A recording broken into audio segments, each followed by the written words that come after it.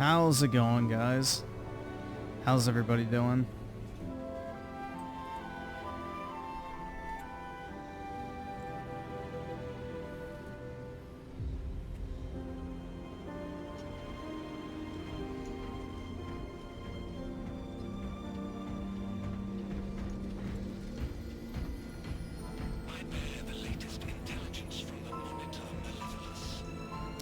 The last stream got claimed because I guess a bunch of news channels were streaming it at the same time. So YouTube took it down thinking that I was like restreaming something like ABC or NBC or something like that, I guarantee you. But yeah, it's just fucking gay.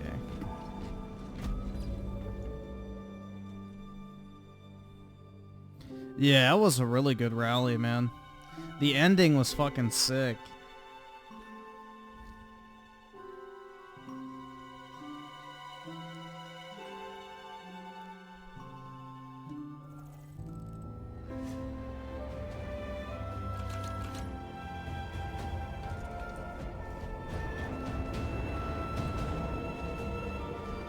The ending was really good, man.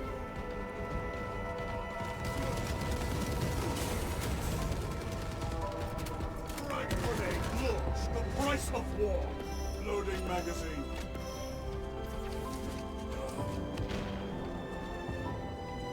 The Imperials are close to victory. Apparently in the new Joker movie, Joker gets raped by the prison guard. Now the fucking incels can really relate to it. Changing magazine. They got molested by their uncle. Vision reveals the folly of beloved. Shit, man.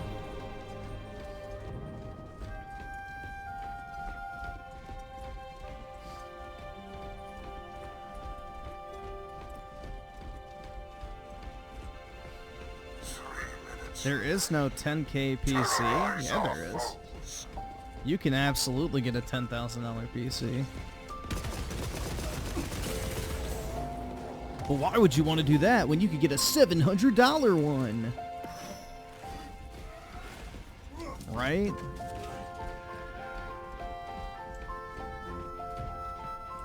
I mean, come on, dude, obviously.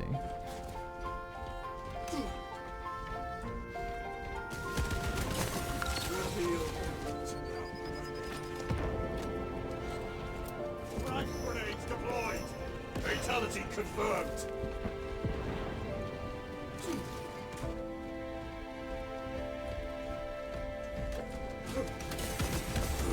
Ah, shit.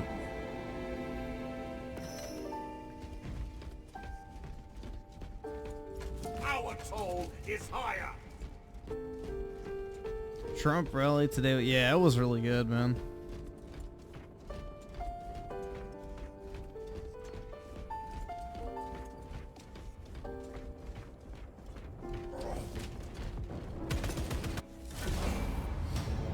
Damn, I barely even got a chance to play because of the join in progress. Ryan Miller with the 5. I 100% bet that in a few days the woke media is going to go both meltdown and full coat because Trump and Elon were together in Pennsylvania. Oh, I'm sure. I'm sure.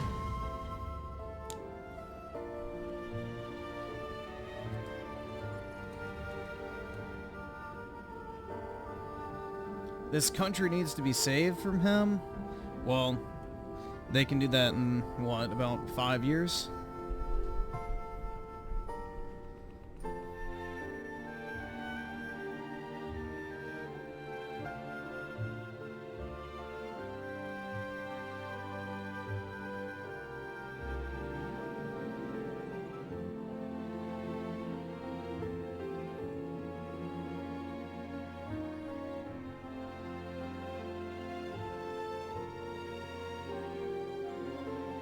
Yeah, isn't the music fitting for Space Marine?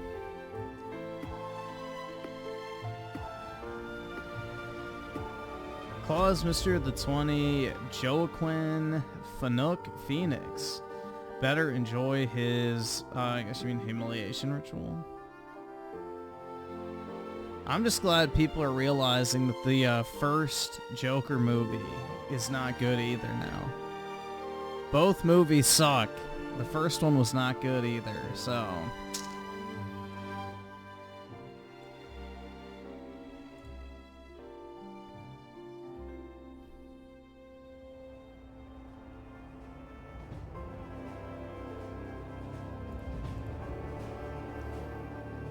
The first Joker movie is horrible. I hated that shit.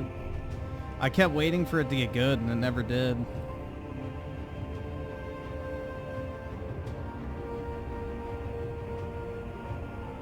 Nah, so it's not even a worse version of Taxi Driver. It's a worse version of the King of Comedy. Like, go watch the movie King of Comedy. It's literally the exact same thing.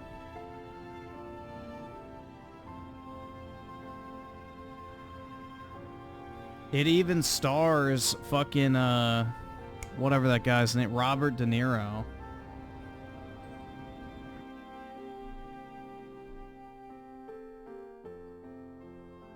The dark gods are watching.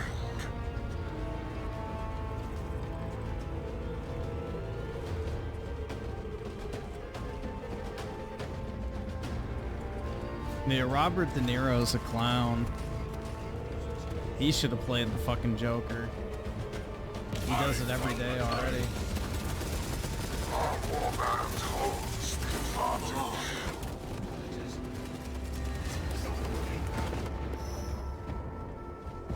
Fallen behind. Shed more blood.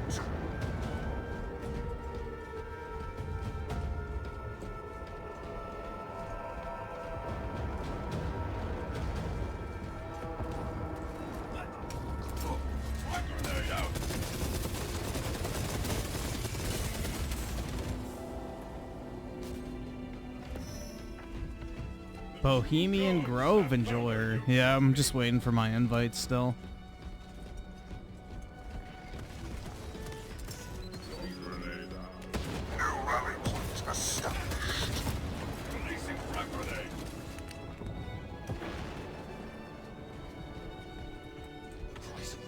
None assail the Iron Warrior.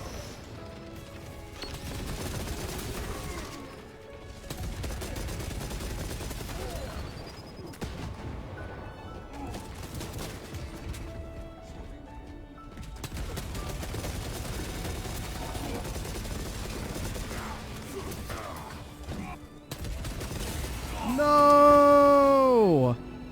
Damn, man. I am not so easily. I kind of clutched up right there, bro. Now is the time.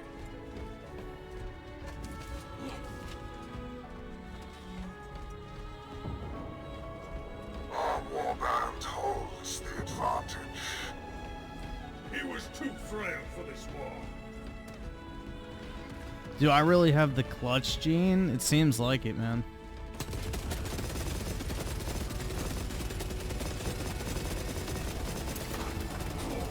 You don't call me the clutch king for no reason, dude.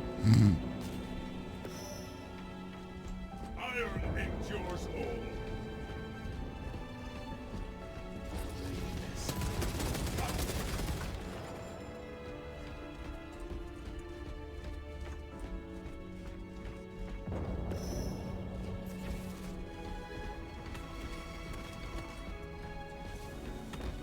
None assail the Iron Warrior.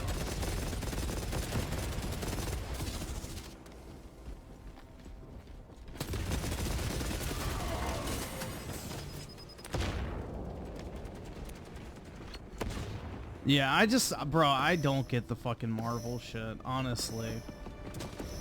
Like, the fact that grown men soy out over that shit so hard is like a fucking mystery to me. Alright, now is the time.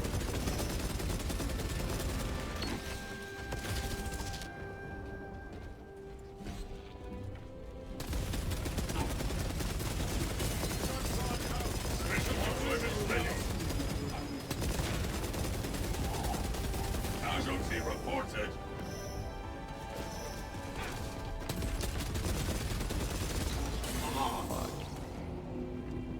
Our halfway there. So easily slain.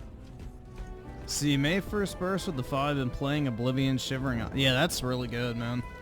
There's just something special about Bethesda's old games. Everything in Isles is super alien. Yeah, that game, like, bro, Oblivion's DLC, at least Shivering Isles, the other one not so much. But yeah, Shivering Isles is like a brand new game almost. That's such a good DLC. That was such a good DLC back in the day. None of the Skyrim DLCs did it for me like that. I mean, Dragonborn was fine, but nothing was on the level of Shivering Isles. Skyrim's DLCs were all pretty decent. I like the Hearthfire one, I think it was called, where you could build your house. That was cool.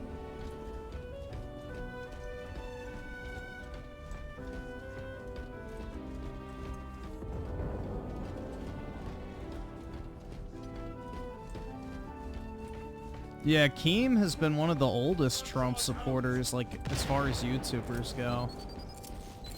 Like, he was one of the few major YouTubers to support Trump back in 2016, I remember.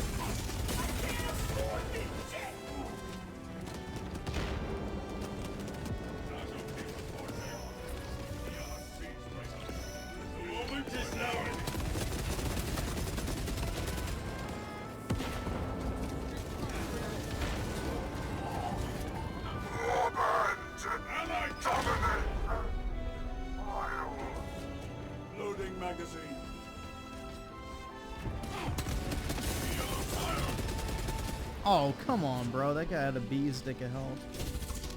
All specs is ready. Alright, I'll take it. Nice.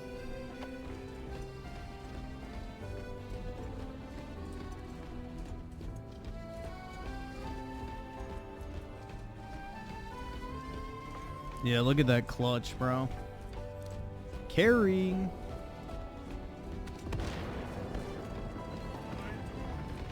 My back hurts.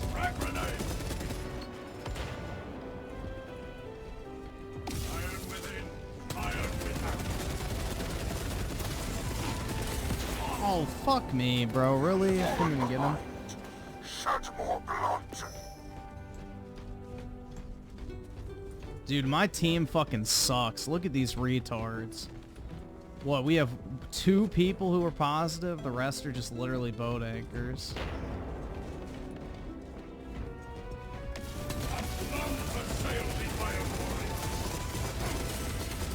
Oh, fuck. Yeah, there's 2 of them.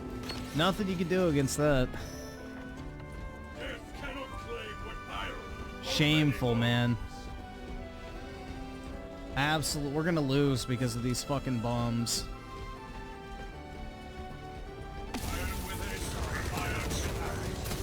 Terrorize our foes.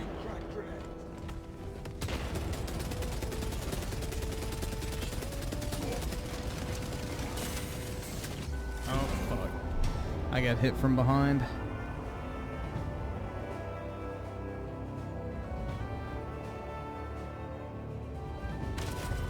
Yeah, my team was absolute fucking bum-ass bitches, bro. Look at that shit. I'm the only person that hit double digits the entire game. My god.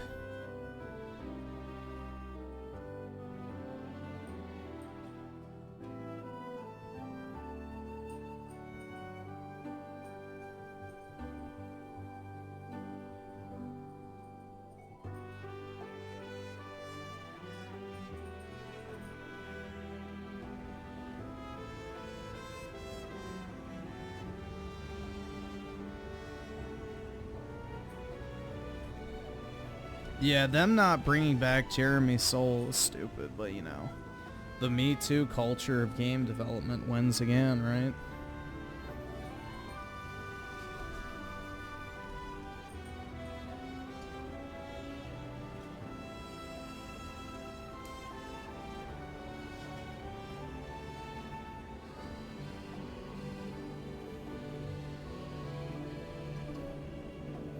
Let's see, so Claw's Mystery with the 20, play the, if I can find it. Because it's probably just going to be that fucking rap version. And Oski Woski with the 2, the Marvel movies are so cringe, on God. Yup. Groovy! Especially the new ones. And Tony Esquire with the 5, in my opinion, Top Gun Maverick, Boy Kills World, and Megan were the only good movies over the past. I haven't seen any of those. Abigail was a good rental.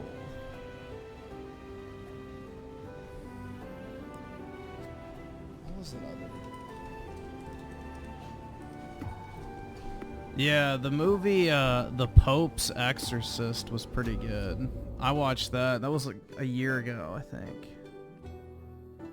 That's one of the few movies I've seen that's like recent, I guess. That was a pretty cool movie. But I also just like Russell Crowe, so he's based.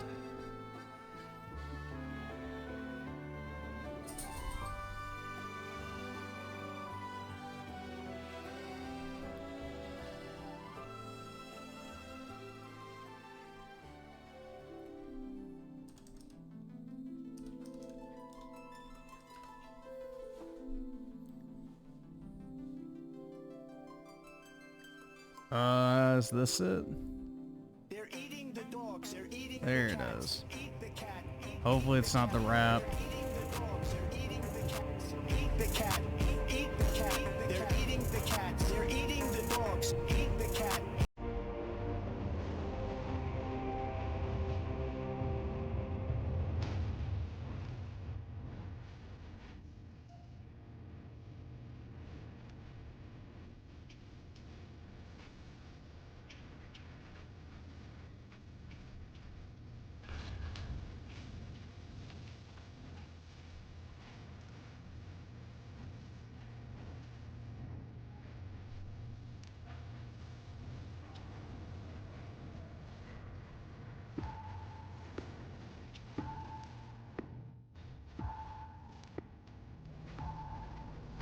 Vice President Harris, I'll let you respond to the rest of what you've heard.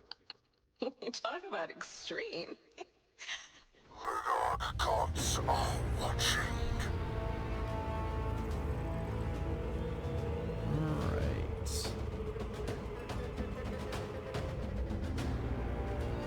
Yeah, well, there was that one guy in here earlier who was like, that's just racist. And then I pulled up the video of the Haitians eating dirt cookies and he shut the fuck up. I didn't see him anymore after that. There's no way to prove that they would eat dogs. And then I literally pulled the video of them eating fucking dirt.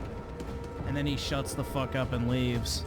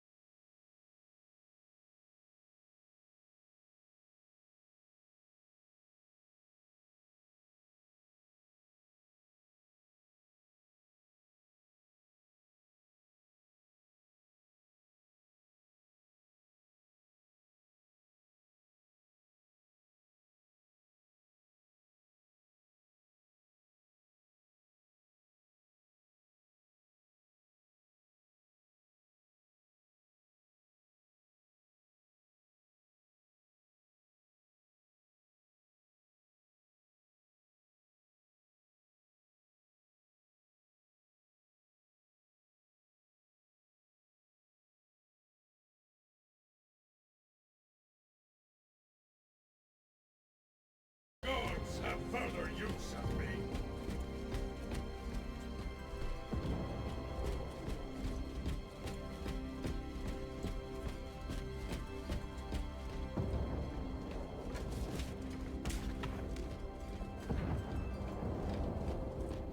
Yeah, like literally you're gonna virtue signal over a country where one of the regional leaders is a guy named Barbecue because he's known for like fucking cooking human beings alive and then eating them.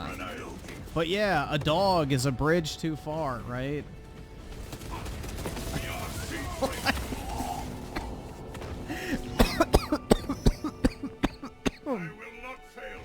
Oh my god, it's just, it's insane. Yeah, they're savages, bro.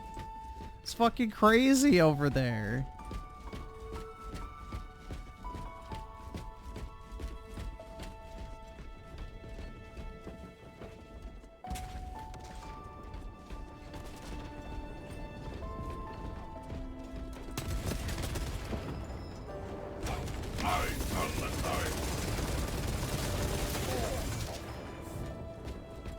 It's the same energy that the Europeans would have had when they landed in fucking South America and saw the Aztecs, you know, sacrificing children and ripping their hearts out. You should feel disgusted by that. If you're a normal human being with morals. Oh, dude, I saw that tweet she put out where she was bragging about the 200 million to fucking Lebanon. Yeah. Just dig your fucking grave more, bitch.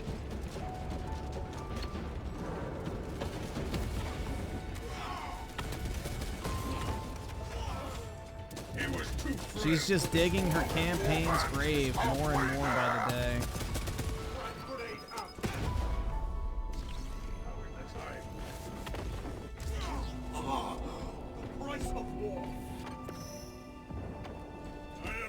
Camel Toe was bragging about sending like $160 million to fucking Lebanon after the whole controversy surrounding the hurricane relief.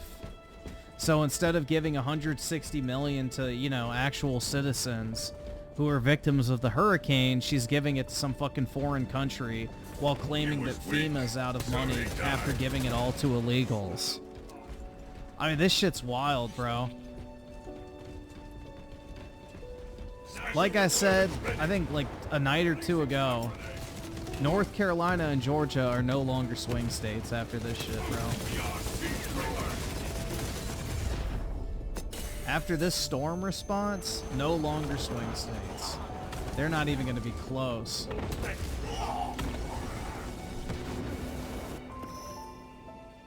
Iron endures all.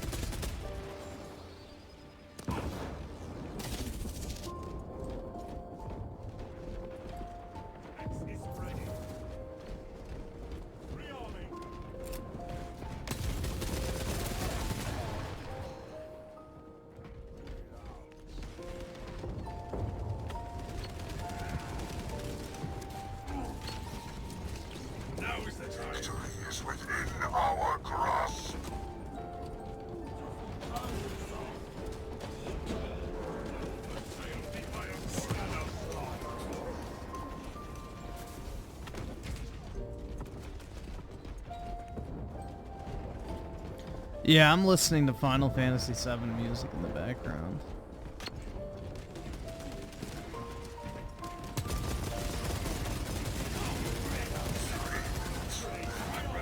Terrorize our foes. Oh shit.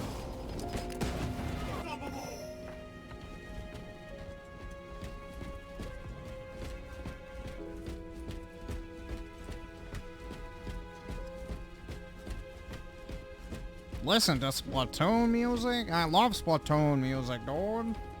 It's so cool and quirky. Weak, so It really just tickles my autism. Yeah, dude, the one time I did play Splatoon 2, well, I shouldn't say one time, I played a little bit of it, but like I had to mute that fucking game, man. The music was so bad. That shit sucked. That was some of the worst game music I've ever heard in my life.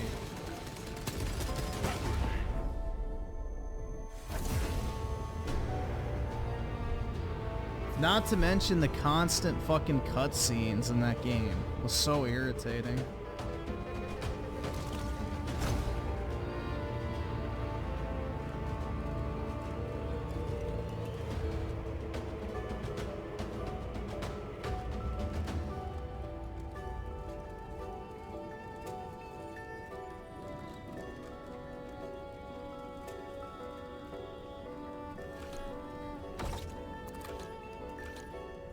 Dude, it takes so long to level up in this game.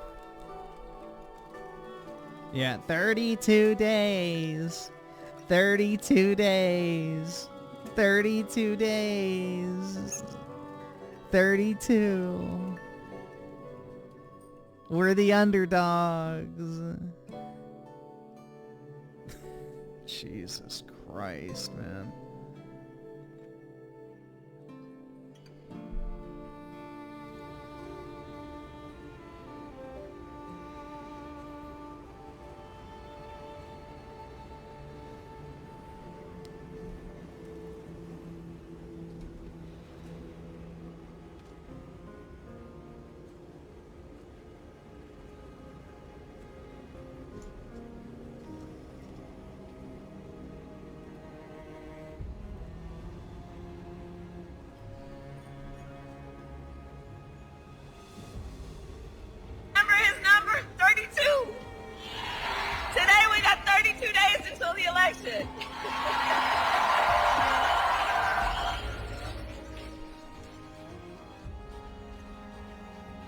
So 32 days. 32 days. Okay, we got some business to do. We got some business to do. All right. 32 days. And we know we will do it.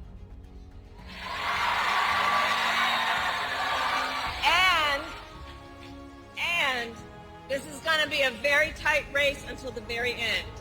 This is going to be a very tight race until the very end. We are the underdog, and we know we have some hard work ahead. Remember? Yep, you're gonna lose. She uses cheer tracks at her rally too, apparently. It's not even authentic. Like, you know how Hollywood studios will seed like the audience laugh tracks and shit for like studio audiences to try and, you know, brainwash people into laughing along, essentially. They employ the same thing at the camel toe rallies.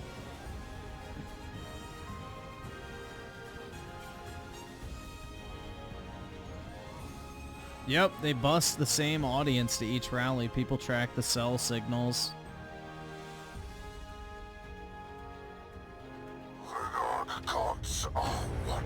Let's see. Claus Mr. the 20. Yeah, I played it earlier. I found it. And Tim Marco the 7. Imagine saying that the Dem party is the underdog when it was Clinton and Obama's party. Yeah, exactly. And they're the incumbent party, too. You literally have the presidency. What the fuck do you mean you're the underdog?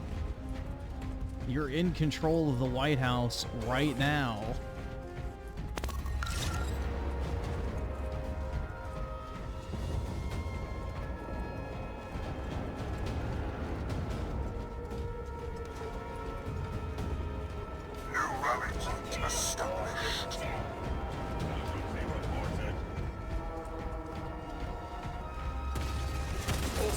Is ready. Ammunition.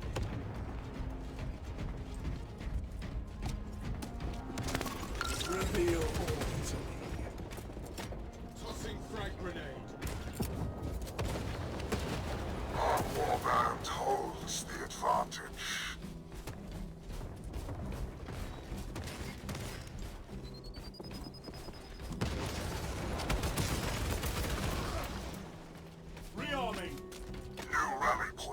established.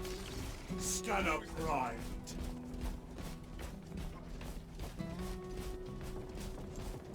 New rally point established. Dude, that shit would be fucking hilarious if Biden came out and endorsed Trump last minute. New rally point established. I don't think it's gonna happen, but it would be fucking hilarious, dude.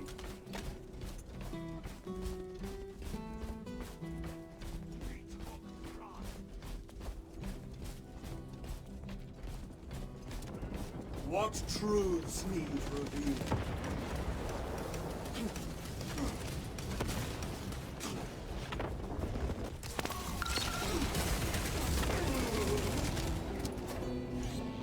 They got too much shit on his family for him to ever do that, unfortunately. You know, Biden is corrupt as fuck, so they would go after him and his family if that happened, so he has to toe the line. Seeing all specs is ready.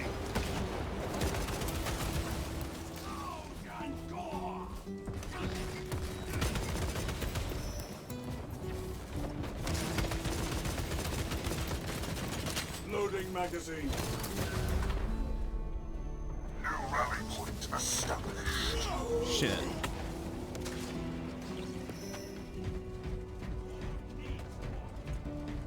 All specs is ready.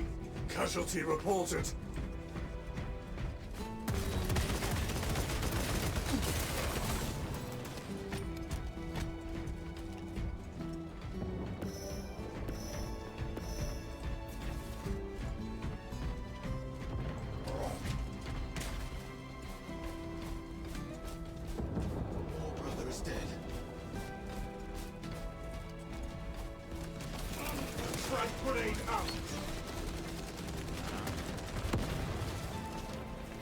You should have a better grenade lob distance, I feel like, if you're playing as a space. Shit.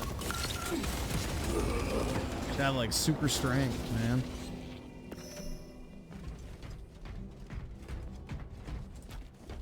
Did you guys hear about the fucking movie that's coming out? It's apparently about the Catholic Church, where they elect a tranny pope. Have you guys heard about that shit? There's a new movie coming out about a tranny pope.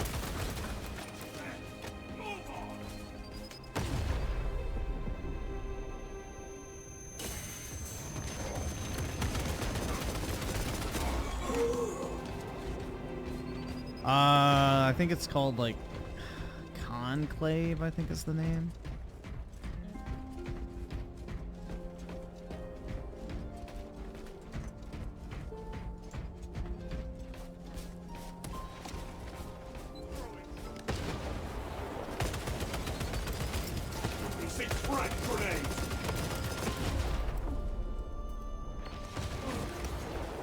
Yeah, we need Mel Gibson to start making more movies, man.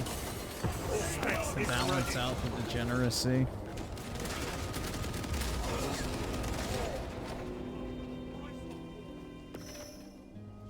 Marauders of Abaddon, back to war! I think he's making a sequel to Passion of the Christ, if I believe.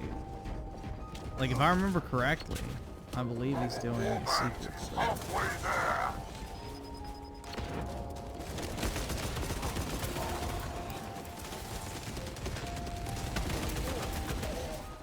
Yeah, he made like $500 million off the first one.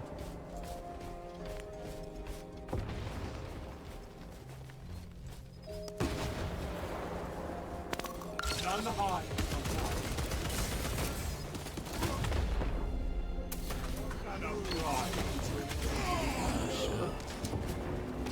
Fallen behind. Search more Yeah, I'm not ground. really looking forward to Gladiator 2. It's one of those movies that didn't need a sequel, but, you know, it's probably going to be gay. Grenade deployed. Gladiator is one of, if not my favorite movie of all time. But I highly fucking doubt this one's even going to come close to it. Yeah, I hate Pedro Pascal. He is one of the most overrated actors ever.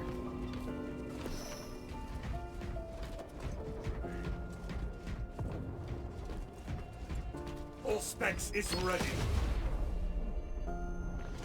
Yeah, that era of movies was really good. Like the Bravehearts, the Gladiator, Troy. You know, even that Alexander movie was alright to a certain degree. It wasn't that great, but it was okay. But yeah, I miss those like historical like action movies. Those things are badass, man. I don't know. Much better than the slop we get nowadays. Terrorize our foes. The gods demand further sacrifices.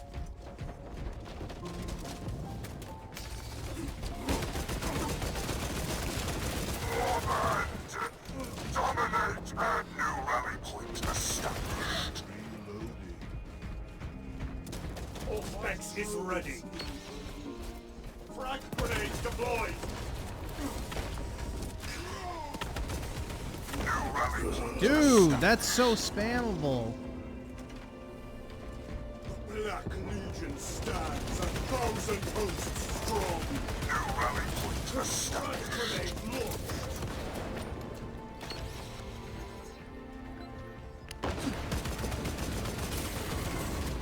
Fuck. I got ass blasted. I am unstoppable. Alright, there's one person on my team. Dude, look at that. 3, 2, and 4 kills. There is no reason we should be losing right now. Dear God, man. I'm getting some bum-ass retards on my team. 2 and 10, 3 and 8, and 4 and 8. Like, who are these fucking bums, man? And why are they on my team?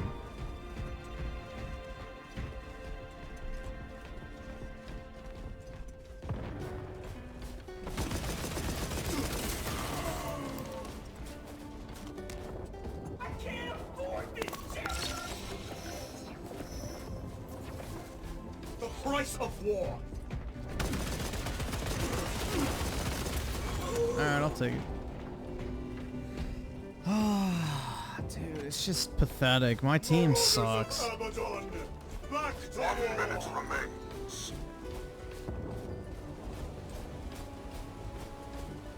All specs is ready.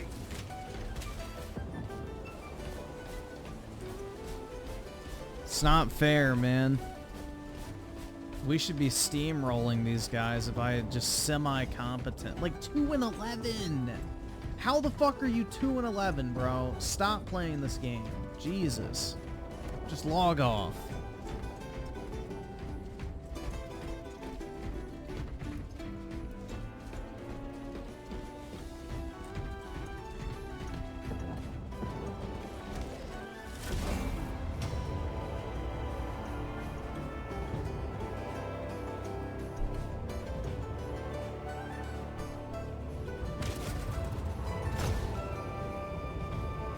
Nah, Cleopatra wasn't black, but her cheeks were when I got done beating him.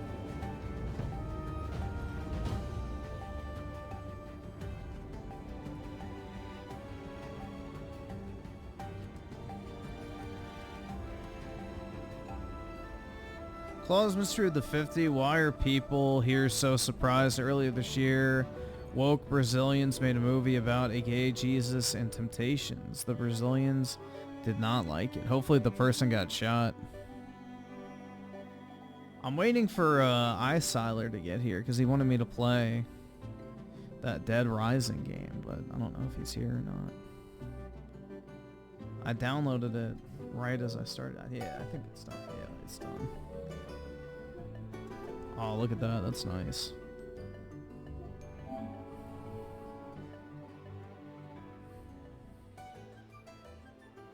Eyes on the prize.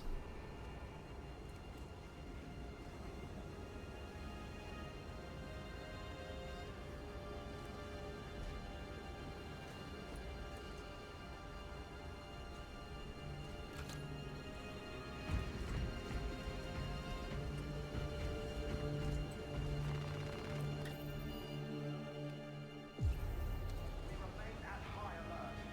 Relief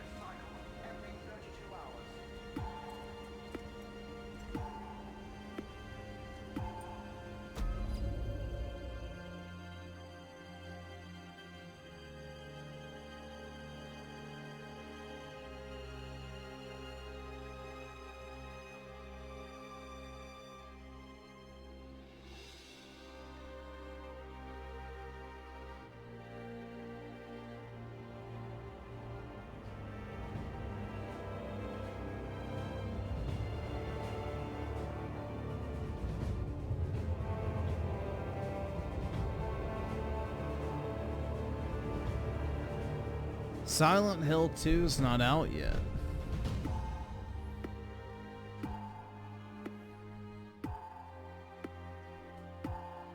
But I'm not buying it.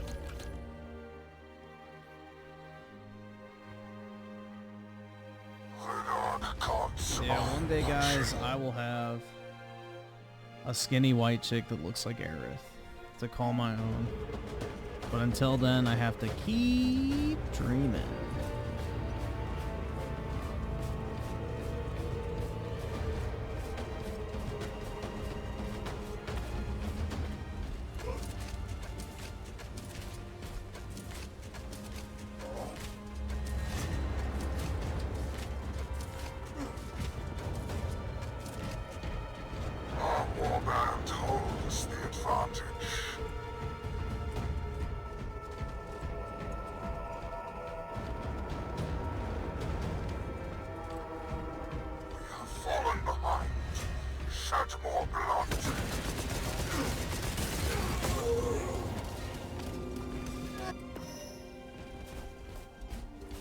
Griffin gonna make me blow my brains out if he says Aerith's name one more time? Aerith. Have you painted your ceiling yet?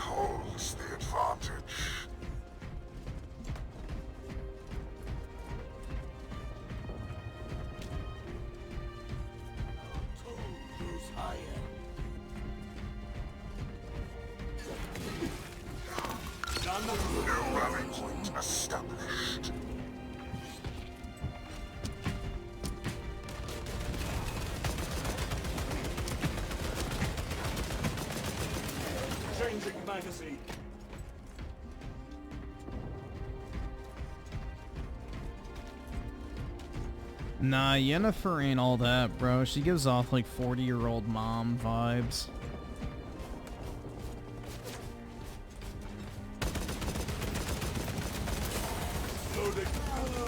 Not to mention her true appearance is like disgustingly deformed. I am unstoppable.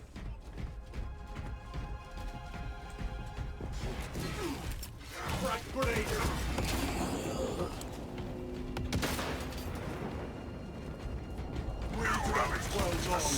Dude, the only Witcher babe that I would definitely be interested in is Ciri. That's it. The rest, nah. Begins now. New rally point established.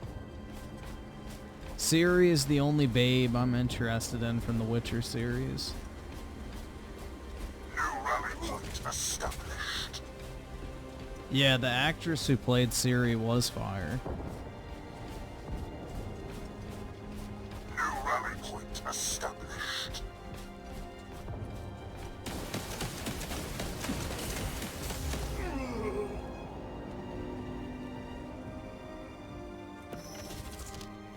Marauders of Abaddon, back to war. You can call me a pedophile for that? Dude, she's like, you guys know that like they get 20-something-year-old chicks to play teenagers in TV shows, right? She's probably like in her 20s. So yeah, I'm fine. The price of war. I don't have an issue. But you know.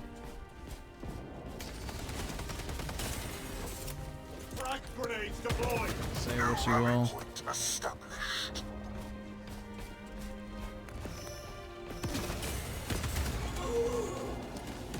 She's like 21, exactly. The Black Legion stands 1,000 hosts strong. Because you're supposed to see her as a daughter. Bro, I'm not fucking Geralt. Why the fuck would I see her as a daughter? It's dumb as shit, man. I don't live in the Witcher universe. An underage 21-year-old. Yeah. Oh my god, you're interested in a underage 21-year-old? She looks fire, to be fair. Yeah. Established.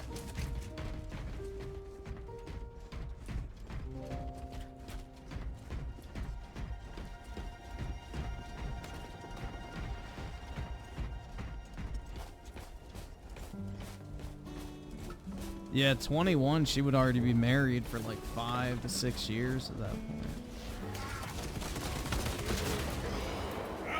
Swapping magazines.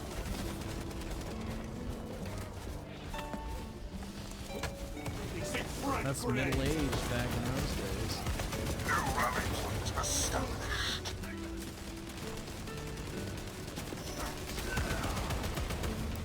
Reloading. Victory is within our grasp.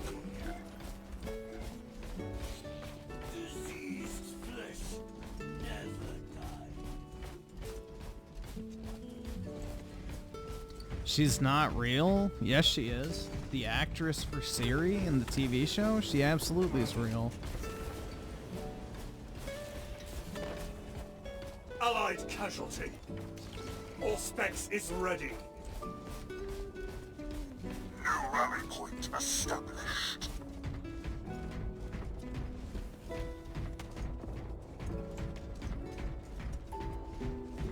Decay transcends death.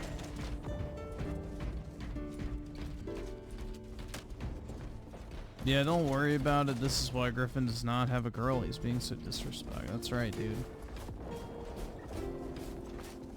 If a girl tries to talk to me, I'll look at her and be like, yeah, try talking to me when you don't have those saggy tits. Also, you got a little bit too much fat on your arm. You know, try some fucking bicep curls and then, you know, get back to me.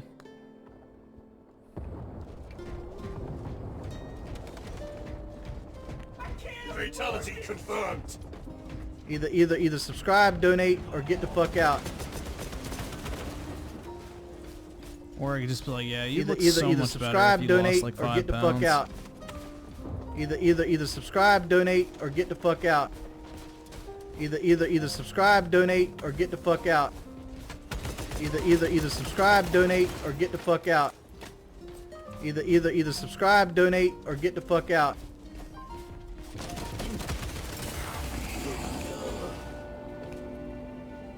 New rally point established. Marauders of Abaddon, back to war. 3 minutes remain. Trying to figure out how this guy is still on YouTube. It's pretty easy. You just open up OBS and hit go live. Let's see. And getting donations. Because I have tips goals every night, man. Obviously. Lol, you guys are demons for real. Tell me how it is like being tortured forever is like Griffin. Huh?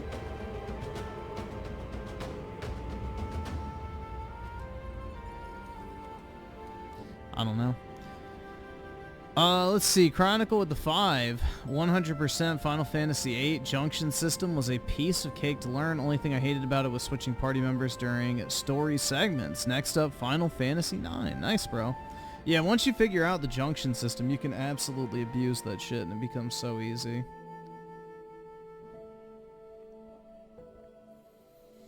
Chronicle with the 15 months. Really appreciate it, bro. And then also with the 5 gifted memberships. Big ups, dude.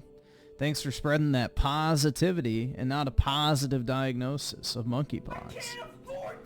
Big ups, my dude.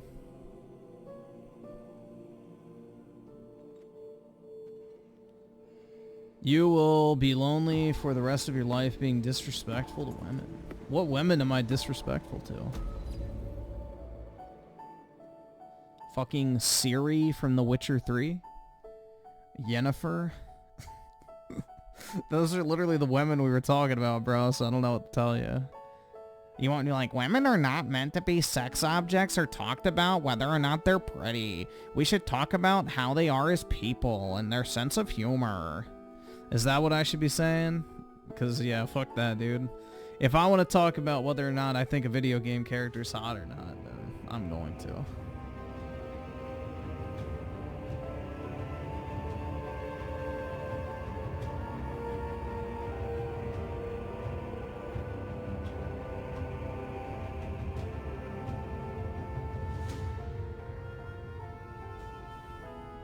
Guys, women are not supposed to be observed and then evaluated based on their looks.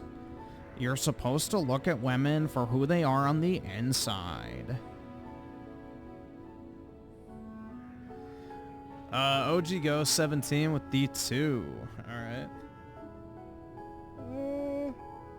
My mother twitted my. I begged you not to make me talk about this on the show. I She twisted my balls in my dick. No, my dad fucking masturbated in front of me. Showed me pornography and asked me if I wanted to join in and encouraged me to touch him, and I fucking did. I did. I fucking did. I fucking did. I fucking did.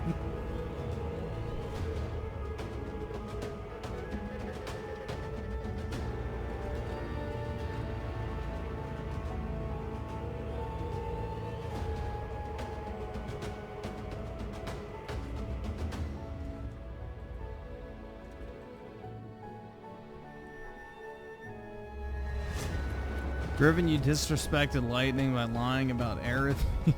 I know, man. How can I be disrespectful to video game women? I'm so sorry, guys. I'll try to do better. Let's talk about how wonderful they are as people. Oh, what do I... I guess I didn't... Alright, let's... Before I respawn...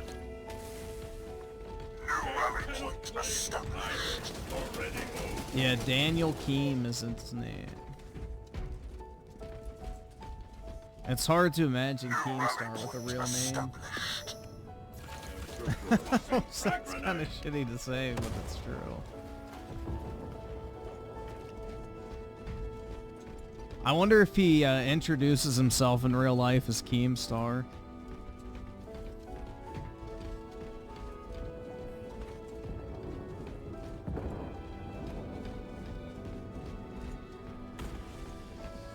Should be Alex. Well, he's white, bro. That wouldn't make sense.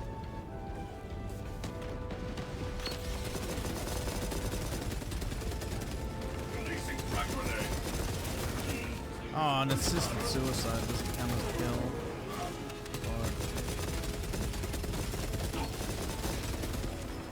But... An assist?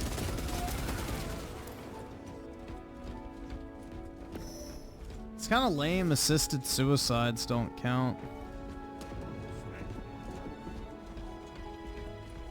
Allied casualty. New rally point established. ERC triggered.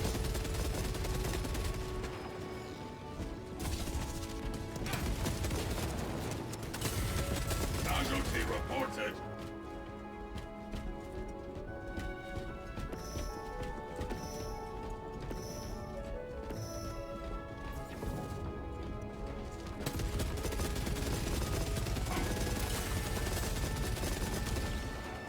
Deployment ready. Shit.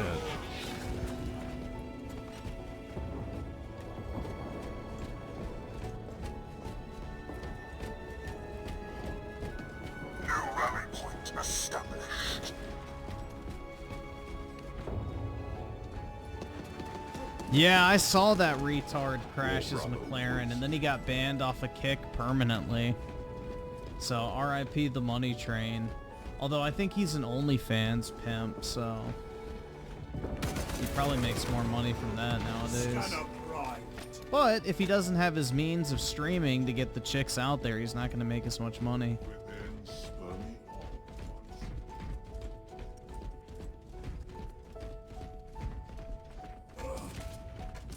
W pimps, yeah. It's a good business to be in. Just take money from a bunch of whores.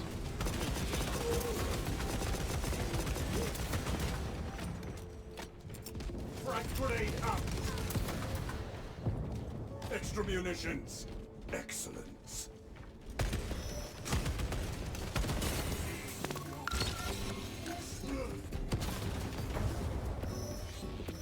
But yeah, it was dumb as shit. He took his McLaren out when it was pouring down rain.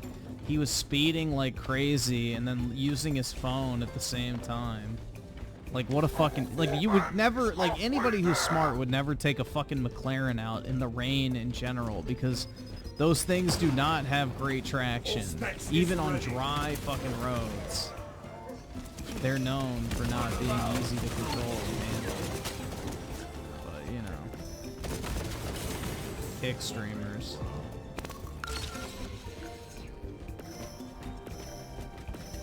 Finally, some New rally point established.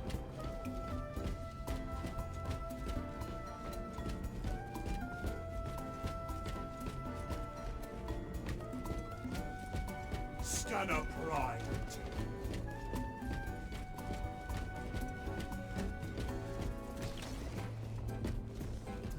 New rally point established.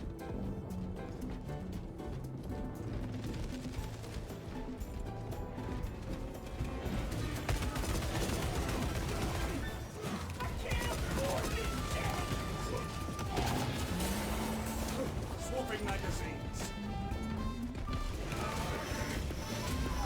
Ah, shit, man. Yeah, you should definitely get this game, man. It's awesome. This is a really fun game. Groovy with the 10, looking at a TJO for the IRS as a fraud examiner, starting at around 58K with a raise to 71K in my second year while getting my MACC. Can't be mad, honestly. It's baby steps. Well, if you get IRS experience, man, then a lot of companies will pay to hire you after that fact to avoid the IRS. So, yeah.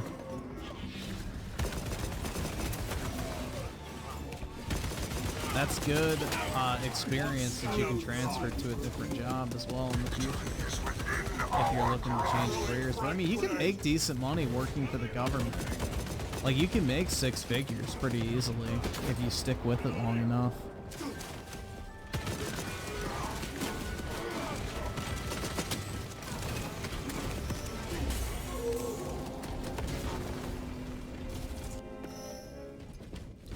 It feels more like Halo than, or no, not Halo. It feels more like Gears than Halo, but you don't have the cover shooting kind of element of Gears, which I personally like. I don't know, like, this game's really good. It's got its own unique feel, but it definitely is inspired by Gears.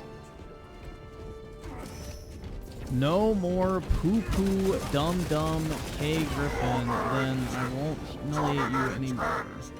Alright, bye, man. Have a good one. Back to war. Poo-poo dum-dum. Yeah, I really like this PvP a lot, man. I'm enjoying this more than I liked Call of Duty personally.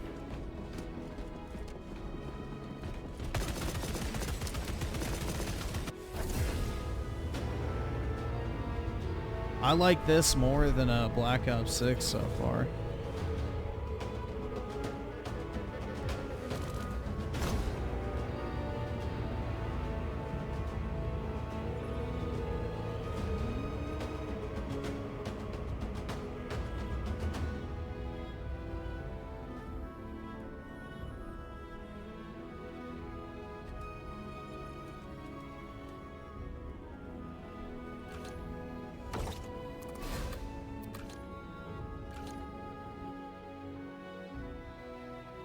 Look at that, isn't that nice? I had another competent teammate and we just fucking meat rolled them.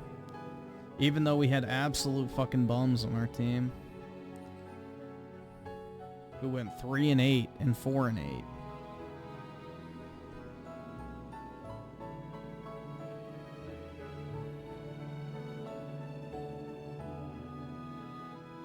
Oh, your name is Wasted Monkey, Imkey? That's fitting.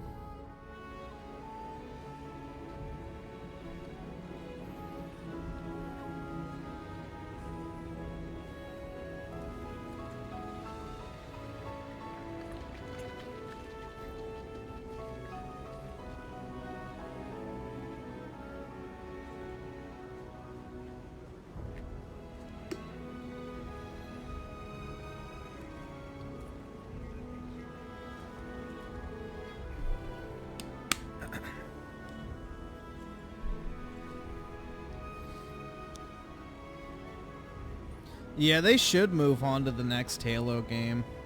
The problem is they don't have a big enough staff, is my guess, and I don't know.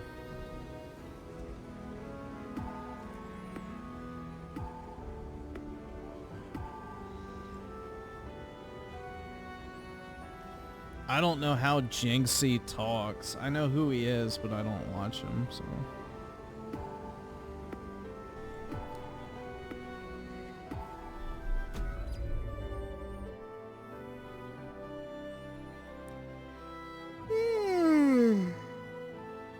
Damn, bro.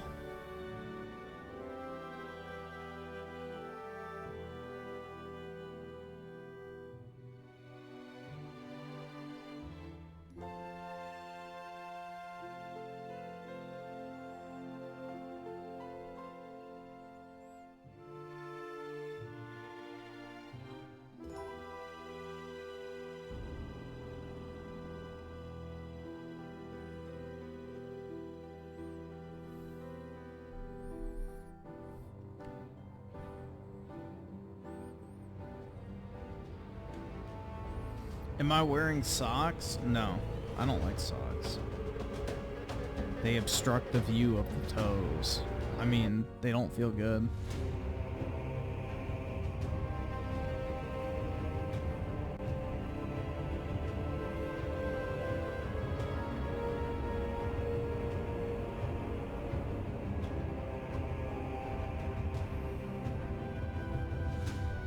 No, I'm shirtless wearing some gym shorts, though. I'm not naked, though. Do the socks stay on during... Only if they're the Wii Fit socks. If you know, you know.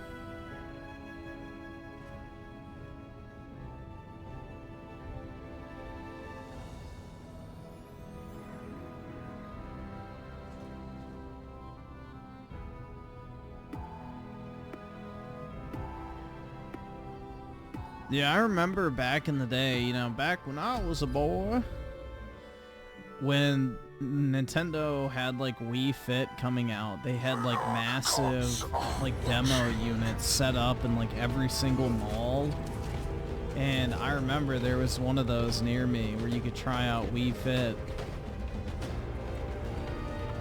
And you would get a free pair of Wii Fit socks if you did the demo.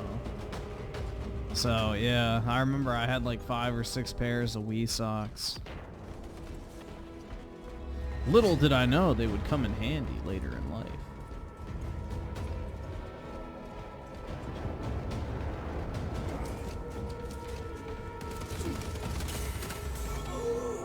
Shit.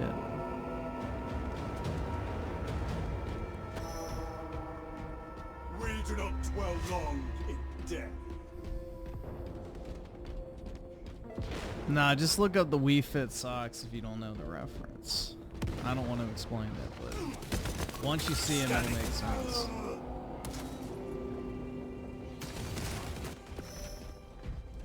I am unstoppable!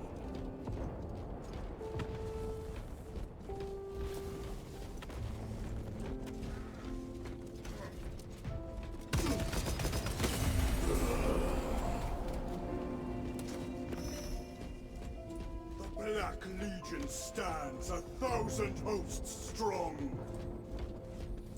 Yeah, there's a lot of weeb stores that I've seen popping up recently. The anime plague is spreading too fast. We need to do something to curtail it.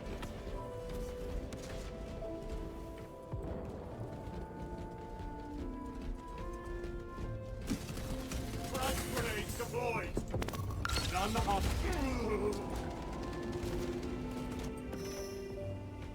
A new Black Crusade begins now. Dude, the only way I would do another Discord again is if it was a paid membership one. I don't want normies coming in there anymore. Like, bro, I don't know. I'm like, the last thing I want to do is manage a Discord again. So if it was paid, I feel like I wouldn't have to manage it because people would be paying to be in there. Marauders of Abaddon, back to war. Frag grenade out. I already have enough shit to deal with. I don't need that added on.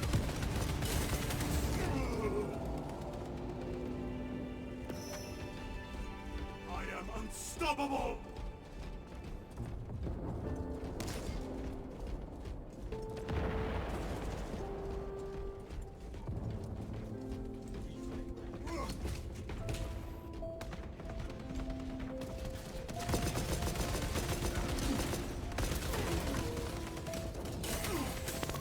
Reveal all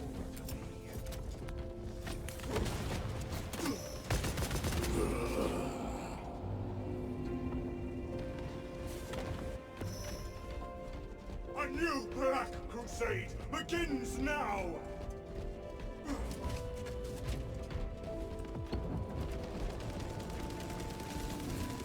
Releasing frag grenade!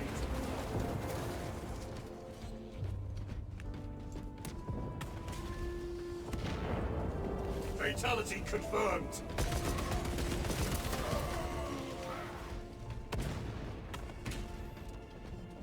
Swapping magazines. The price of war.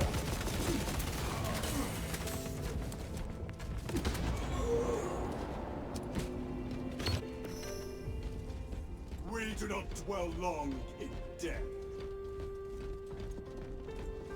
Oh my god, this fucking stream dashboard keeps crashing. Our warband is Fuck halfway YouTube, there. man. Frag grenade, our toll is higher. Seeing beyond. All specs is ready. Ooh.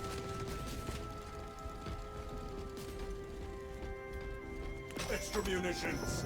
Excellent. Damn. Allied casualty. We clutch. New rally point established. Scanner live. Alright, I'll take the trade. Marauders of Abaddon, back to war!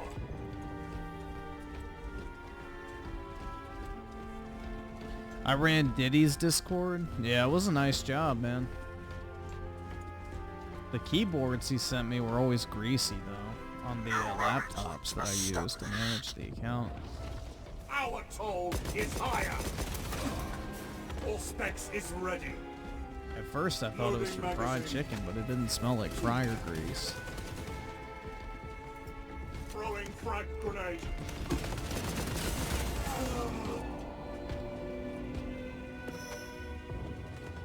The Black Legion stands 1,000 hosts strong. Gamer goo? Ooh. Wonder what that tastes like. Frag grenade launch. Warband, dominate and defile.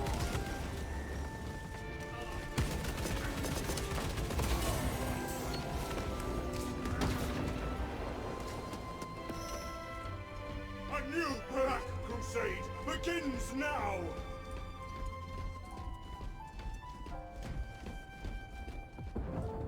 The price of war!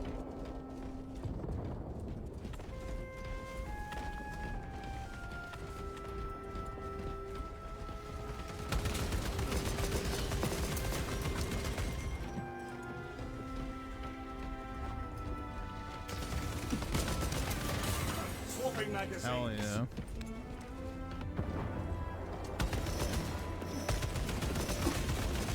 No! Oh, there was like 4 of them. Okay. Shit. Black Legion stands Gamer goo tastes like 1,000 diva hosts goo. strong. Dude, imagine what the inside of that fucking jumpsuit smells like. Terrorize our foes. Casualty reported.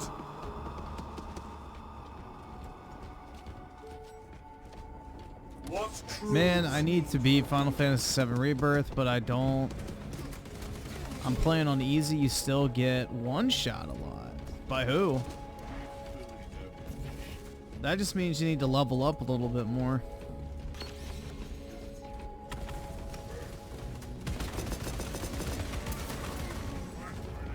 The price of war.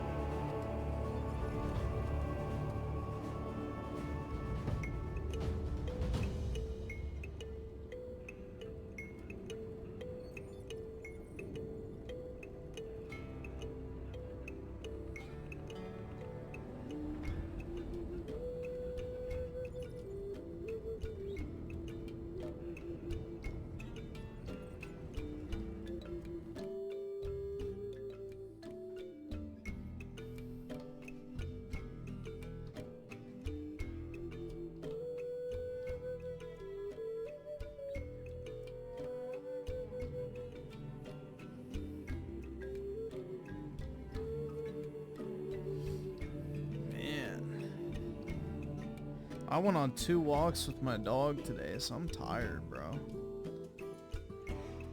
My ass is sleepy. Ugh.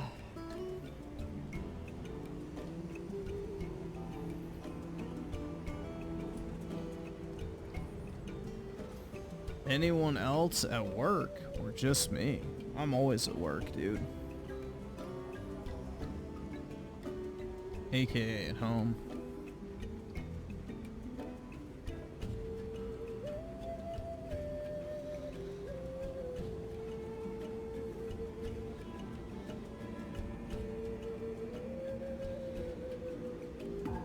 Yeah, I can't wait to replay Rebirth on the Pro, dude.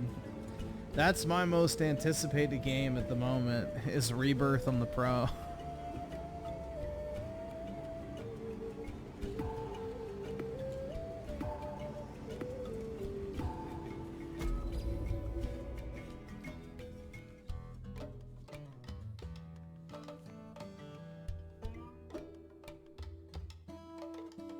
Yeah, it does look good.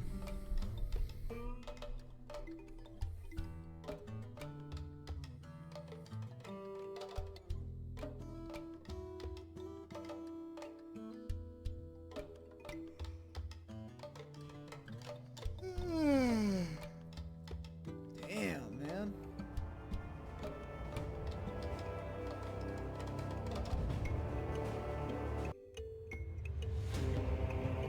You speak for everyone when you say Persona is greater than Final Fantasy.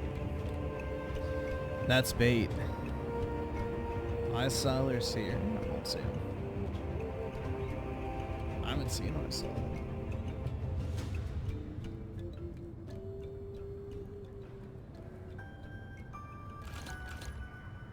Pedo Sona wishes it could be on the same level as Final Fantasy, bro. But unfortunately, Pedo Sona ain't touching that shit. You speak for all of us when you say Camel Toe 2020? Absolutely not, bro. Absolutely not.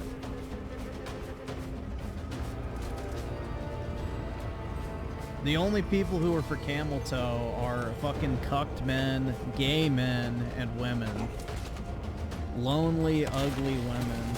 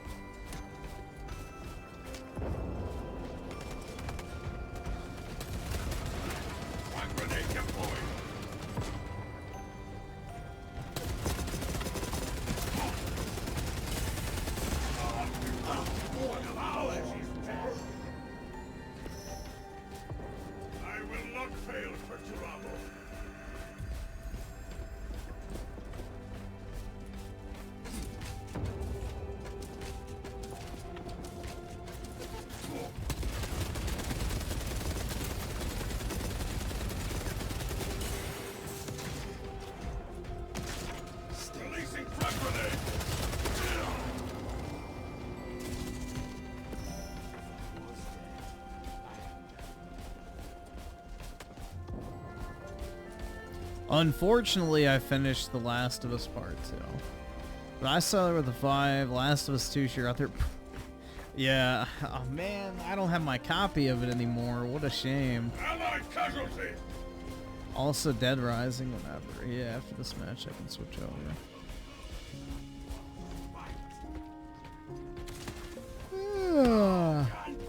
Man.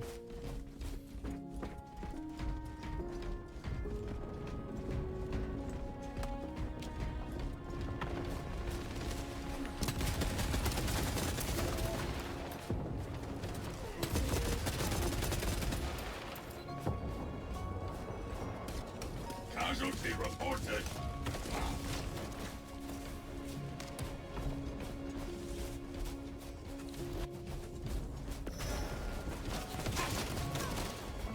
Eyes on the time. Shit. Yeah, that Trump rally was hype, bro. I really liked that guy who performed at the end. I thought he was good. He was weak, so he died. Our warband is halfway there.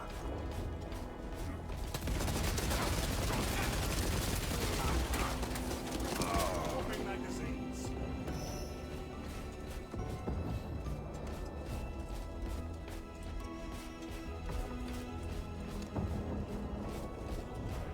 Yeah, Elon let the tard energy run wild.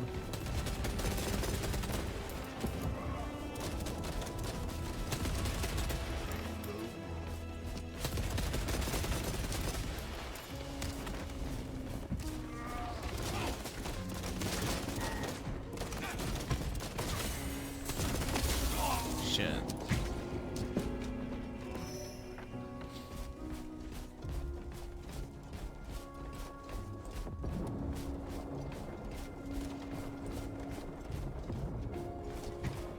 Yeah, but apparently Trump and Elon talk like all the time. They're like big buddies now, which is funny.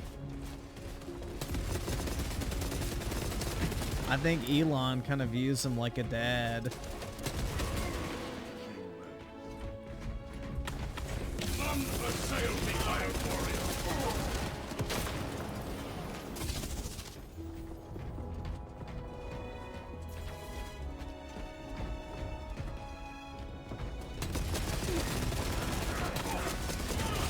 Because Trump loves to talk about Elon all the time. It's funny. But yeah, they become like big buddies or whatever. And apparently they talk like every single day.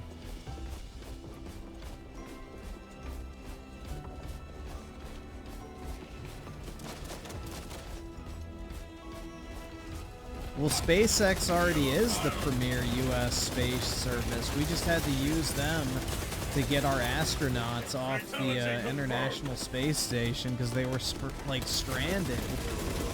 So Elon had to send up SpaceX to get them back. Because typically we have to hitch a ride with the Russians. And you know, given the nature of things right now with them, you know, they're not really too inclined to help us out.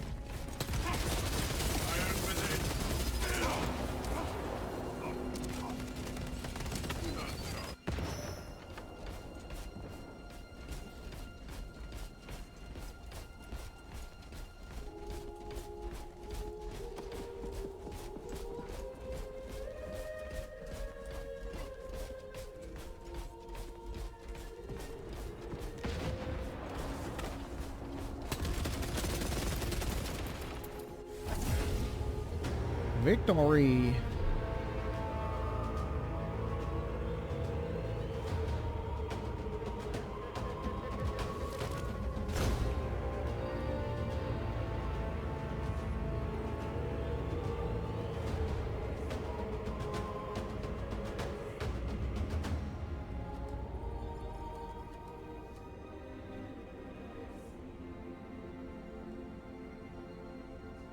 Yeah, I have that black MAGA hat. I have like 4 of them, but yeah. I have a ton of them because like whenever I do the $47, it's like if you donate 47 bucks, you get the hat, so. I have like 4 of them. But yeah, I like the black hat. That's the one I wear the most. That and this like white like MAGA hat that just says MAGA. But like it's a red American flag type like pattern on the letters, so it looks nice. Damn, bro. Carried.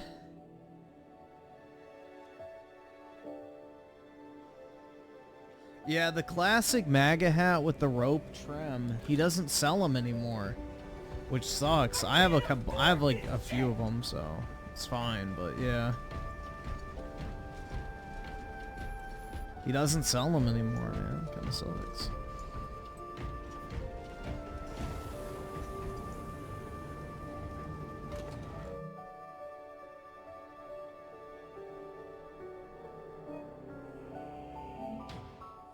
And then I have some MAGA polos. So I wear those a lot.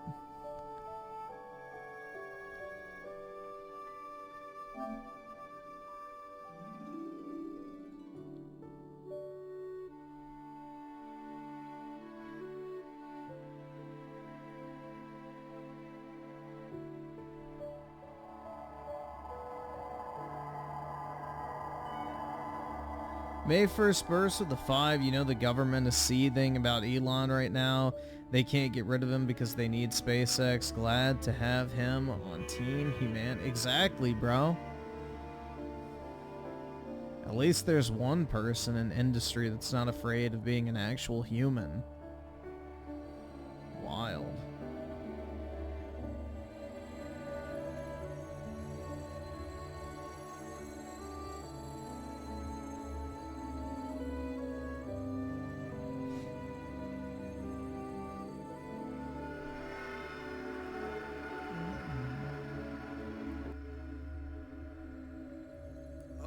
I'll pause the Final Fantasy music.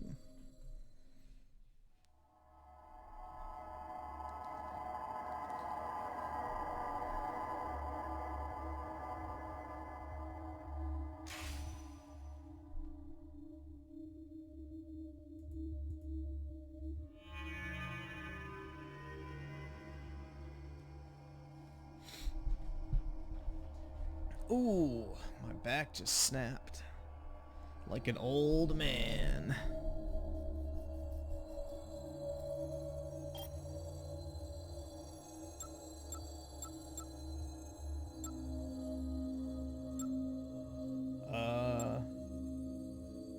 What is this shit? 72-hour mode? I don't know what that means.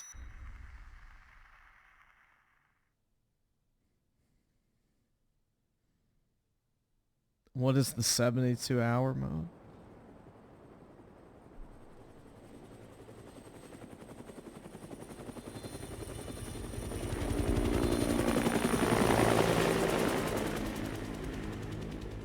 That's the main game.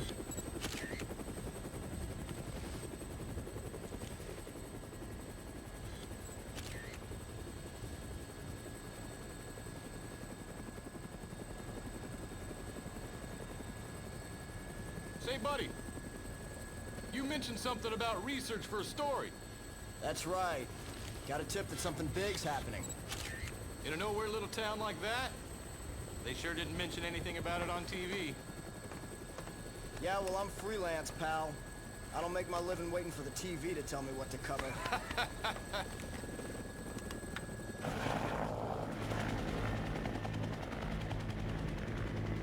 Super straight with the 5. I watched Joker 1 last night. It's horrible. It's literally Mind of a School Shooter, the movie. The only best part is the get what you deserve meme. Do you know what's funny though? I just remembered this shit. Review Tech USA at one point said that Joker was his favorite movie he's ever seen. Like, it's the best movie he's ever watched, so I guess he can relate. I sat there with the 5. They had all the sloped roofs covered. I know.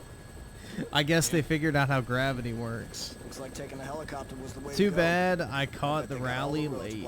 You should definitely rewatch it, man. It was good. I really liked the musical performance at the end. Like the opera dude, that guy was good. Take me over the main street.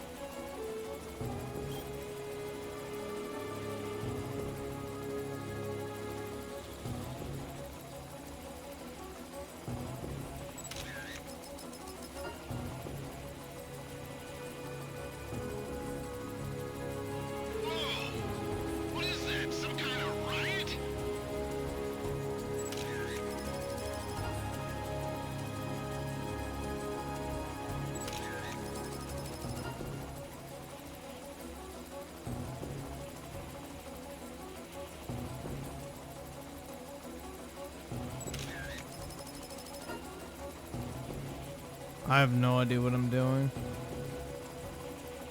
Is this what you came to take pictures of? Sure is.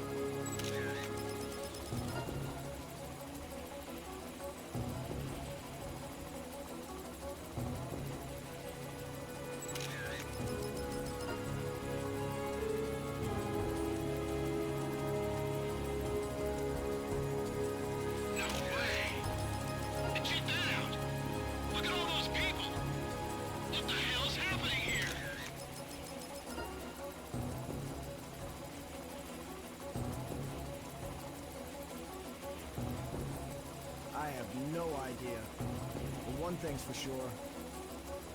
Whatever's going on down there, it's not business as usual in this town.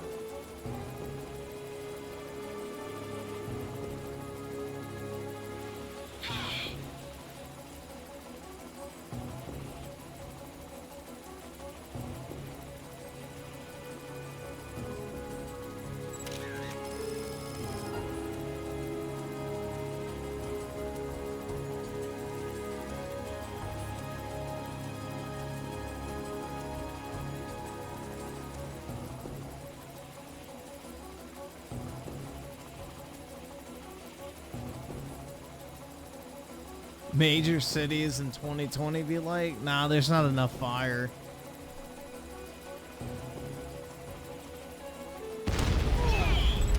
Holy shit! Did you see that? Yeah.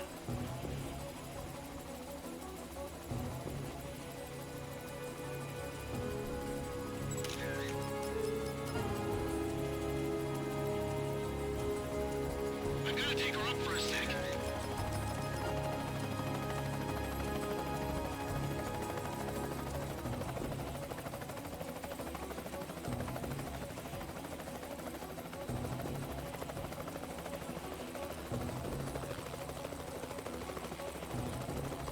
Take us down.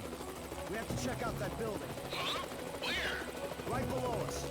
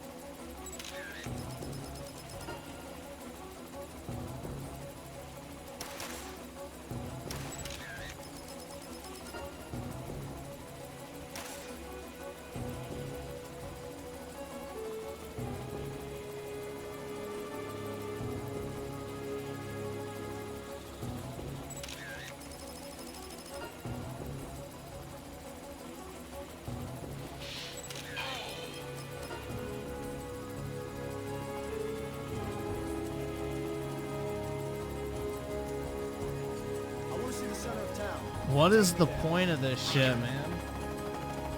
This is boring as fuck.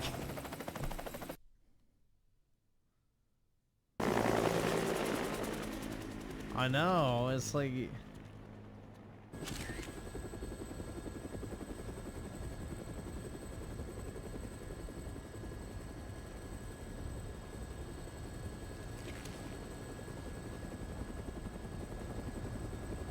Hey, can you get me on the rooftop of that mall?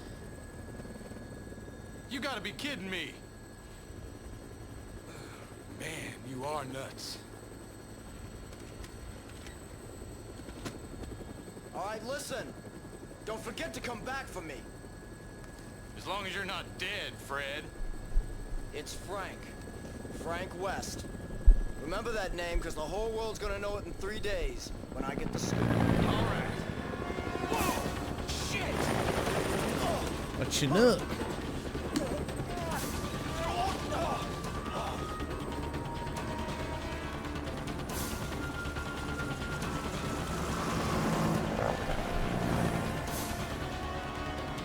Get us back down to that rooftop! I know I'm gonna get my butt chewed out for this one.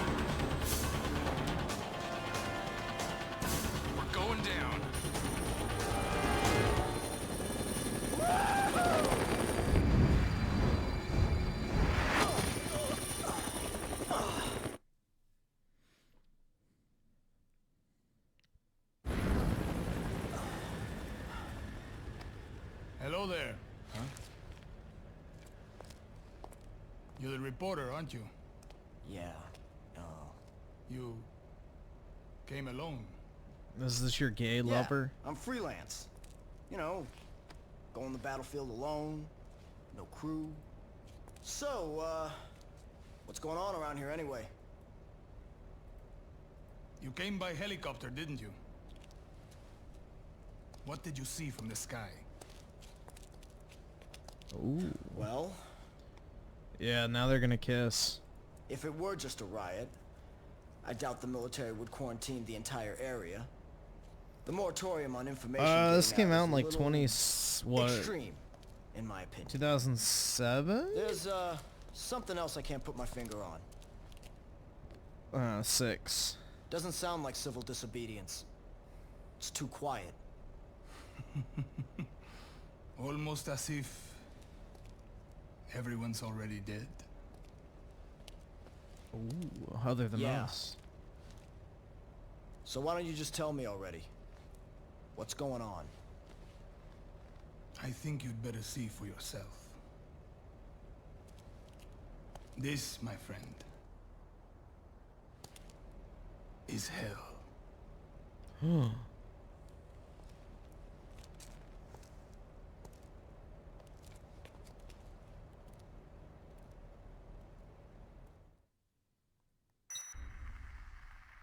Yeah, now they're gonna bang. Oh, that's 2 days after Apollo's birthday, man. How cool.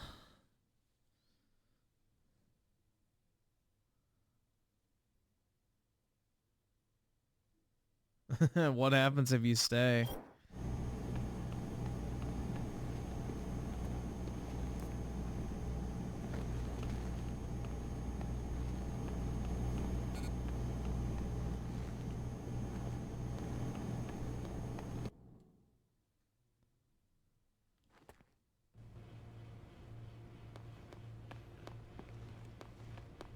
Nah, it's not my birthday. It's Apollo's birthday.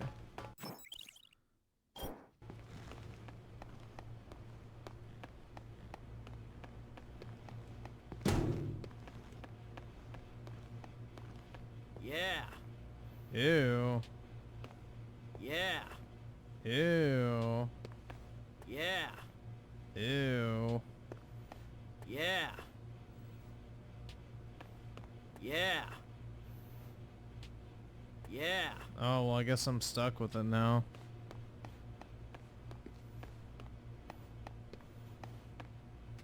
Yeah. Okay, there we go. Yeah. Yeah.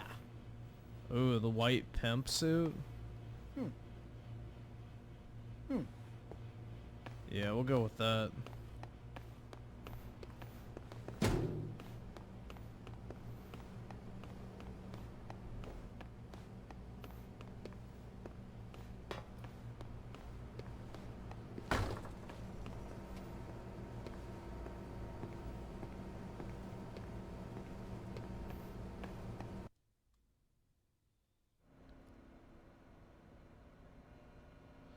Damn it, man, what a waste.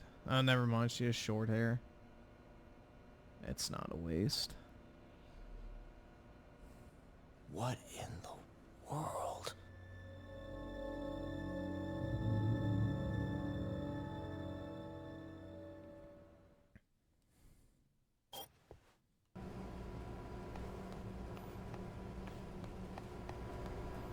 Yeah.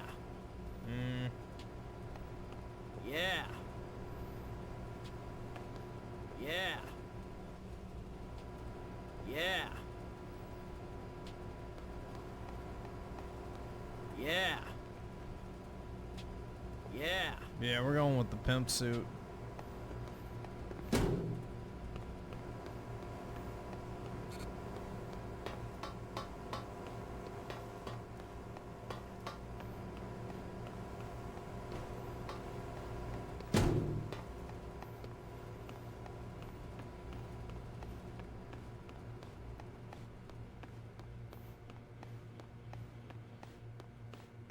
Oh, I'm not going to worry about beating the story. I don't care that much.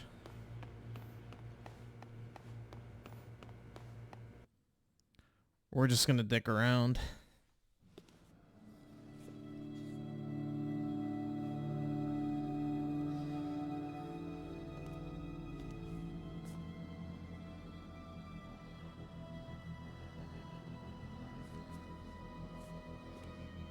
Griffin likes to play Barbie when he customizes. Yeah, exactly.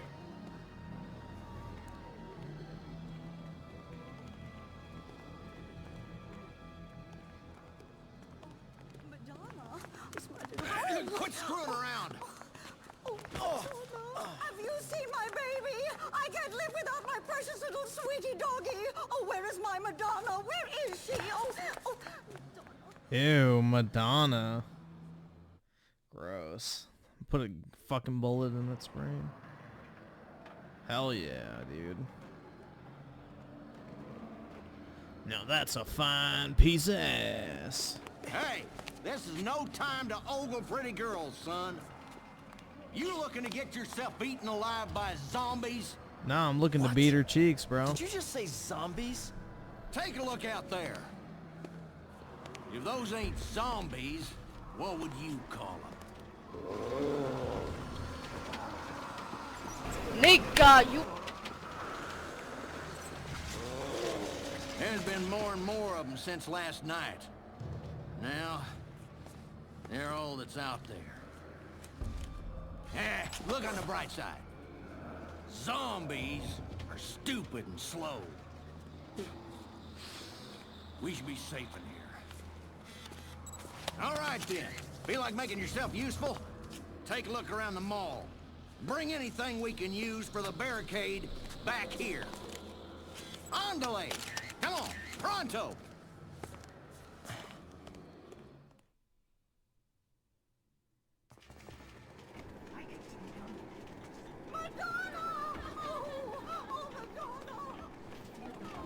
Bring back anything we can. Got it? You know, fancy shit. Where does he went anyway? He couldn't have gotten out of the mall. He's probably... It'll be okay. Help's on the way.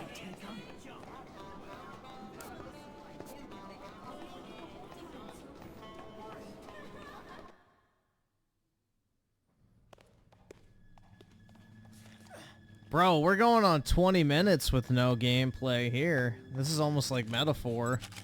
You! Stop right there! Do you have any The same idea fit what Synthetic you Man had? used? Oh, he's got good taste then. Hell yeah, bro. What are you planning? Would you calm down? I don't even know what you're talking about.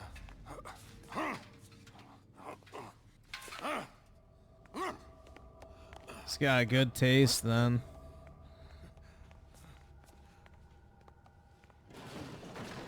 You can pimp slap a hoe with this.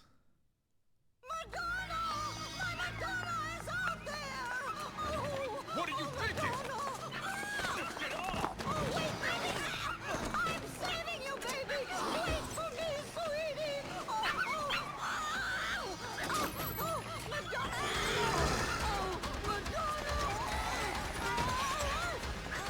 Shove her ass out there.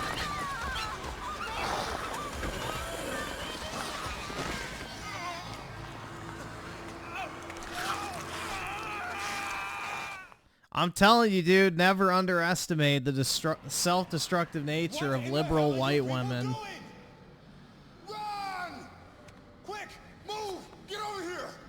Liberal white women will 100% Quick, to the stairs! be the arbiters of their own demise constantly.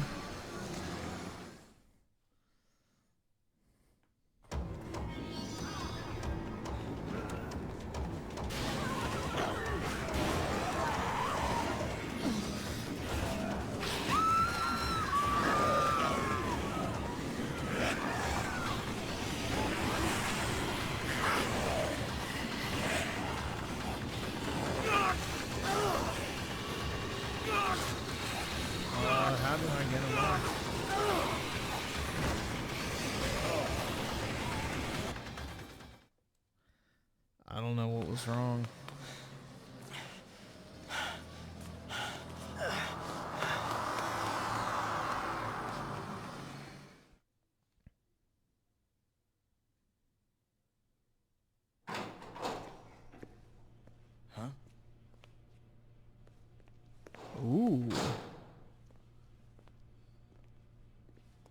Where are the others? The office I don't slut. know. I hope they got away.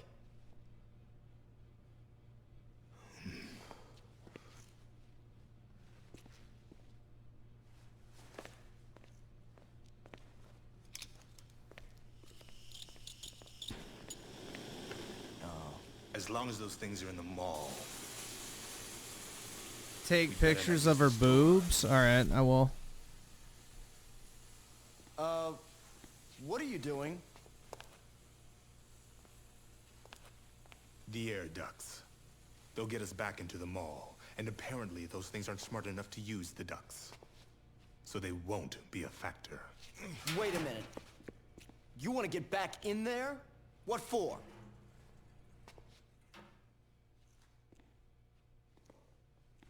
Bro, that hairline is brutal.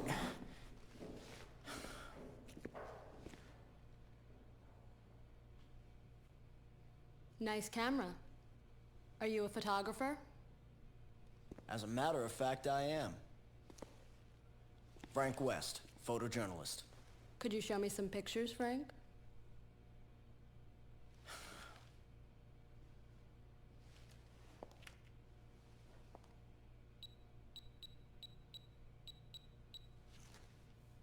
You really seem to know what you're doing. Who are you guys, anyway? And what are you... I took that one near the entrance. That guy do something?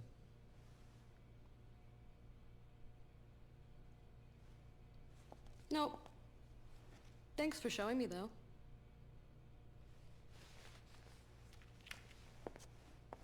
Hey, we're not done talking yet. Just who are you guys? Yeah, I showed you something. Now you have to show me something I'm of Jesse. yours. The man you saw earlier is Brad. That's all I'm authorized to tell you.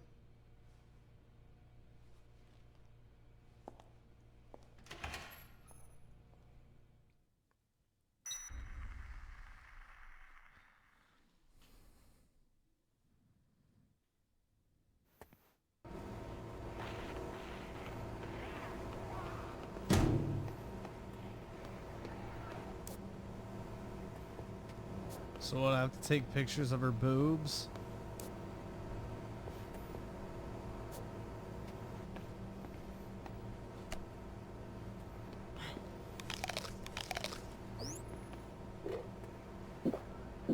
I can't afford this shit!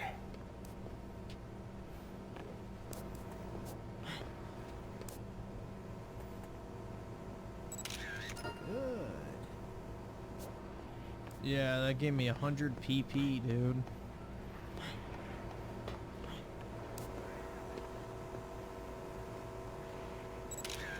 Good.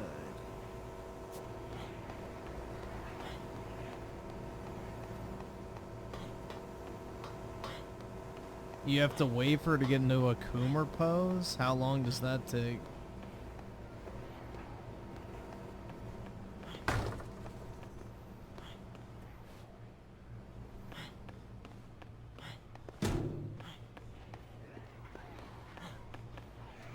Right. Yeah. All right. Ew. Yeah.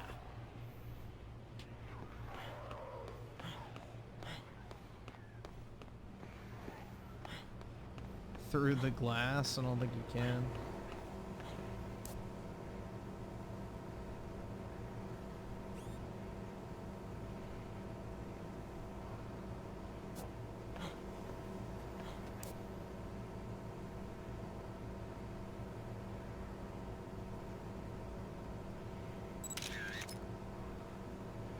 No PP.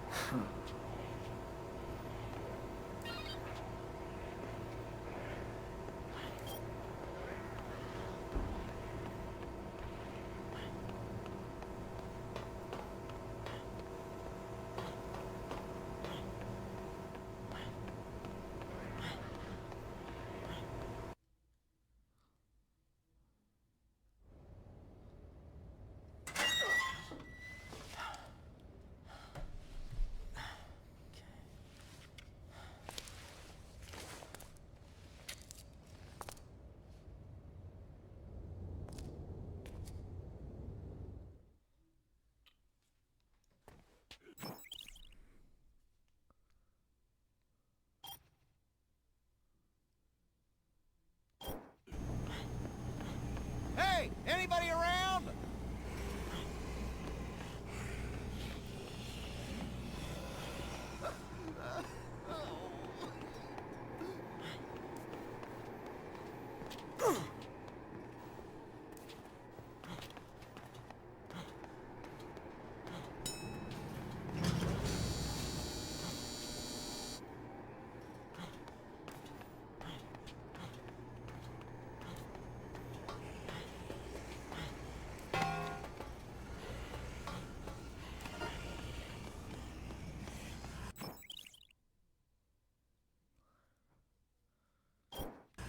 Don't really care about that guy.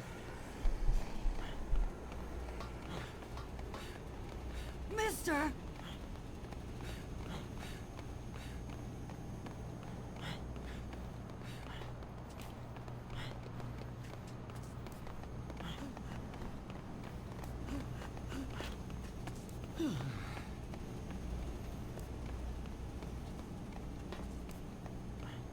Ew.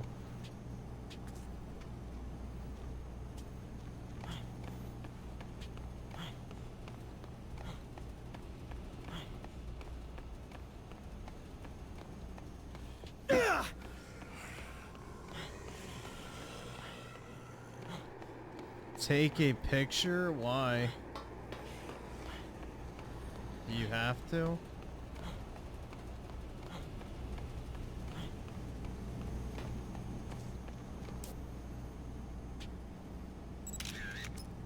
Good.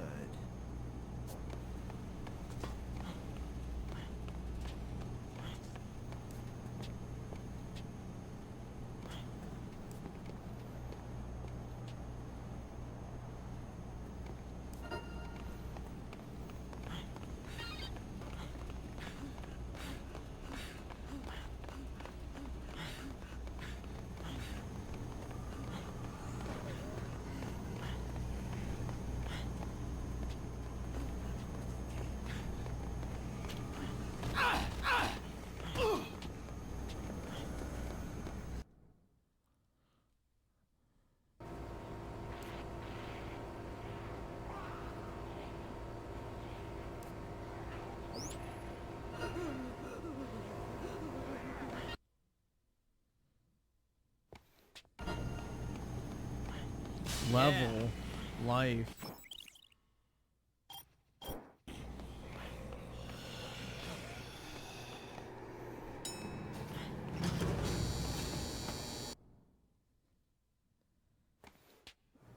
Ooh. Sex mannequins.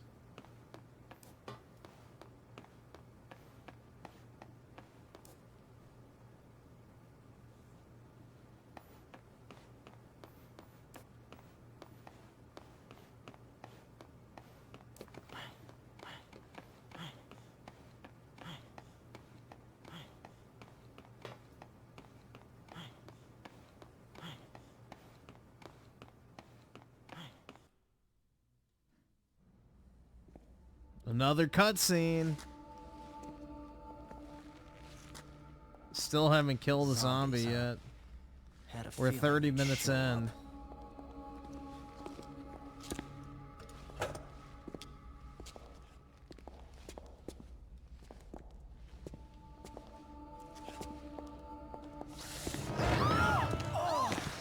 God, it's you. Look, don't sneak up on me. Yeah, she's on Brad her was back where attacked. she belongs. I located him on the monitor. Ugh! It's probably just a sprain.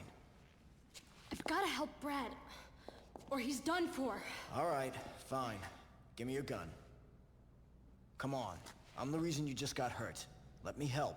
No, I can't let a civilian do that. That's against regulations. Yeah, well, I don't think they had zombie-infested malls in mind when they wrote those regulations, kid. You know how to use this? Kinda. I've covered wars, you know.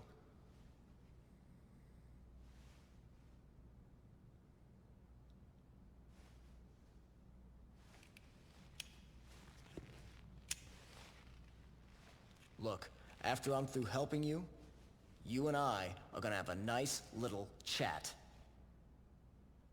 Naked.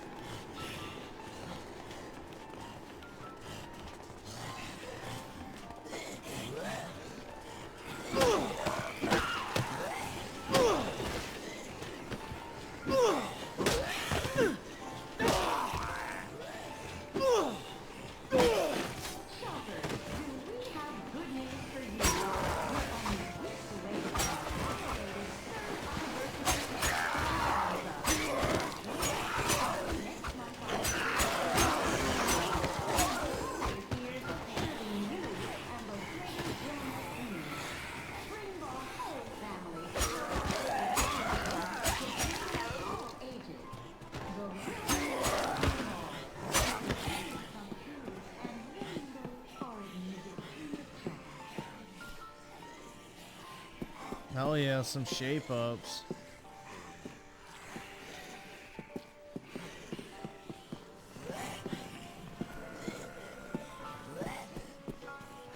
Hey, I'm trying on shoes, bitch.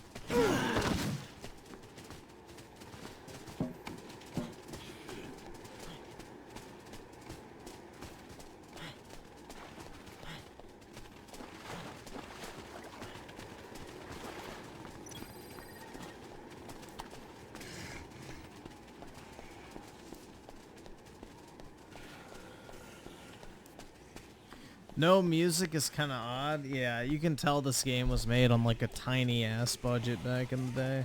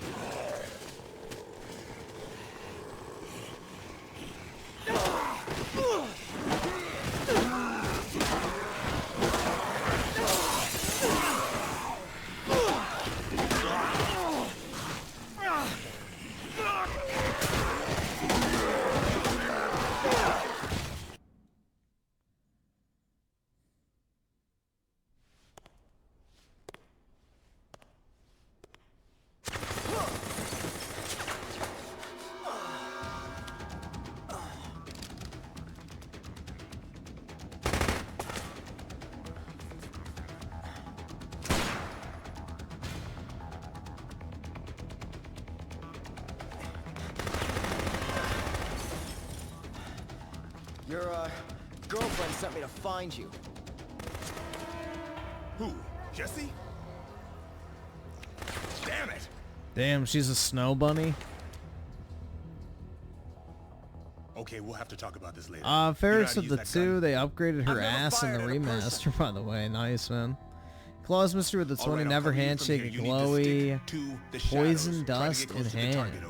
And what am I It's supposed to alright, do she when can I have my get close? fingerprints later. And Unjust Hero with the 2, say yeah when you pick up But if you can't do that, new weapons. keep him busy dodging your bullets What do you and stay out mean? of trouble. Are you up to it? I'm a lot better with a camera.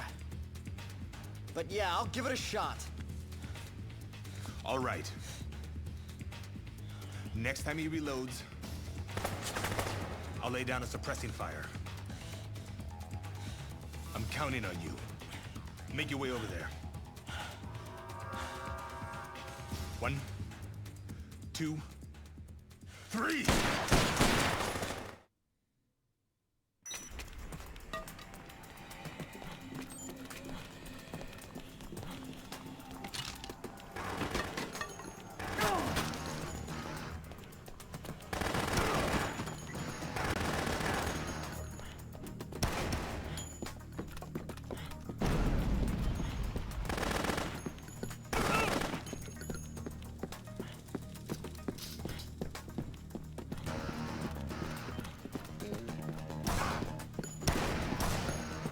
How do you shoot at him?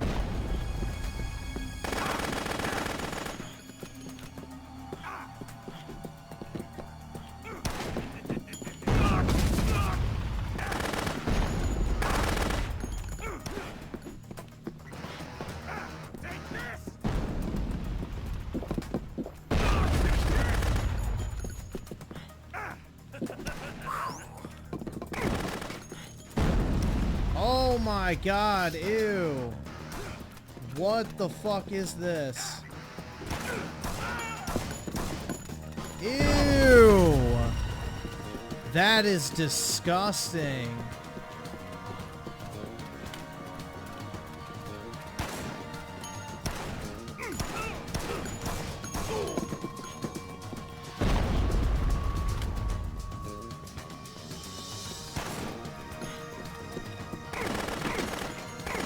You aim with the wrong stick. That is gross.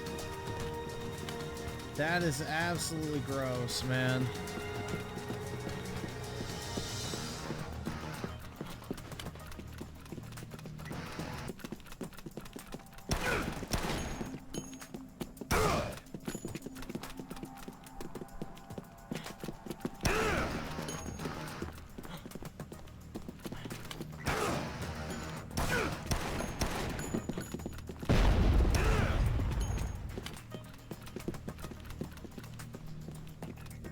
Dude, this blows fat cock.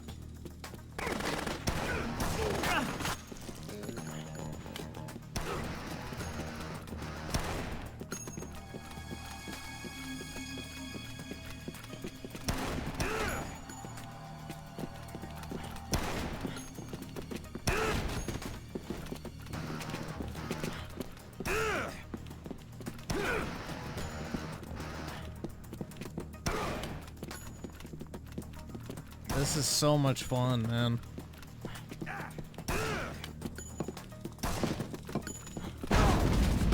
Yeah, that hit me from all the way back there. Okay.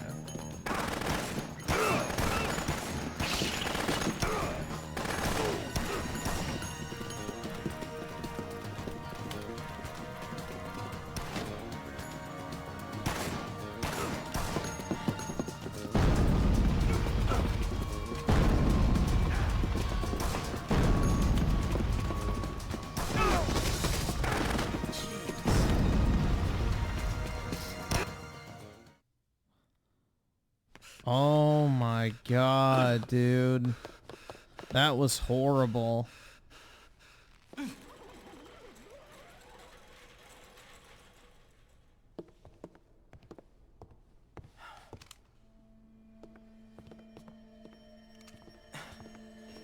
He got away. Who was that anyway? I don't know.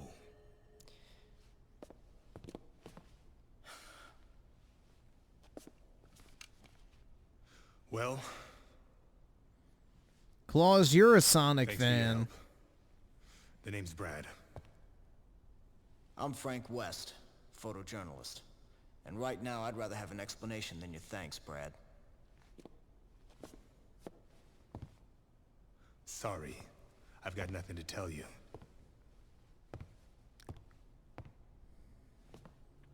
Look, I don't know what Jesse told you, but as far as I'm concerned, we're through working together. So you cover your zombie story and leave the rest to us. You guys are looking for someone here, aren't you? Who is that? Where did you take it? You help me, I help you.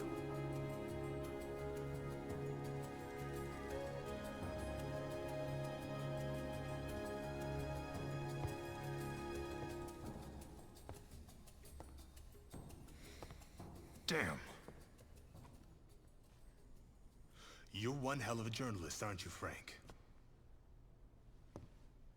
A hot-headed, underhanded, hotshot paparazzi with nothing better to do than to invade people's privacy.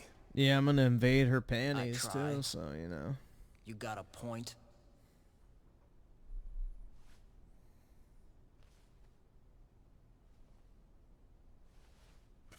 You win, Frank. Let's work together. Jesse and I are DHS agents. And yes, we are looking for the man in that picture. You're with Homeland Security. Is that guy a terrorist or something?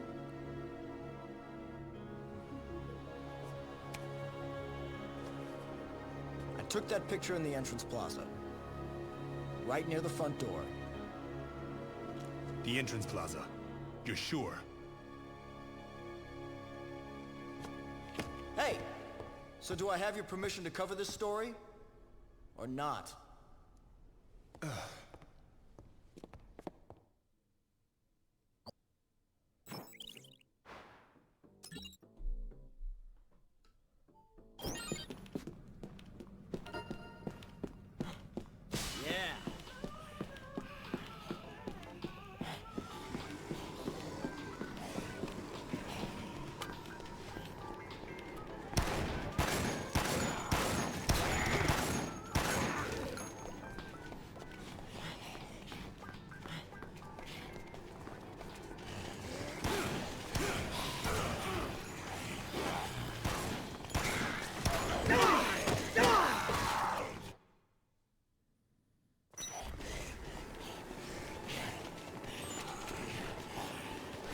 Oh, good chainsaws.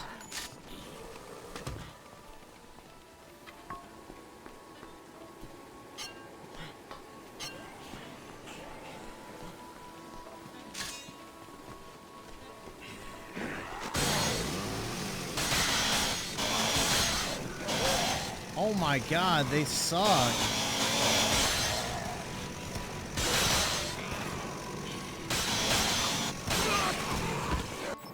Dude, they're not even good.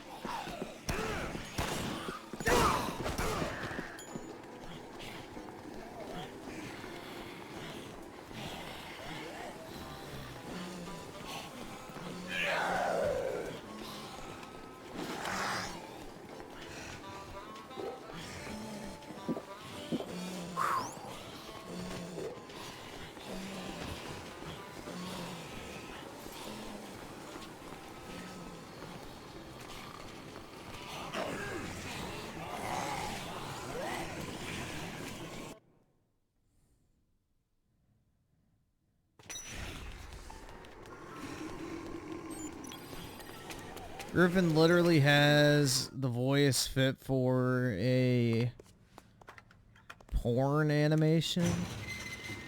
Yeah, I could be a hentai voice actor in all honesty. I just don't speak Japanese, so that'd be the problem.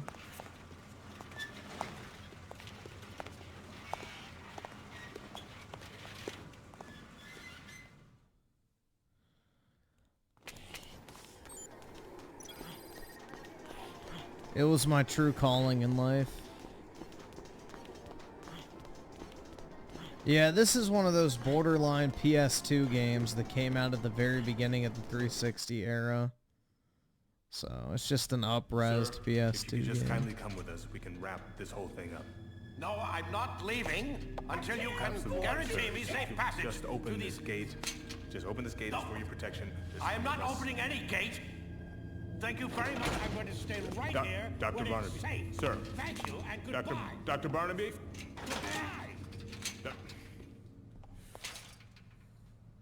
Well, what happened? You can't just arrest him? He turned down my offer to protect him. Oscar with the 2, remember Sonic Frontiers? Yeah, dogs, exactly. That's right! That's right! Jesse has a direct line to HQ. The first thing we need to do is to call for backup.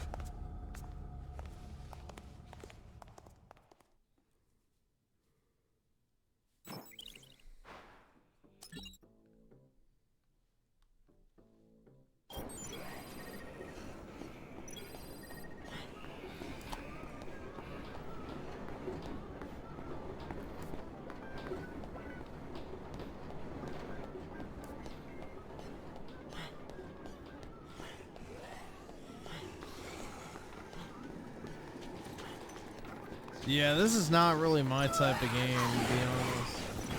I never really cared for Deadrising.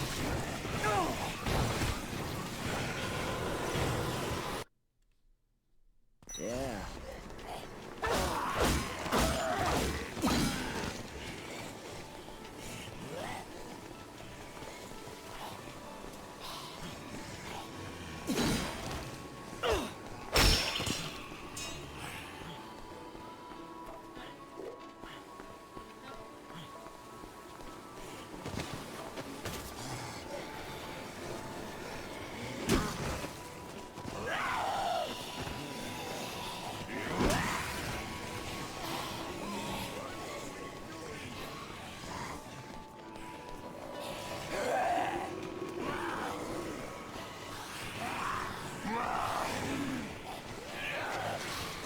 Oh my god. Bitch is on my dick.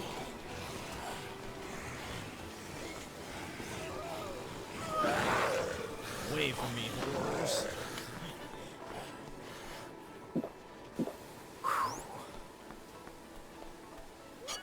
Definitely want the lead pipe over the hammer.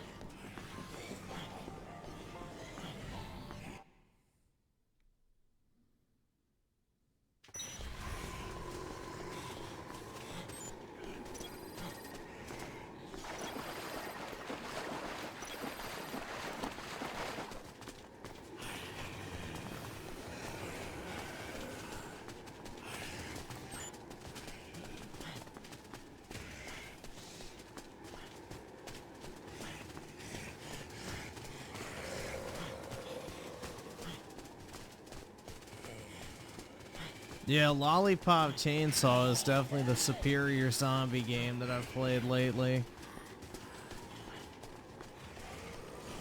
100%.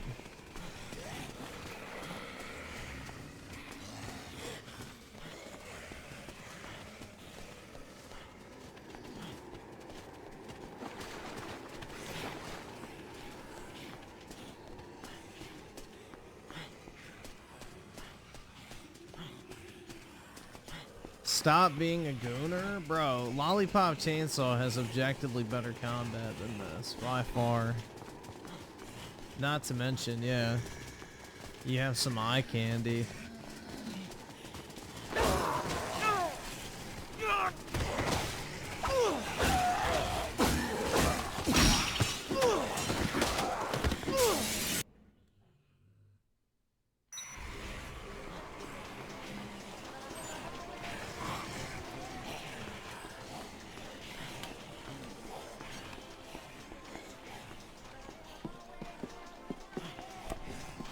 Cuz, dude, I'm like the biggest PlayStation fanboy on fucking YouTube, apparently. That's how it goes, right?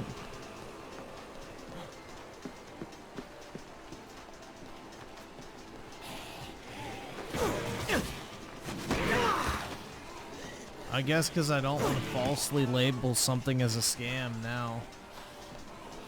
So, you know how it goes.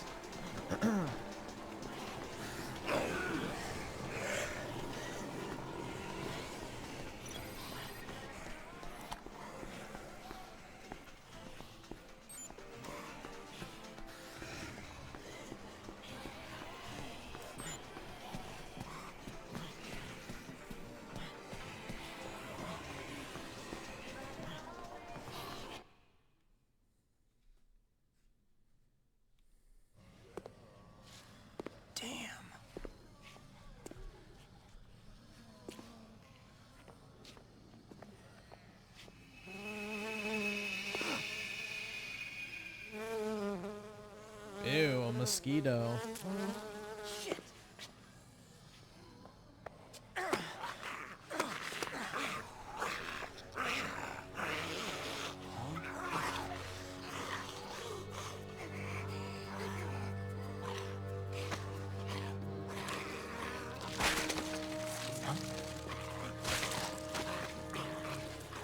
What in the hell is going on around here?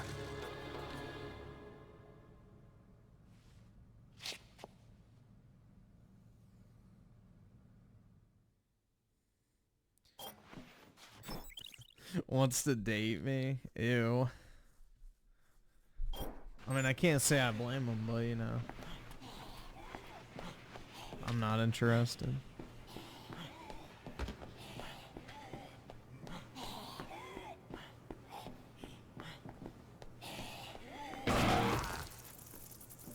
Queens.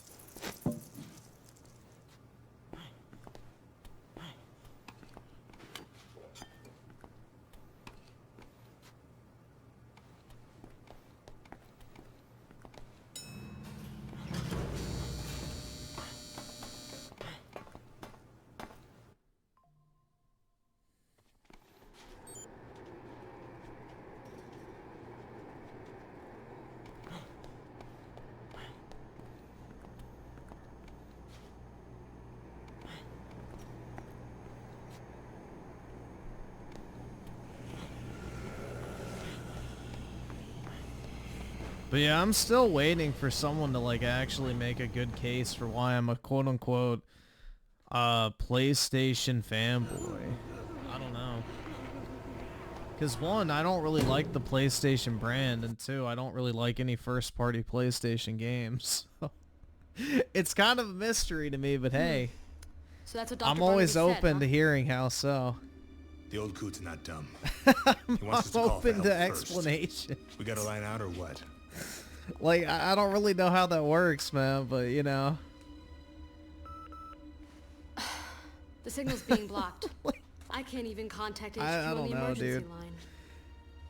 So, Stellar we wanna get our Blade's hands not on a Dr. Barnaby. PlayStation We're first gonna party have to game, secure it's a way out third of here party. ourselves. All right, we've got to deal with the situation. The only first-party PlayStation game I like this entire generation's been Astrobot. That's it. There's a Astrobot is the only first-party PlayStation game I have liked in probably the past at noon. 6 years. Is your ride I don't know, bro. Like, absolutely. If that makes me a That's how I PlayStation plan on fanboy, getting out then of I here. guess so be it. All right then. I'll see to it that the DHS picks up the I mean, you charter could say fee. I'm a Can we take Final Dr. Fantasy Barnaby as well? fanboy. I think that's Sure. valid. I love Final As long Fantasy. as you tell me what's so. going on. Rise of the Okay. Ronin's third I'll tell party you as what well. You want to know later. We have more pressing business right now. If we have to wait here for 3 days, we'll need supplies. Rise of the Ronin, Stellar water, Blade, and Final blankets, and Fantasy the VII like. We'll Rebirth get are Dr. all Barnaby third here party. tomorrow morning. I want you to keep an eye on the monitors.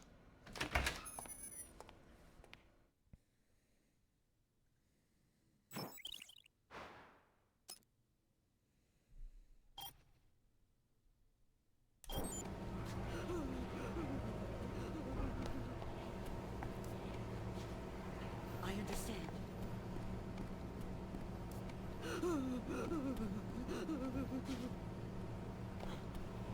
Ooh, together.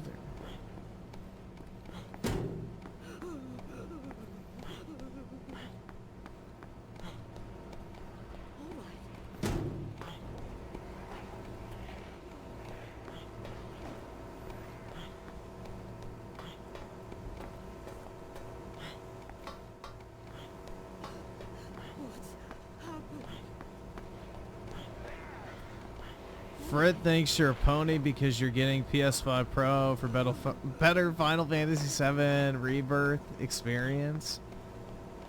I mean, why does that bother him? See, that's just retarded, man. I don't know. That's literally just getting ass blasted how somebody else spends their own money. That's stupid.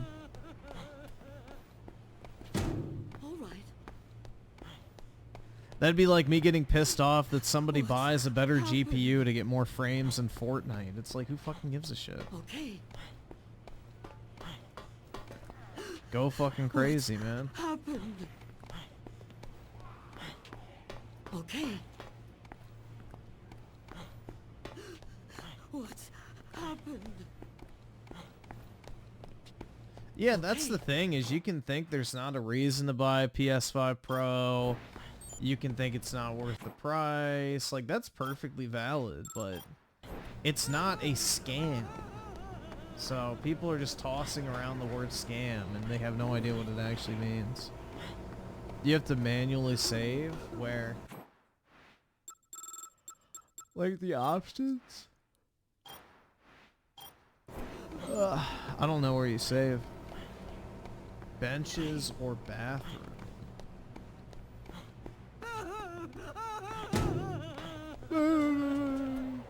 Man, you saved my life. I understand. I can't beat her. Okay.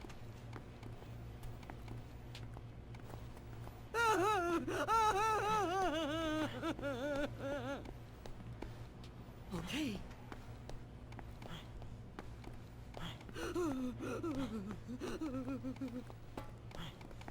Yeah, Asmongold said it wasn't a scam, which is correct. And then Mudahar was saying it. Dude, that Mudahar video was terrible, though, because he was like, it's a scam when it's not a scam. And then he talks about how, you know, PC is better than console, but then says the physical media is important in the same video. So, bro, he was all over the place. Okay. So, like, there was objective issues with that video. He was like, yeah, it's a scam. No, it's not. He then says that you should not buy a PS5 Pro. You should buy a PC instead, even if it costs more money. And then he said that physical media is important to preserve in the same video, advocating for people to get rid of their console and get a PC. So it's like, what? And then holds up his stack of physical games. It's like, bro. Yeah, that video was horrible, man. All right. That shit was not very good. So what do you do now? I don't think I have any more missions, right? Yeah, I gotta wait.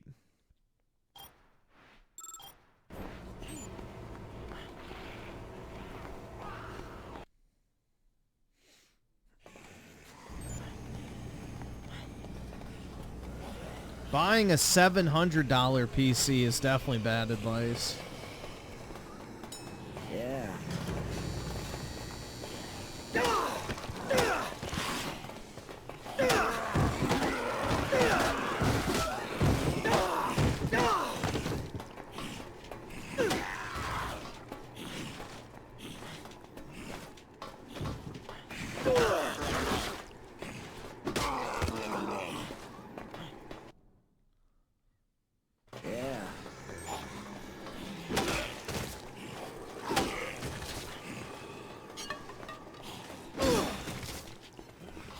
Why? Because a $700 PC is going to be a piece of shit.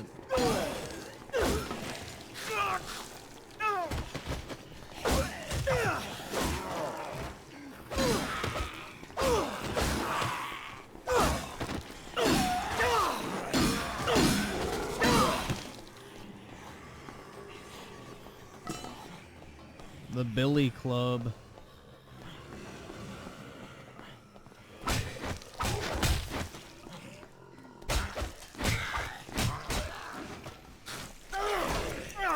Alright, that's irritating as shit.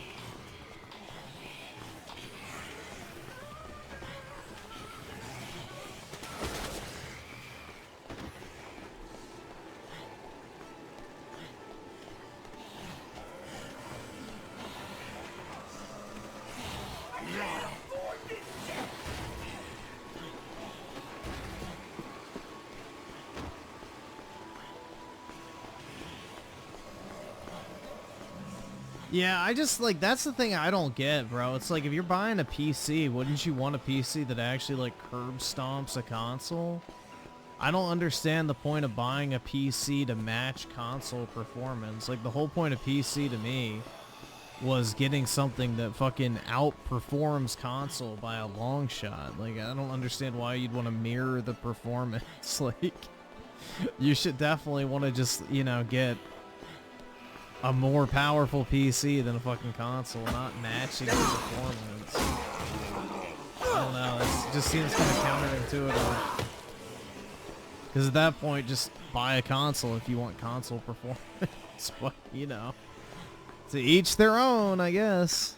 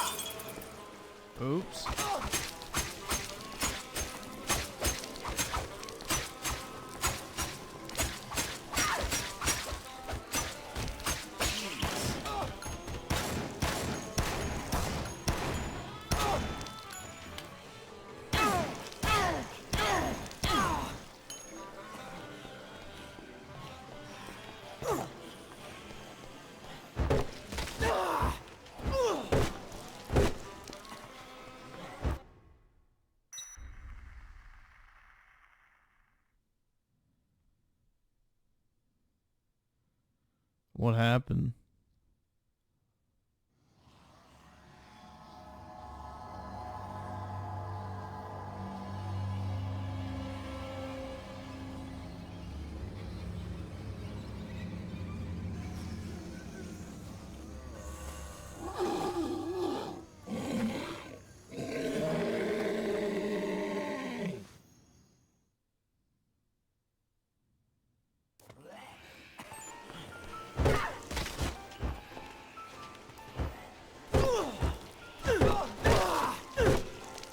Die already.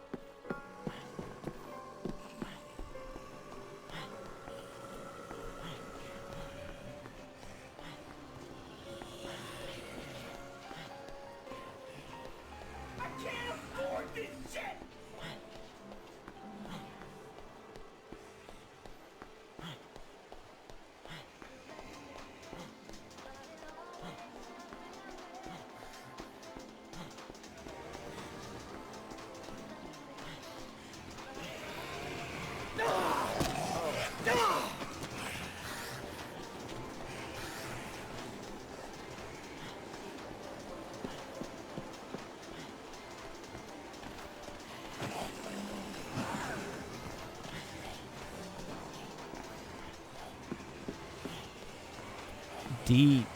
Ooh. Hell yeah, dude. A blonde babe.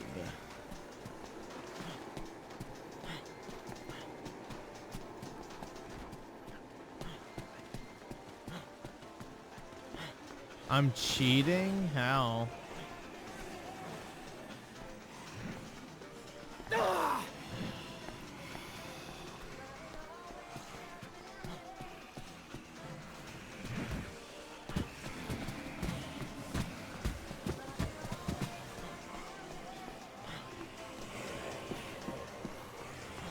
How do you even cheat in this shit? I'm just wandering around doing whatever the fuck. I have no idea what I'm supposed to do.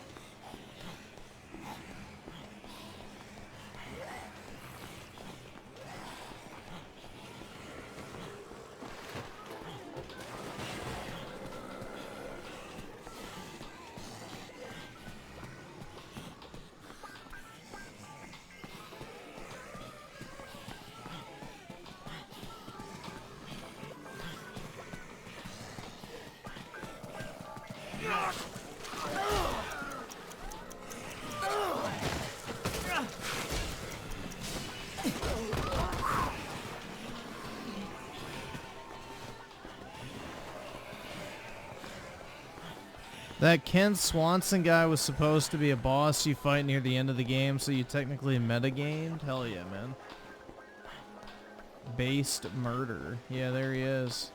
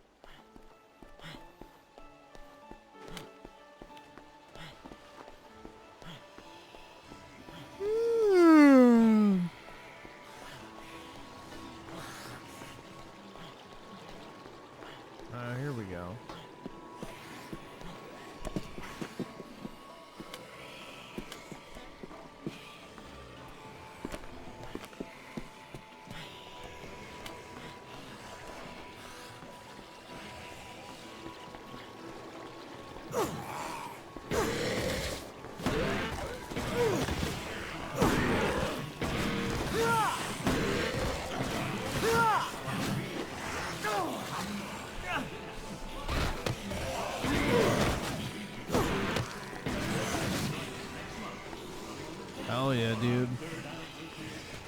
Ass like an onion, it makes me want to cry.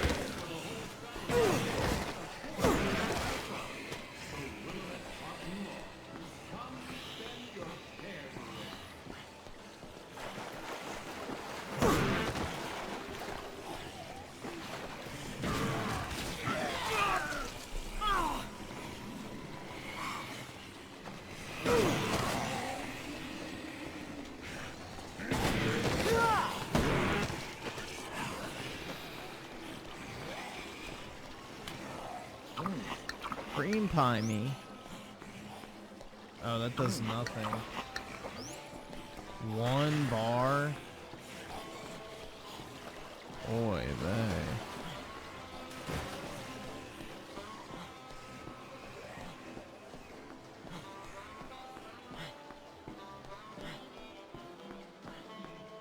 Nintendo owns Japan now. That's base.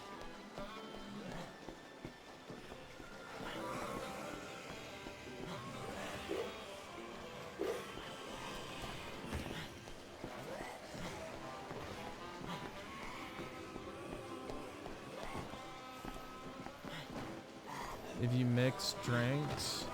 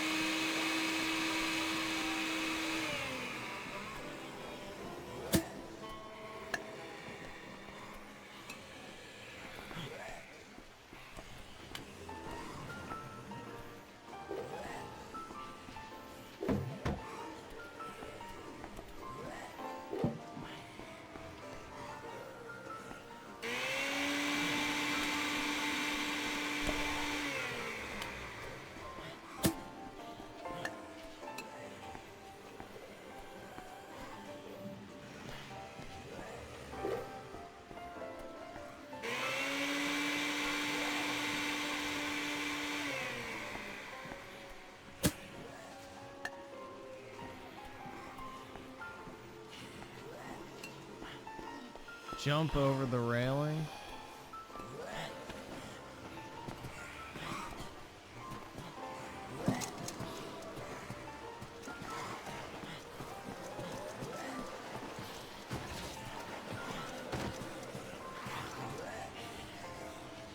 So you can just sit here and wait for the game to end, right?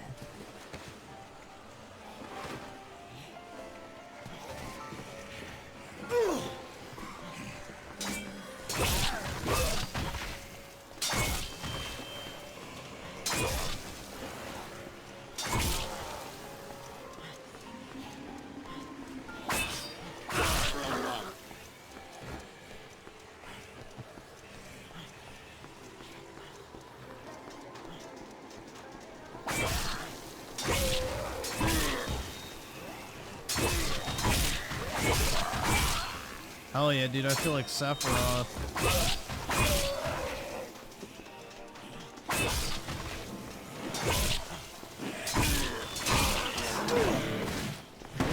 Oh, it already broke? I really don't like breakable weapons that take like 3 swings and they're done.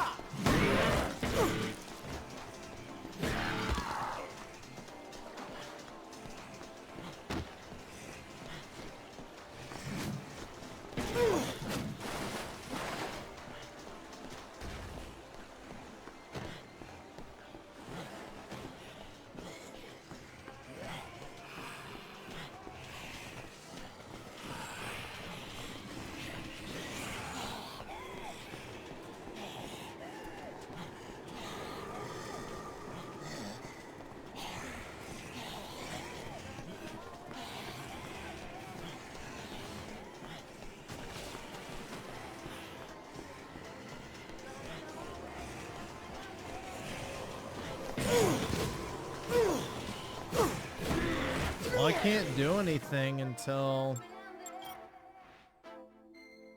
6 a.m.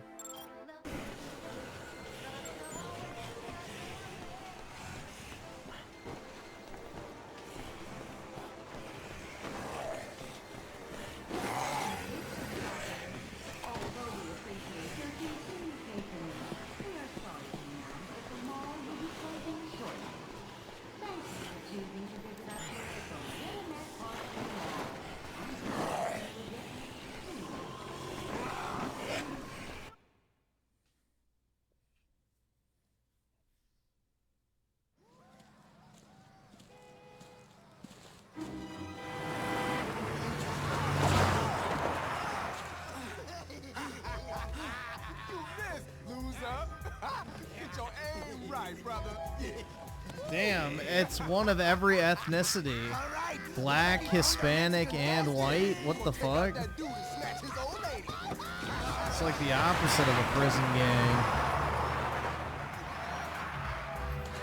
I guess diversity is their strength.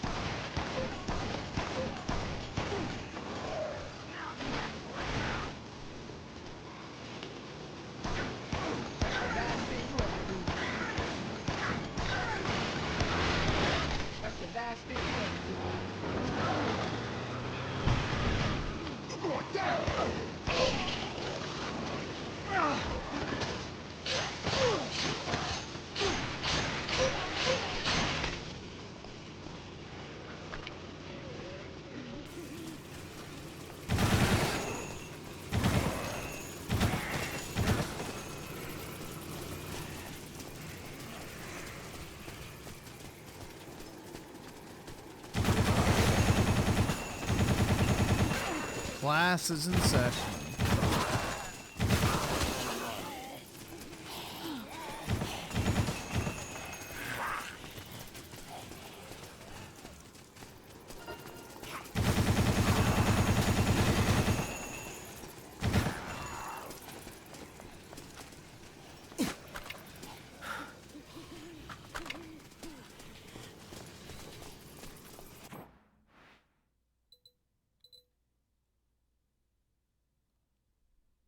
What does that mean?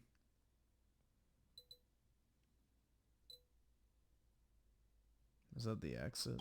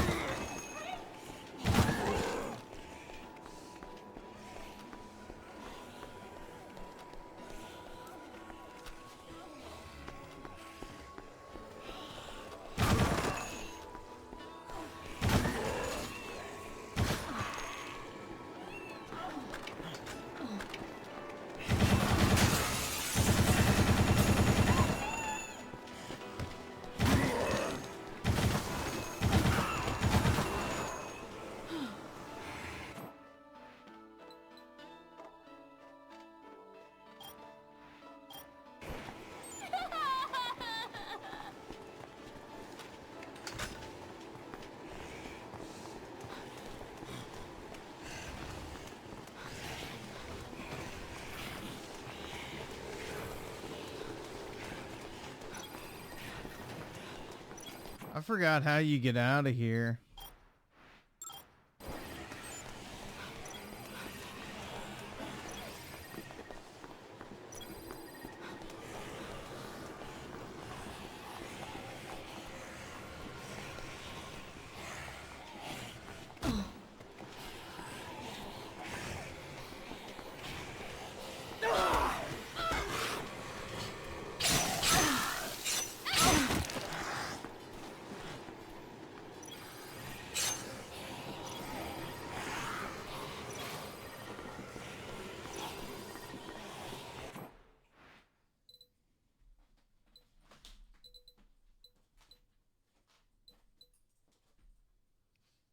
Guess the elevator?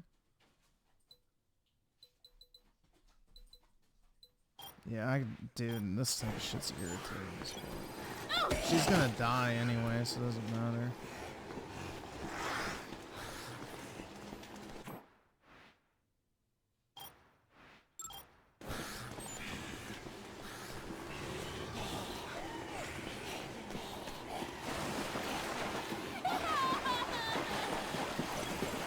Oh my god! Dude, I can't. This is so fucking bad.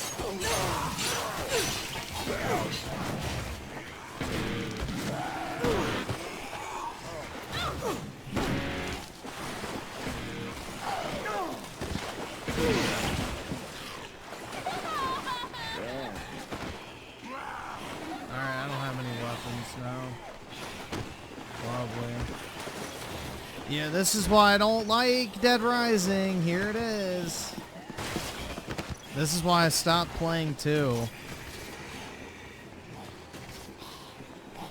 Whatever, she can die. Okay.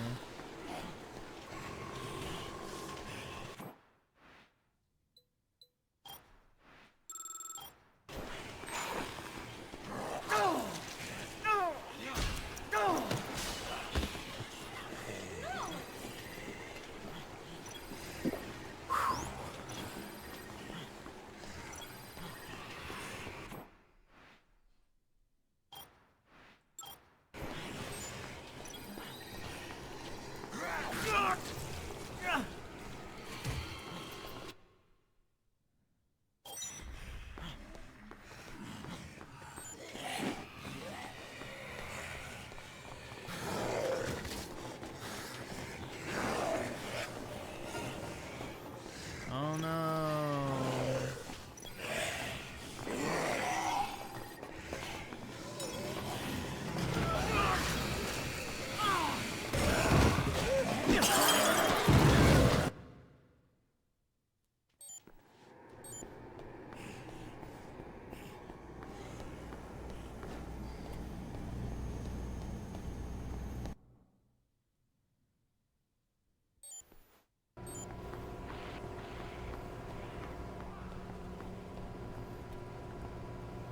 Alright, so now what?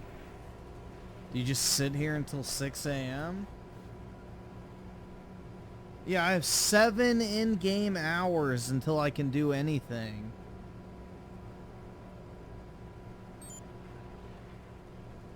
Yeah, this shit's fucking boring, man.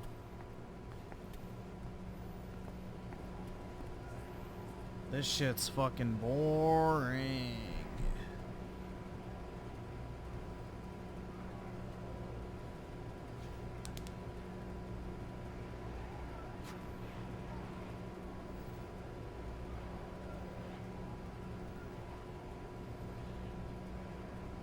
The remake lets you skip? That's smart. Because, dude, I guarantee you what I would have done back in the day is literally just sit here with my fucking Xbox on and just waited for it to get to the time.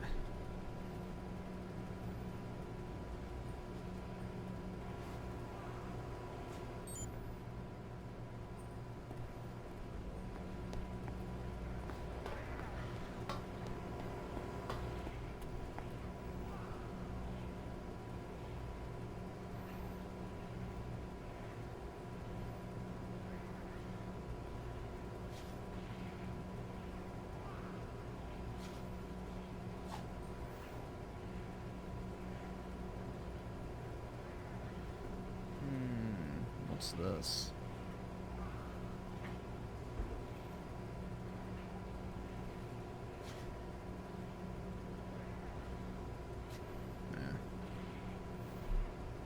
Trash.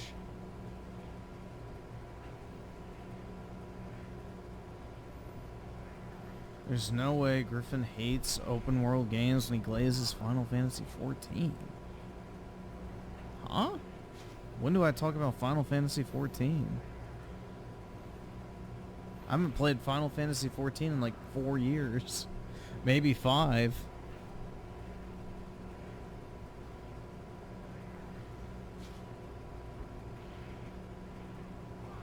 I can't afford this shit!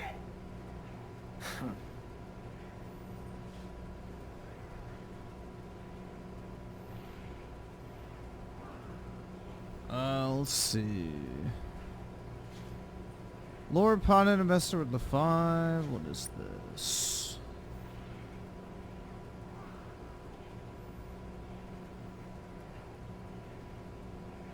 Oh yeah, I heard about that. That she was the one with the coke, not Hunter.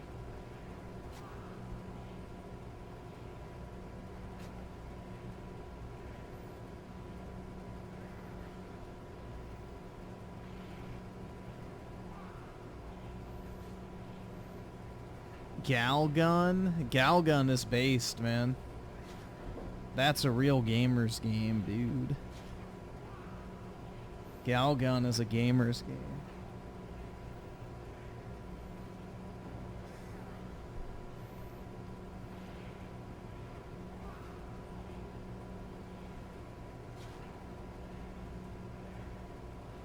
That's right, dude. Hunter was innocent. It was actually Camel Toe the whole time. She has a drinking problem, so it wouldn't be surprising if she also snorted coke.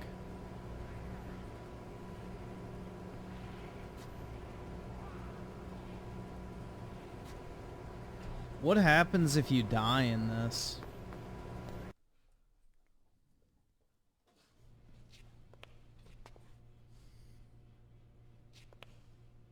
Yo, Frank! Give me a hand here. What gives? Considering the helicopter and all, we have to work together.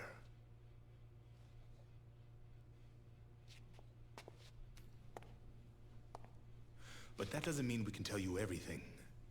And everything we do tell you can't necessarily be printed. Yeah, so? So, I just want you to appreciate the situation. Well, we're up to our necks in zombies. Yeah, I think I appreciate the situation just fine. You have to reload your last... Nah, that's fucking gay. Zombies. I still can't believe all this, you know? Seems so unreal.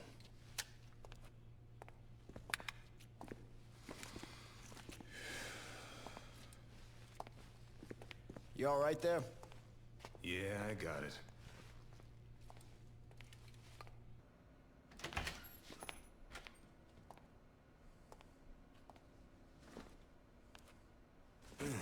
You should rest a while, Brad.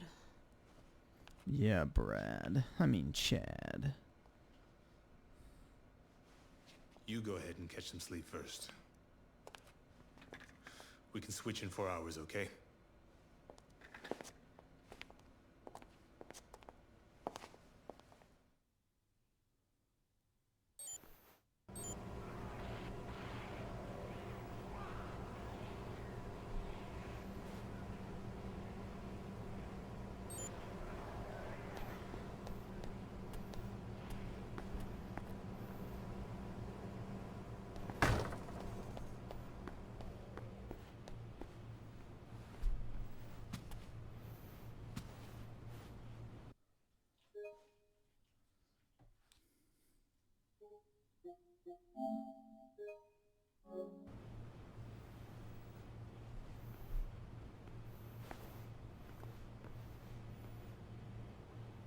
They didn't make the gameplay any better in the remake? Because this is pretty jank, man.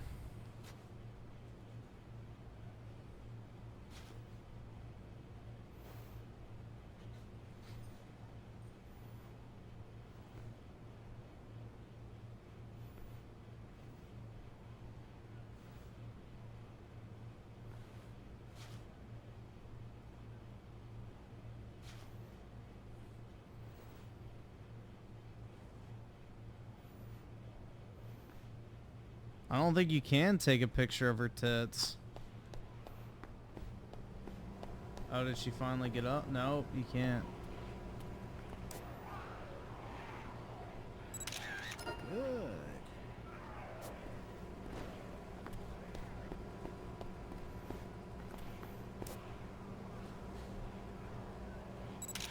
All right.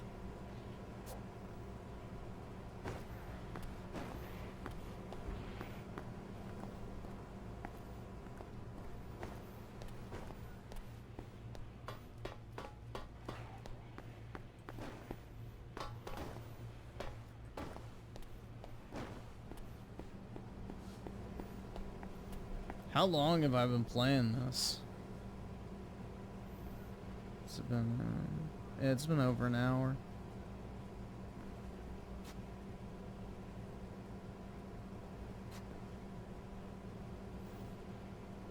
I don't know. Like, I don't really want to sit here and just fucking walk around the mall for another, what? 6 in-game hours? Like, that's just fucking dumb.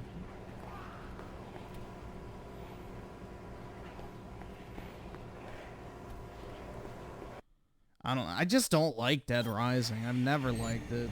4 was boring. 2, I got bored like 2 hours in and stopped playing. I don't know. Not for me.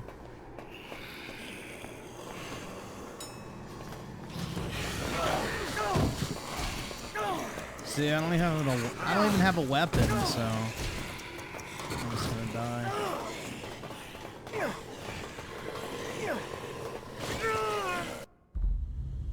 I'm not paying $50 for the remake version.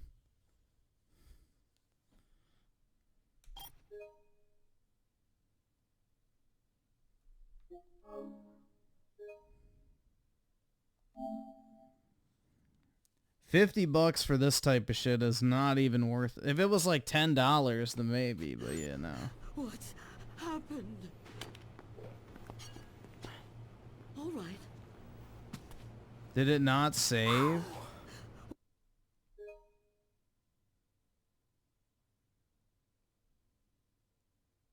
What happened? Oh, sweet. My previous save didn't actually save. That's nice.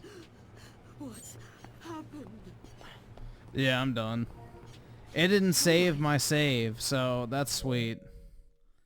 Why? Alright. No, I manually saved and it didn't save. Alright, yeah, we're done.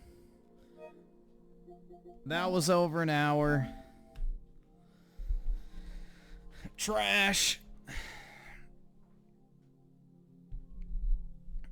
Absolute trash. Just as bad as Dead Rising 2, I remember, so. I didn't like 2. I'd never played 1. I should have kept it that way, but you know. Isoler was kind enough to donate, I guess. For an hour.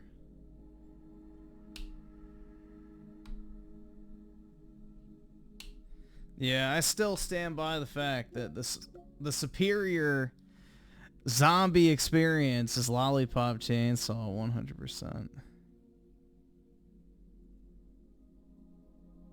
Lollipop Chainsaw is the definitive zombie fighting game.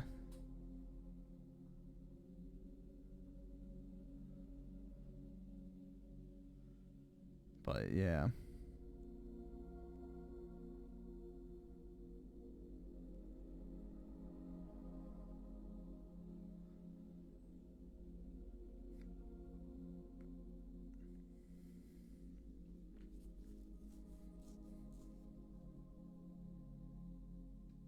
What jobs pay $2.50 an hour? Stuff like the medical field, maybe lawyer, that type of stuff.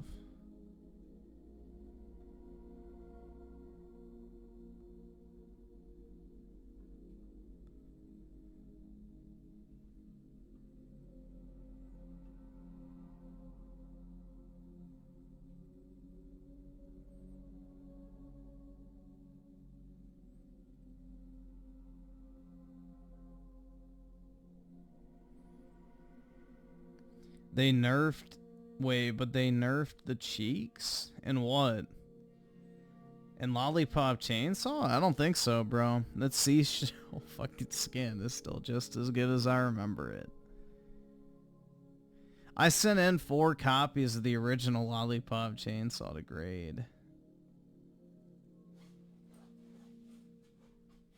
If you hate Dead Rising, then you're not gonna like anything survival. Yeah, I don't like survival horror. Survival horror is like one of my least favorite genres ever. I despise breakable weapons, inventory management, purposefully low ammo, backtracking, unnecessary puzzle mechanics. So yeah, I despise survival horror. Dead Space isn't survival horror, it's more of just a third-person shooter with a horror setting. There's not really anything survival about Dead Space, it's just a, like, action shooter. You never run out of ammo in Dead Space, so...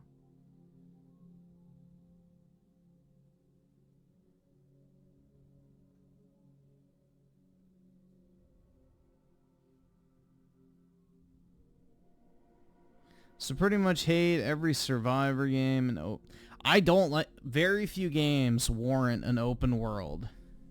Very few. So, most open worlds are done in an obnoxious manner. Very few games deserve to have an open... Yeah, Gears 5. That shit sucked, man.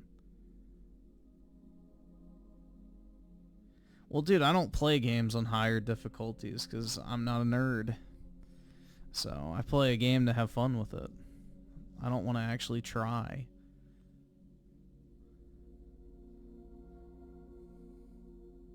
Gaming is supposed to be fun, bro.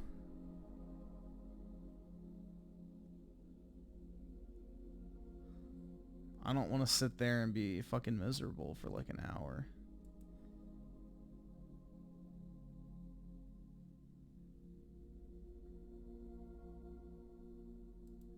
Yeah, well, Dying Light actually warrants the open world because, you know, it allows for the style of gameplay. With, like, the parkour mechanics and everything. So, yeah, Dying Light makes sense to have it.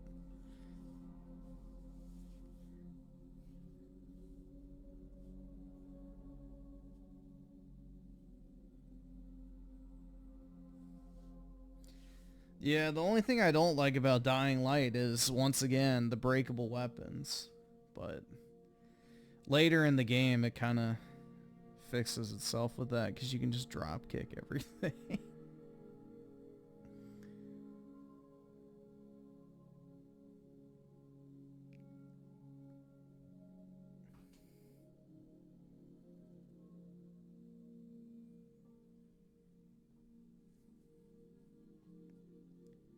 Yeah, I wish there was just a setting in like those type of games where you could turn it on and your weapons just wouldn't break.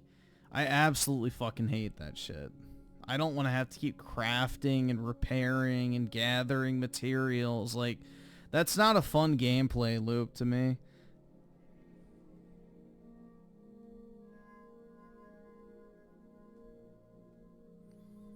I don't enjoy crafting in video games either.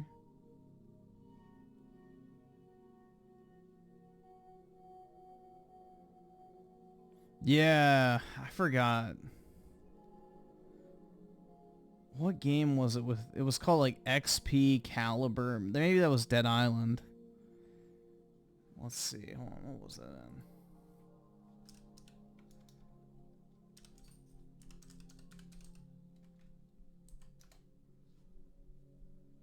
No, it was Dying Light. Okay.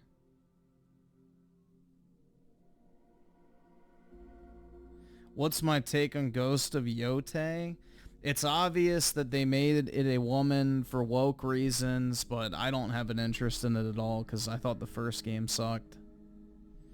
Ghost of Sushi was boring me to death. So I did not care for it.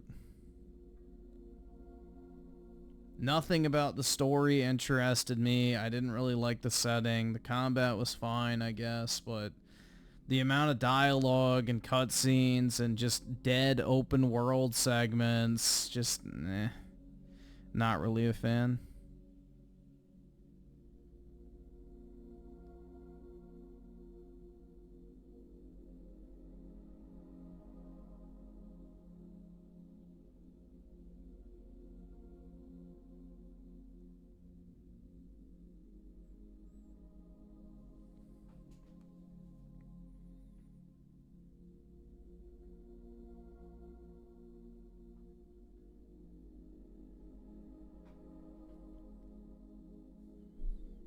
If you played the old Ultimate Alliance games, you'd probably play... Wait. Would you play a new one if they... Nah, I don't really like Marvel, so probably not.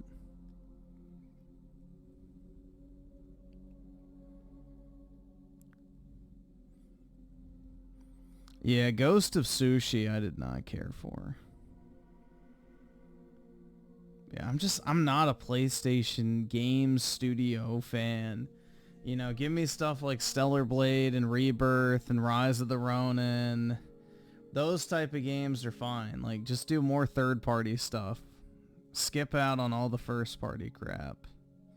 Like, Horizon sucks, Spider-Mid sucks, The Last of Us 2 sucks, God of War sucks now. Like, all their stuff is just trash. Like, Astrobot is the only good game they've made in a very long time.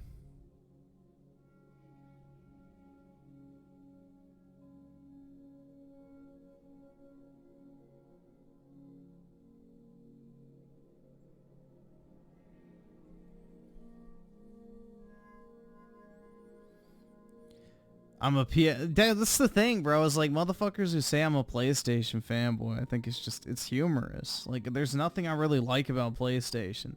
I don't care about trophies. I don't really like the PlayStation brand. I don't like any of their first party games. Like, I don't know how I qualify as a PlayStation fanboy. I guess because I play third party games on PlayStation because I just am done with Xbox. I'm sick of the lies. I don't see a future for my digital library on there, and I don't want to put any more money into it.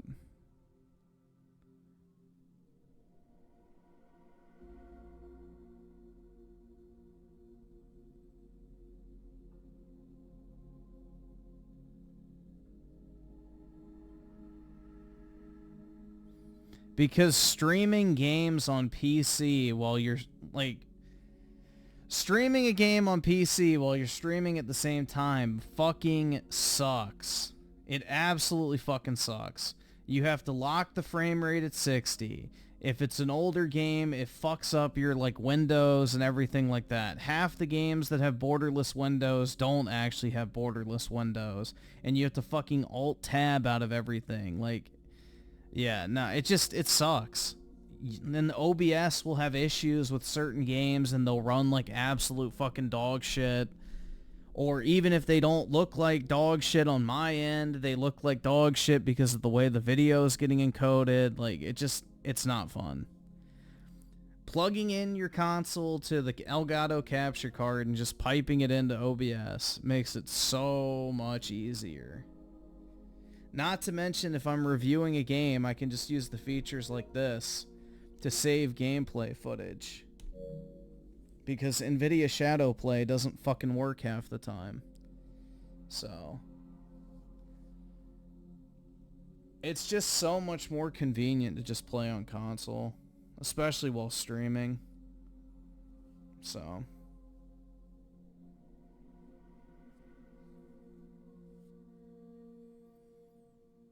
it's more about just ease.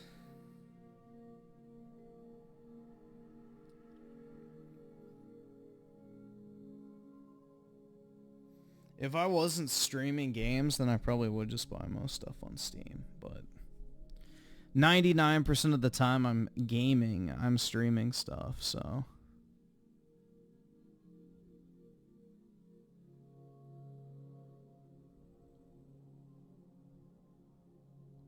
Yeah, I was born in 97.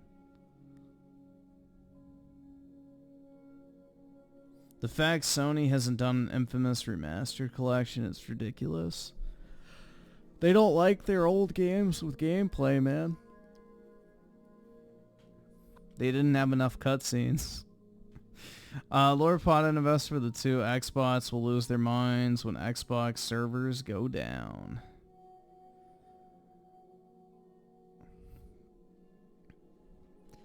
Yeah, dude, it's like literally sitting there on the Titanic. The ship is splitting in half and you refuse to get into a lifeboat. Like, Xbox is cooked at this point, man. There's no point in holding on hope. They're gonna tank their studios right after they tank the fucking, console itself. So, there's no path forward for them. How is my tolerance for specific games and genres so low? Because if I don't like a game, I don't want to play it. It's just that easy. If I don't like a game, I'm not going to force myself to play it. I know what games I like.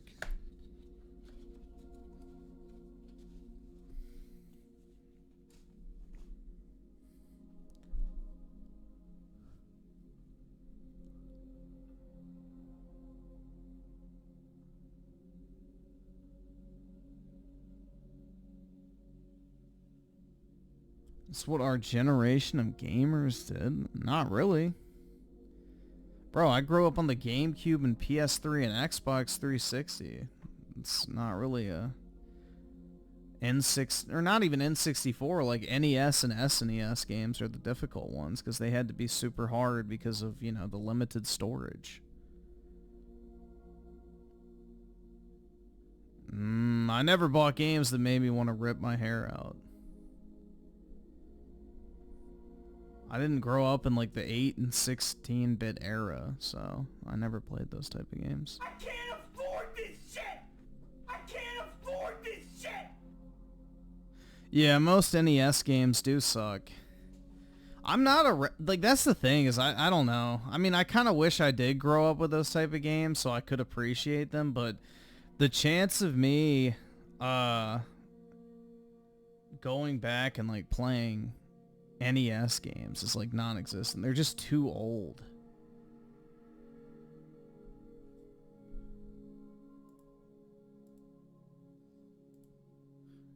Take this L, Griffin. I played it for an hour and a half, which was 30 minutes more than iStyler asked me to, so I'm done.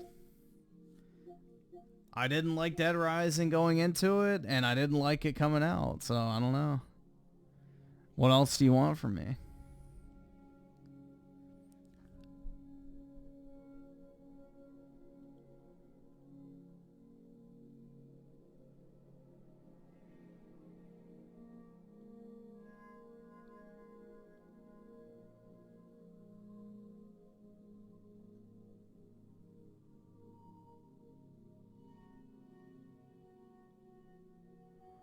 GTA 6 is gonna get delayed. Hopefully it gets canceled. I don't like GTA, so that'd be fine with me. What platinum trophy? I don't have many. I don't really care about platinum trophies. I'm more so just about gaming and having fun. So I got the Astrobot Platinum. Final Fantasy 2. Final Fantasy 1. This slop-ass indie game. I can't afford this shit! We gotta go way back.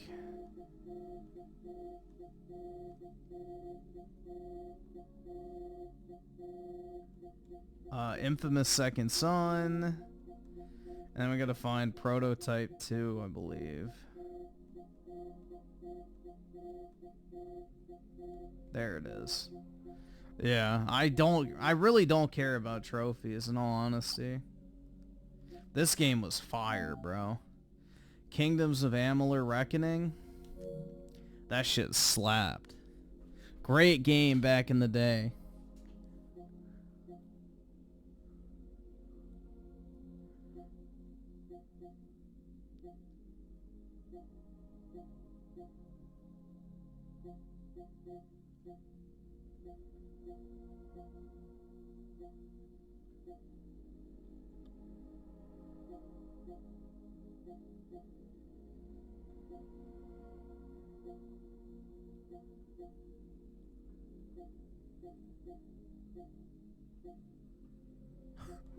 This shit sucked so much, man. Dante's Inferno. Dynasty Warriors. Yeah, it's just I don't remember half of these games, bro.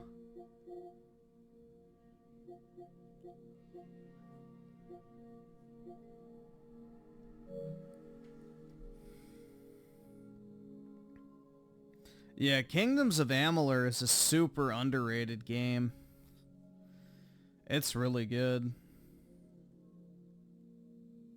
Yeah, I think I would get age restricted if I played Dante's Inferno, because God of War 3, the Aphrodite scene, got me age restricted, so I would assume Dante's Inferno would as well, considering that has arguably more nudity.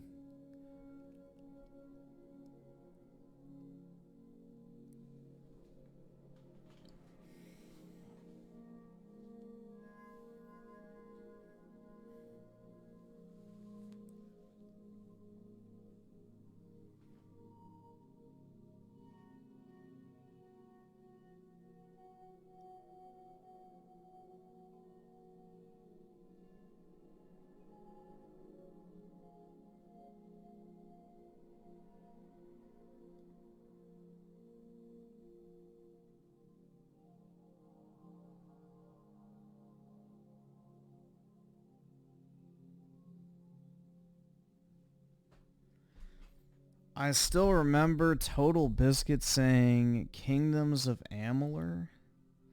What's wrong with that? Isn't that the dude that died of cancer or whatever?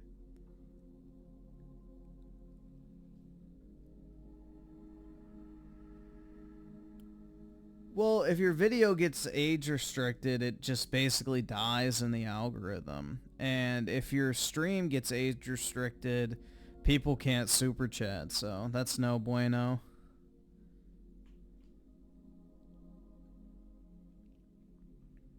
That's no bueno. What am I crying over, Claus?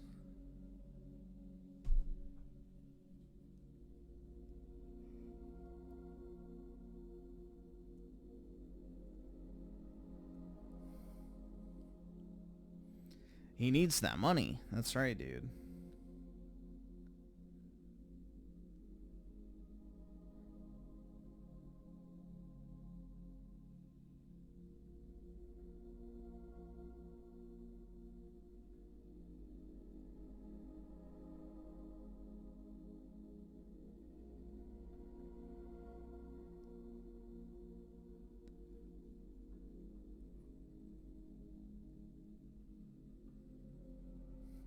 Yeah, well, Claus spurged out when I complained about Sonic Frontiers being the most repetitive slop ever.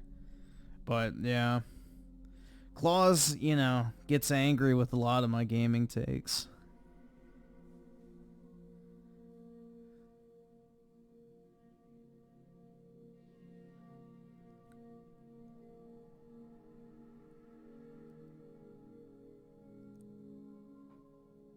Yeah, the Darkness games are really underrated. Either subscribe, donate, or get the fuck out. Go back to the Metaphor game demo? I don't know.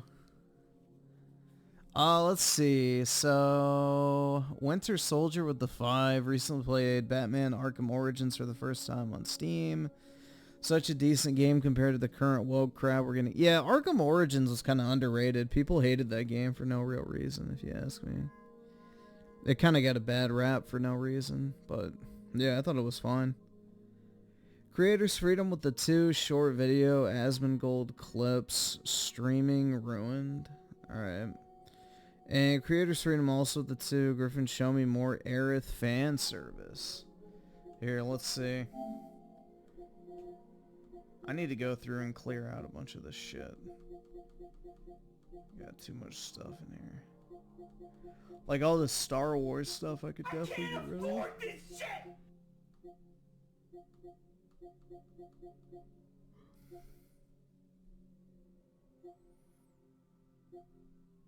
Hell yeah, dude.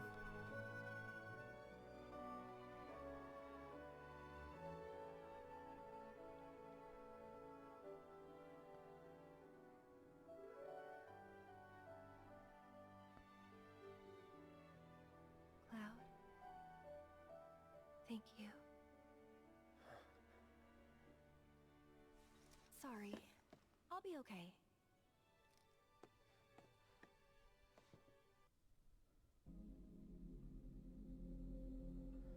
I know it's on the PS5 Pro, it's old footage.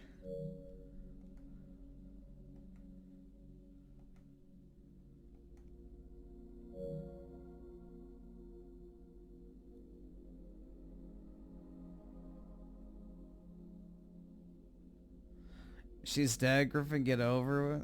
No. You can't make me. Oh, I'm definitely playing through this game entirely again on the PS5. Probably multiple times again. So this game is absolute peak. Bro, it's like, I mean, the best way I can describe it, it's like, you know, like a movie or TV show you could watch as many times as like possible over and over again, like the Lord of the Rings trilogy or something like that, where it's like no matter how many times you sit through it, it's just like always great and entertaining from start to finish.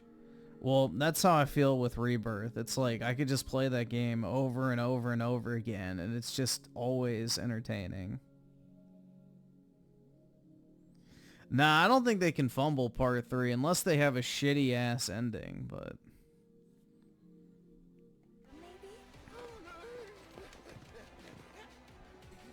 Let's fill him with lead. Don't bother. I'll just bite them off. claws when the dog bites back. You're all so mean, so petty. Picking on a poor small business owner. Yeah, when DSP gets bullied, that's what he says.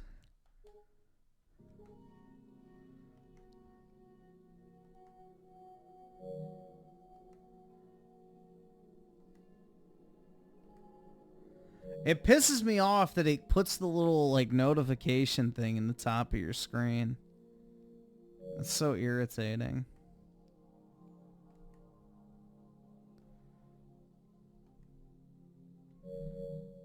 But yeah, there you go. This is such a cool scene. Like, this is a good wallpaper.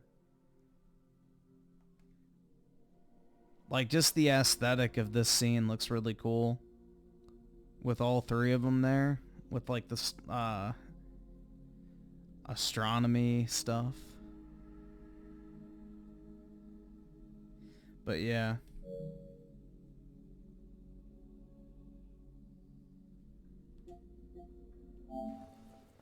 Nice touch. Ready to rock? Do you even have to ask?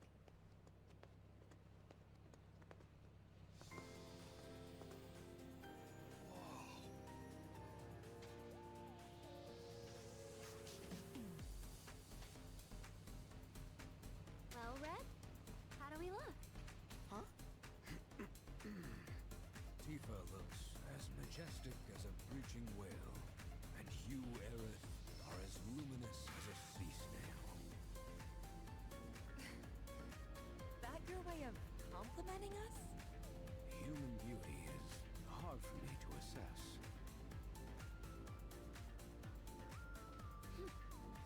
There you guys go.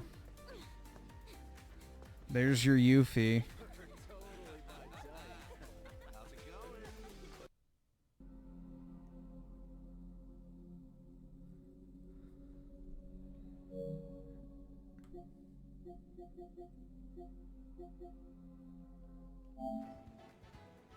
Here's the other version. Ready to rock? Do you even have to ask? Team Yuffie, bro.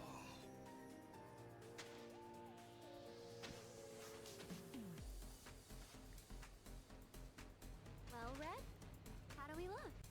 Huh? Tifa, you look as sleek as a dolphin, and Aerith as diaphanous as a jellyfish. That your way of complimenting us? Human beauty is hard for me to assess.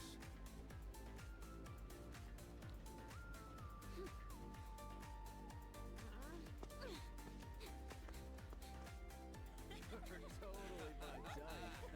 How's it going? I can't wait for the PC for it. Oh my god. But yeah, there you go.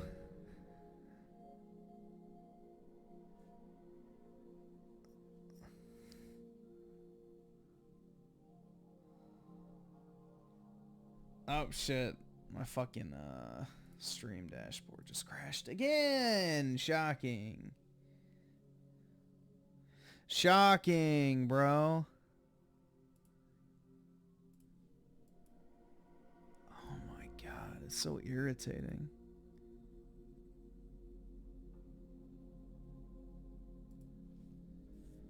I don't know why it keeps doing that, man.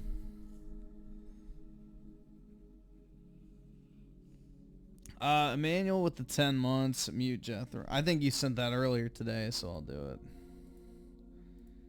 Before the stream got taken down earlier.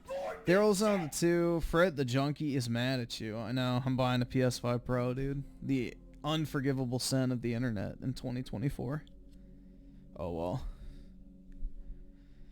Oski Woski with the 2. Don't forget the greatest game ever, Final Fantasy VII Rebirth. Exactly. Right here we get the logo screen.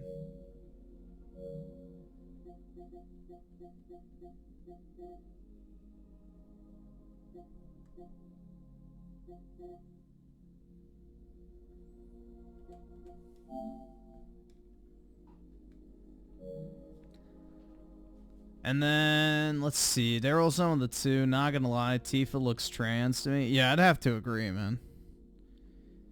I don't know, Tifa's face just doesn't do it for me personally, but hey, to each their own. Aerith definitely has the face card, which is #1. Aerith has the face card.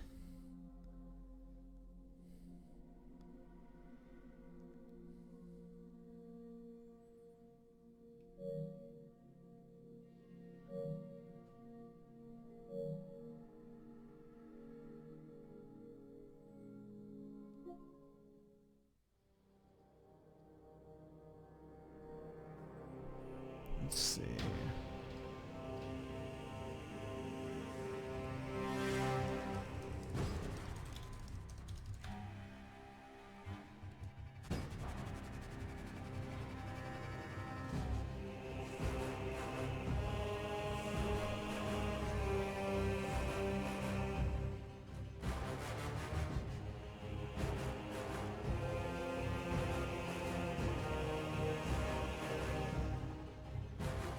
Hold on, what's this? So if you like Final Fantasy VII Remake but hate Dead Rising Deluxe because of censorship, you're quite literally a hypocrite? Huh?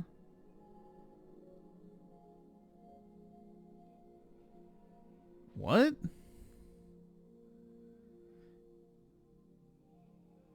What censorship is in Rebirth?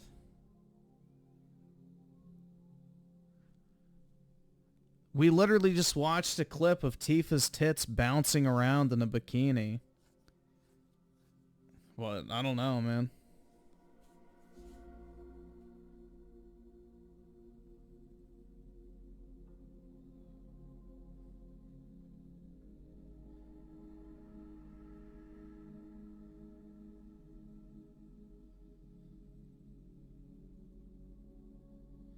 Because she ain't naked. Yeah, there you go. Well, the nude mods will be coming, I'm sure, just like for Remake.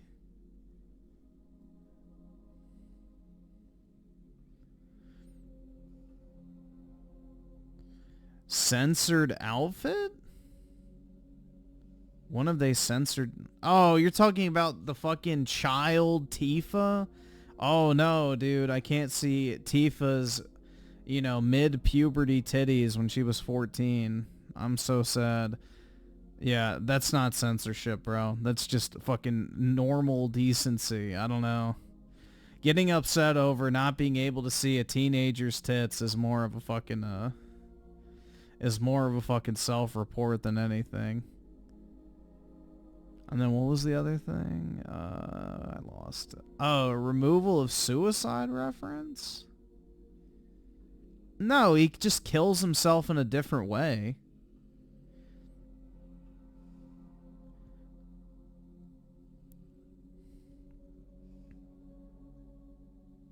Instead of jumping off a cliff, he basically runs right into bullets. So he basically kills himself. He just doesn't jump off a cliff. But also, that's a thing in Japan where they have a massive suicide problem. So it's very taboo to have anything related to suicide in Japanese media that encourages it because it's a genuine problem over there. So I'm using such a strong... What? Bro, the only instance of censorship is when they took fucking child Tifa and put a little black patch of cloth where her cleavage is. So yeah, if you want to get upset over the censorship of a child's tits, then I guess that's fine, but that's more of a fucking self-report than anything.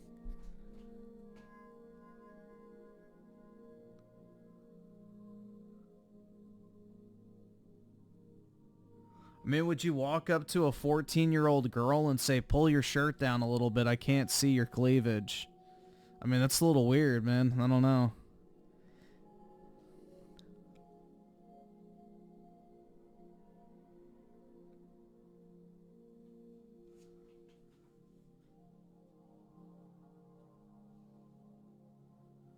Griffin, I'm looking at adult Tifa right now. She has 2 top pieces she never had. Yes, she has.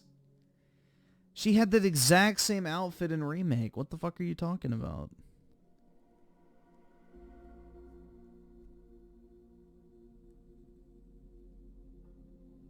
They didn't change the normal outfit in Remake versus Rebirth. It's always been the same.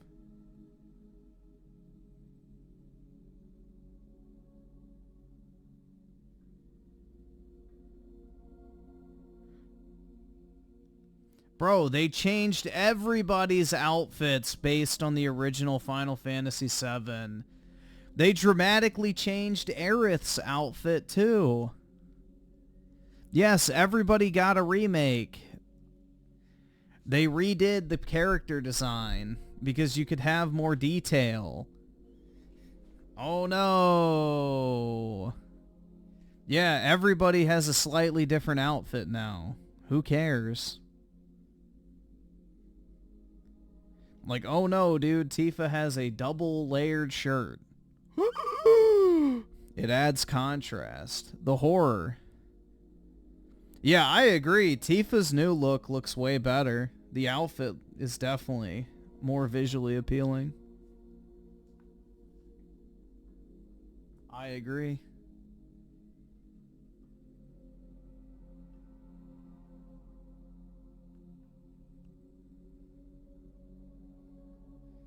But yeah, Aerith's outfit is different compared to the original too.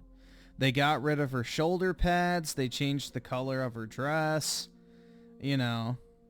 So they literally redesigned all the characters and made them look different compared to the original designs.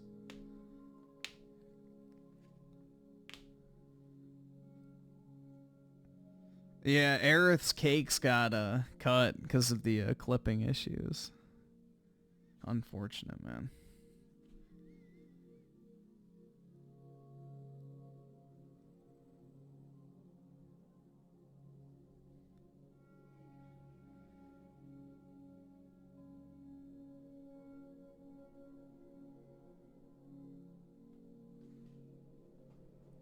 But yeah, that's not censorship if they just redesign the character and add like accents. Because all they did with Tifa's design is add like a black shirt underneath her white shirt. So it just adds like contrast. It doesn't change her design.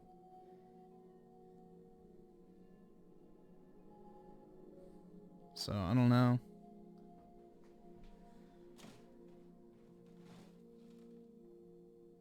I mean, the change you could really say is, I guess now she wears the leggings, which honestly, or I guess the stockings or whatever, those look better though.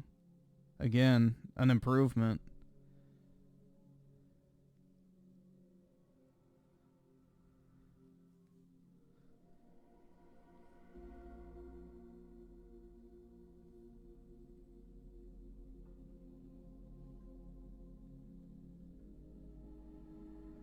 But yeah, I don't know.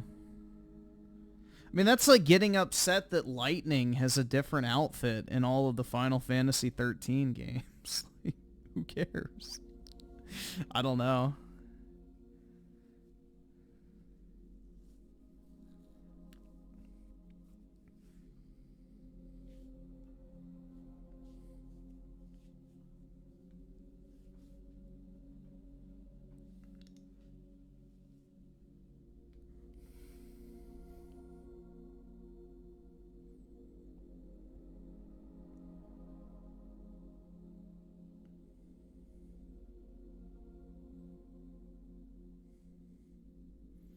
I like her returns default. Oh yeah. Backshot sim.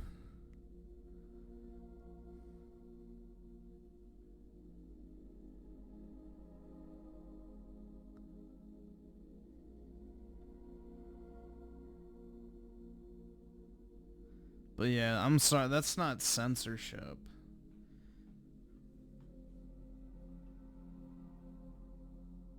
Because, like, what's censored? Tifa still has massive titty. Like, what did they censor on Tifa specifically? Like, she still has massive tits. I don't know.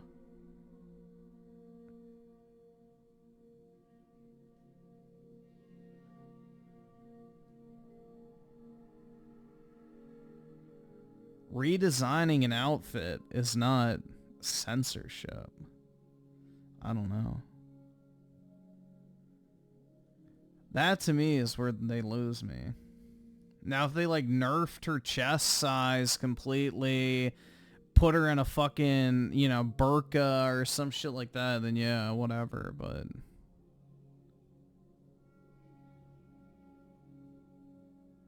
Yeah, the redesign outfit is way better, I agree.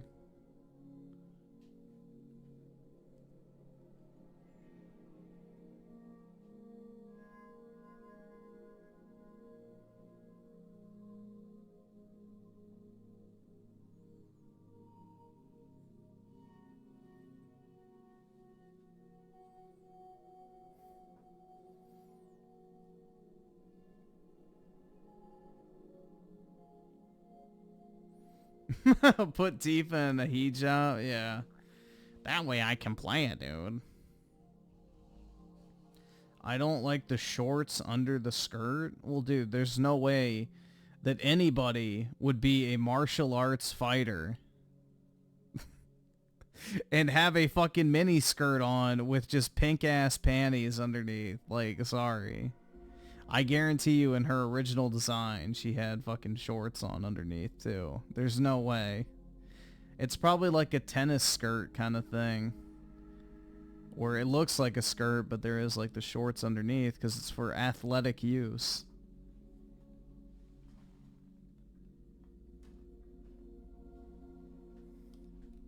A distraction, yeah, there you go.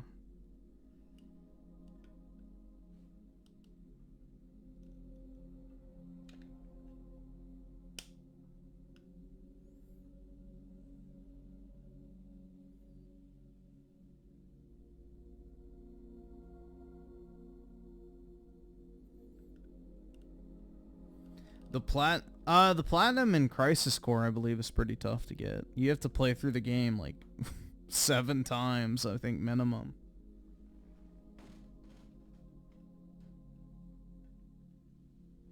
Crisis Core takes a long time to get everything.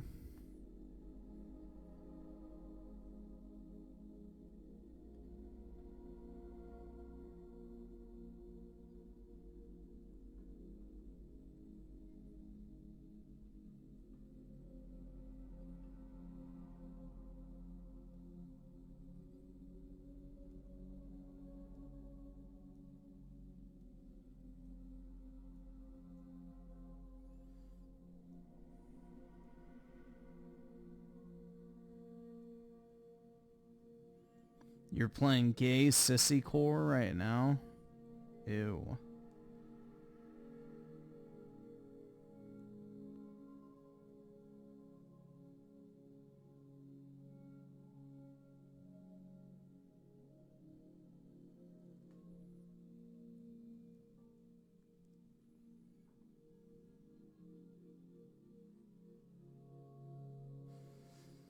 It's not really miserable because it's piss easy. Crisis Core is incredibly easy once you beat it the first time. Then you just level up your magic over and over again in order to do the side missions. So...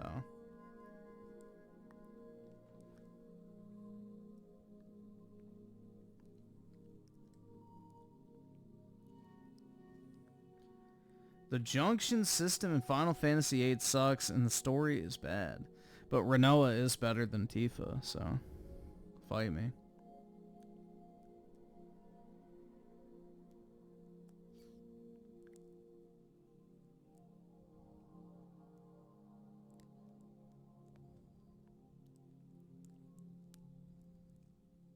I have never owned an Amazon Fire Stick. I'm proud to say.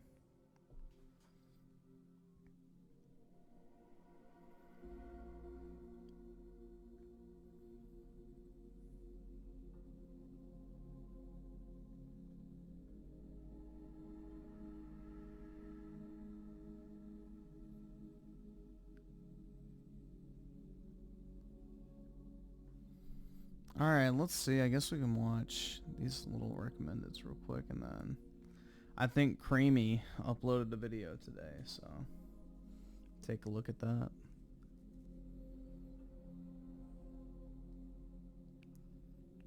They removed the mod to make her white. Yeah, the Nexus mod site's woke, so just don't use them. Use a different site.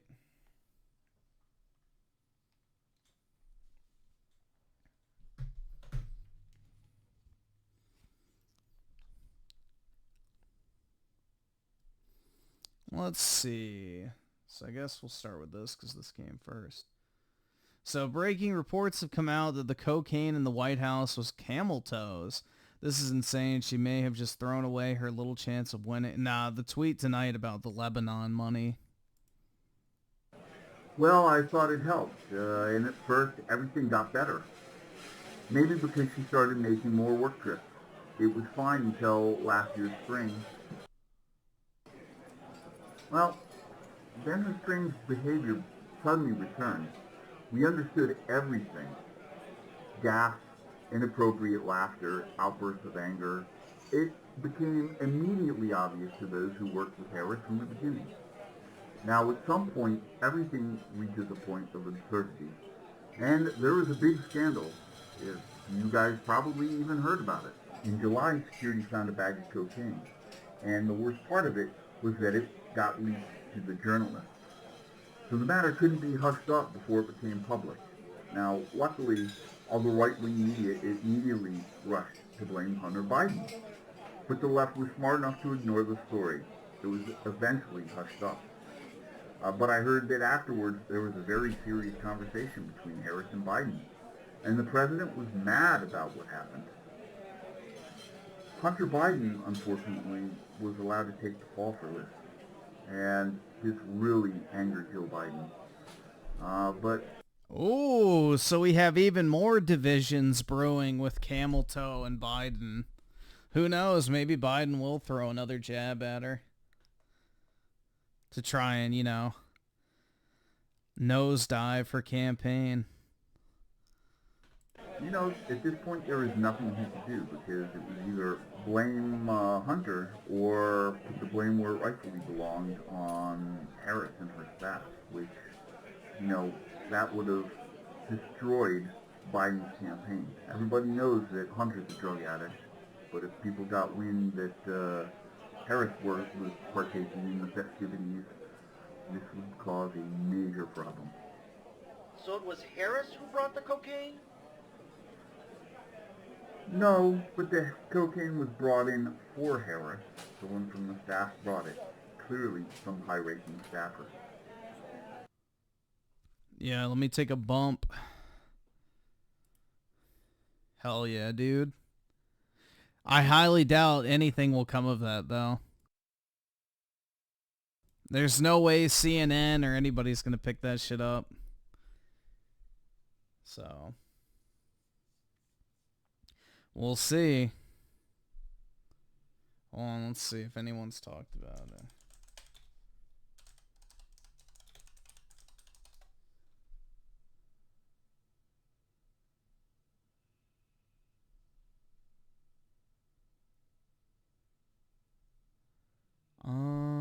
News.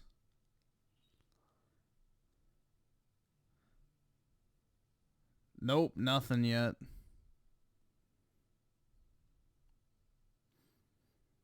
Yeah, that's the thing, is like, who are they even talking to? That's the other thing. I mean, I guess we can click this.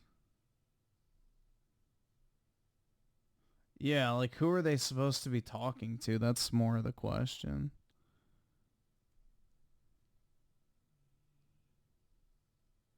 Everyone's talking about it. Oh, the Lebanon thing? Yeah. Dude, that's going to be a massive disaster for her.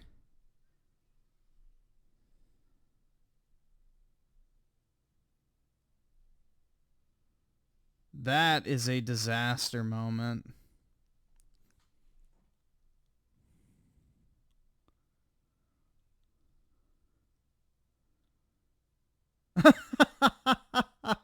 After she tweeted out that shit about Lebanon, there's 1, 2, 3, 4, 5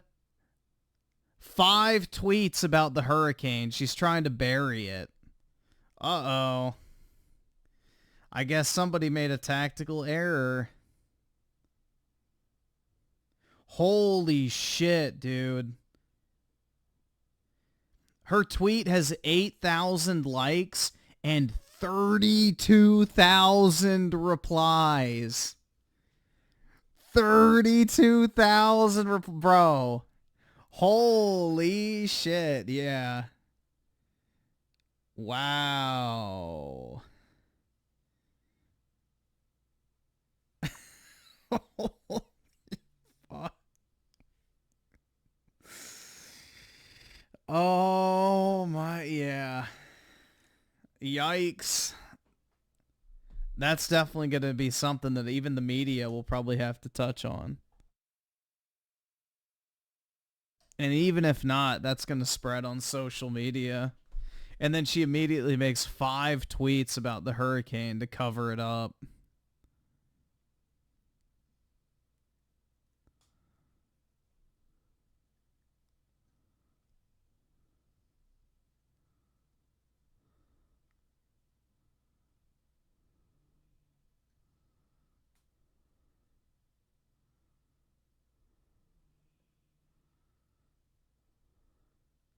What was the tier? I'll link it, but it's basically just her talking about sending money to Lebanon.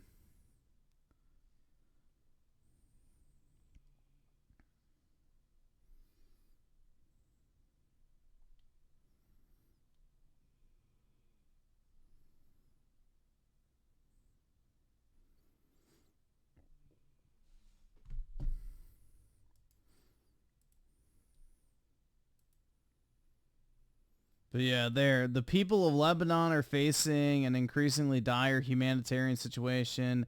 I'm concerned with the security and well-being of civilians suffering in Lebanon and will continue working to help meet the needs of the civilians there. To that end, the United States will provide nearly $157 million in additional assistance to the people of Lebanon for essential needs such as food, shelter, water protection, and sanitation to help those who have been displaced by the conflict. Yeah. And then brags about sending $400 million over there.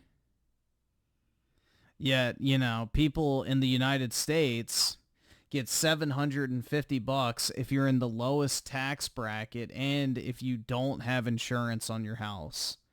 That's the only way you qualify for money if you were like completely decimated by the hurricane. Yeah, there's 30-something thousand replies on this. So the replies don't show up because I'm not signed in. But yeah, she's getting absolutely butchered on this. Damn. Whoever decided to tweet that out is an idiot. An absolute idiot. I mean, I know she's trying to like basically pay off the votes for the Muslim community in Michigan, but I don't think it's going to work at all. I mean, this is a fucking desperation play that completely fucking backfired. They're getting desperate at this point, and you can tell. They're very fucking desperate. Their internal polling must be terrible right now.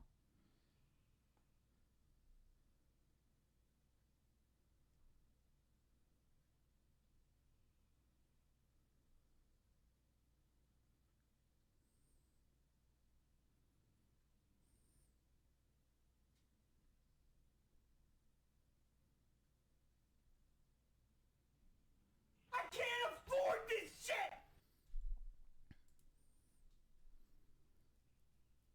Let's see. So Claus Mr. the 20, Final Fantasy VII Stillbirth, barely broke even, cry. It sounds like you're upset. More so than me, man. Lord Pontiff Investor the 2, what happened in Lebanon. Basically, that's where Israel took out all the Hezbollah terrorists.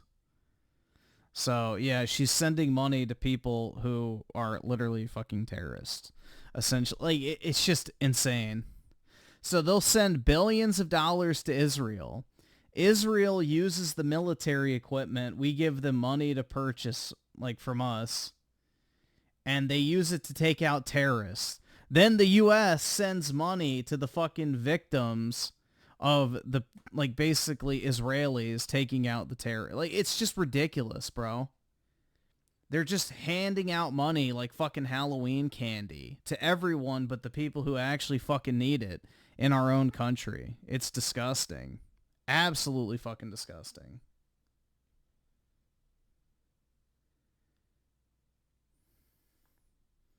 So I'm glad this shit's blowing up in her face, dude. What a fucking idiot.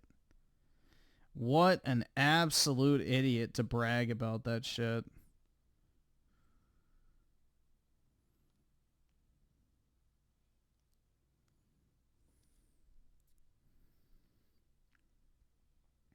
They're getting desperate. This is their Hail Mary to try and appeal to the Muslim population. But it's not going to work. The die is cast. Our frontline fighter, Jerry Torres. As a Green Beret, Torres served in Afghanistan. Did you see Kickstreamer crashing a car? He was reading the chat on a phone. Oh, of course. Obviously, it's the broccoli boy himself. Jack Doherty crashes a McLaren after using his iPhone while driving. Kick has banned his account. His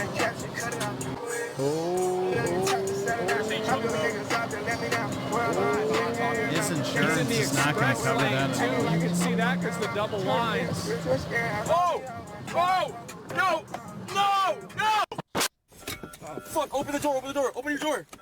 We're locked in here. Holy shit.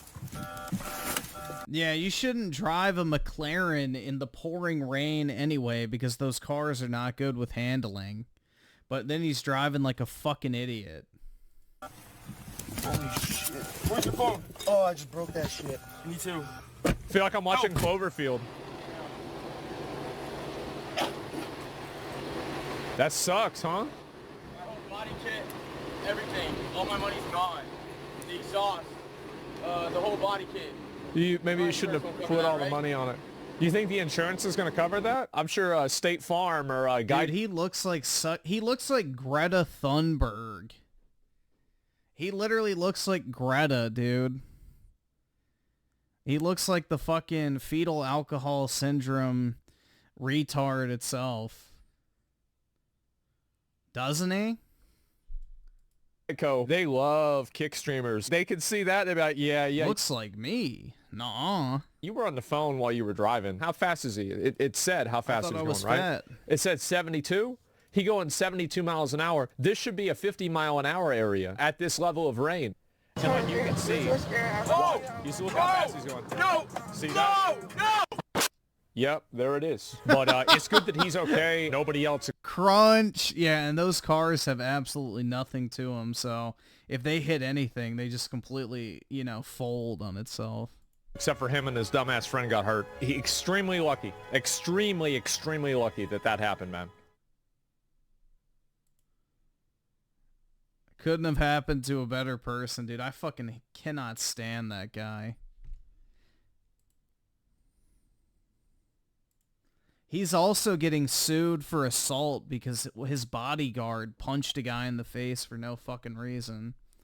So he's also getting sued, so he's probably going to have to pay out a shit ton of money for that as well. So now he's banned. He doesn't have his main income.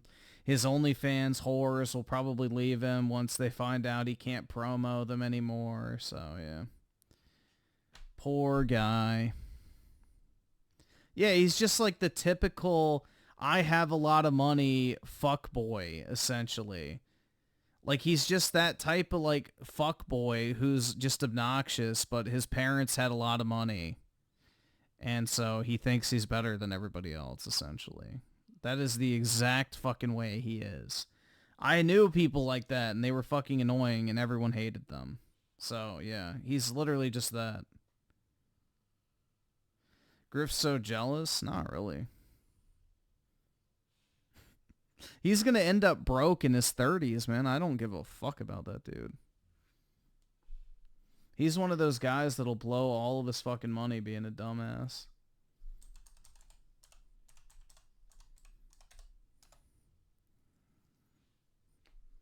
Oh, that car is totaled, man. That car is definitely totaled.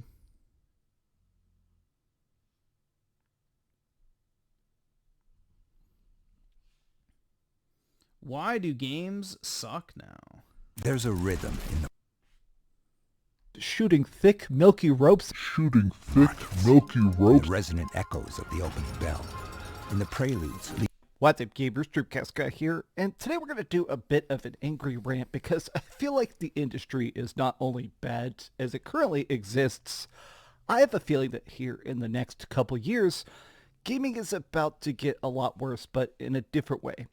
In 2024, we've had a bunch of games that launched broken, that were overpriced, that straight up did not have enough features, unoriginal, or just in general, it feels like gaming has hit this weird rough patch where it feels like 90% of the stuff that's released sucks, or is just suckier than it's supposed to be. But let's talk about a new quote that came out that is kind of riling up the internet.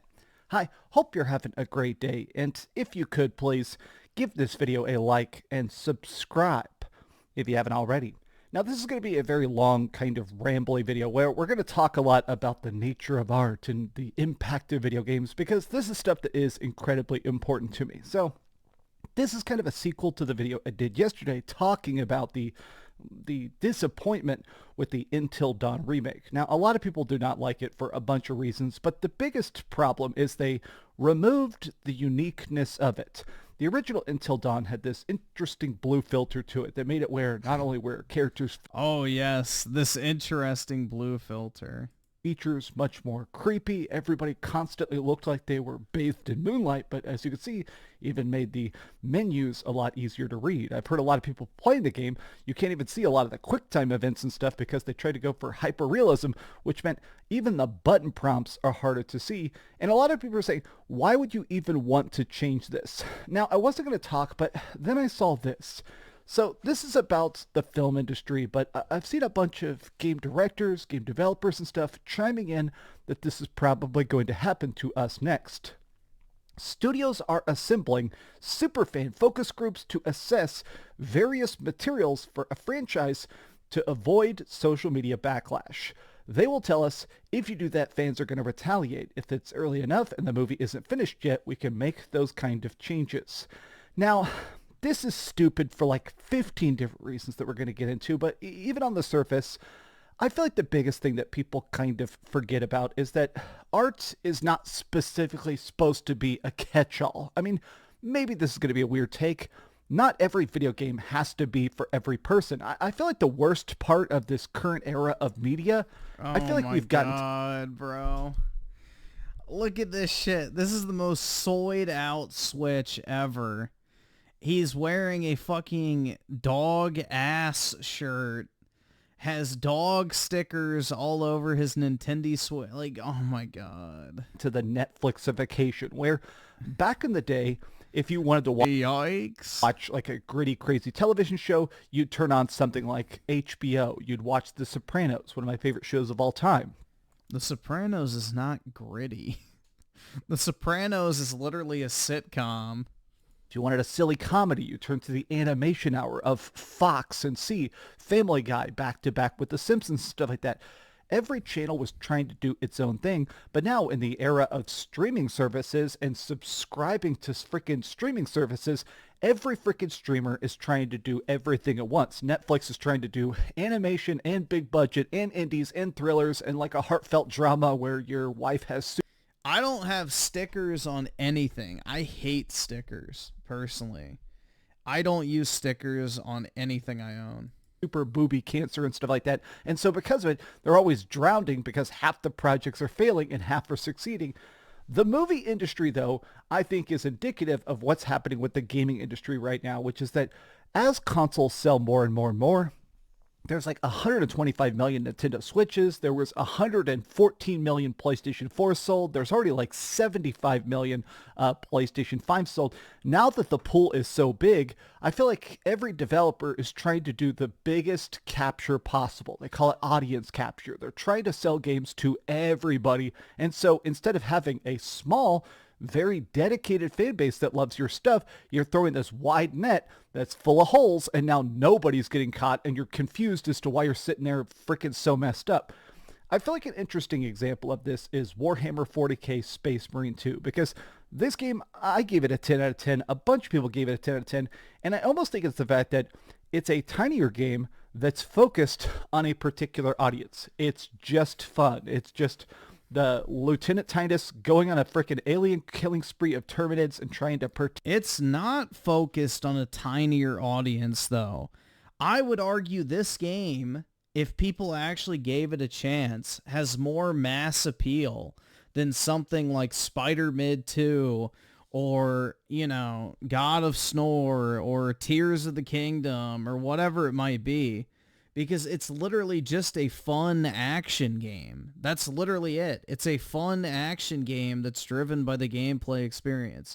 If people actually gave this shit a shot, they would probably like it more than 90% of the so-called masterpieces they've played from first-party developers. Protect the glory of the Emperor. This game is not trying to be Call of Duty. It's not trying to sell Call of Duty numbers. It's not trying to be as big as Pokemon. It knows it is a niche game. So in the creation process, they focused on making something that is exactly what they would want to play. And they did it for the tiniest budget possible. But now, because every game is getting over-scoped, now everything has to have 80 billion side quests and 20 hours of filler and a boxed collector's edition that's $500 and a... Well, that's exactly what Space Marine 2 has, but yeah. Battle Pass that the studio may get closed before they're even done making Battle Pass content. I'm annoyed because I keep thinking of stuff like Sam Barlow is the guy who directed Immortality. Now, if you didn't play Immortality, it's really, really good, but additionally, it is essentially an interactive movie. You're a person that's trying to fast forward and rewind these tapes of some incomplete movies, and you start to see these like otherworldly, possibly shape-shifting vampires. It's a really creepy game. It is a really, really, really good game. It actually got a bunch of awards of best game of 2023 when it came out, or 2022. But my point is the fact that The game is very bizarre, and Sam Barlow pretty much funded it with his team by themselves. They made the entire game, and they didn't care if anybody bought it. Like, yes, everybody's trying to make their money back. Everybody is trying to make a project that is ambitious and cool, but also makes it so you can eat, you know? I mean, even I like to make the videos that I think will get views. That'll be fun for me to do, but also will make it so I can keep... Dude, I just don't understand this shit. Like, I could literally go to a game studio and within 10 minutes tell a developer if they have a game that's going to appeal to people or not. Like, I feel like, dude, it's just so easy. It's so fucking easy. These devs deliberately make shit that nobody wants because they ask a bunch of fucking blue-haired, like, fucking lesbians what they want versus actual just white, straight men. Ask a normal fucking white, straight male, does this game look fun to play? Oh, it does? Alright, cool. We'll keep making it. Done! Wow. Shocking. Crazy, right? True, Griffin, we haven't seen any surprise hits where the fans have the wrong ideas for. Yeah, exactly. Like, pretty much every game has, like, a genuine interest in it before launch if it actually looks interesting. Like, prime example, everybody's like, bro, Helldivers 2 came out of nowhere. But, like, I remember when they first showed that game off, I said, and everybody in my chat was like, oh, it looks like shit. Like, I thought it looked good.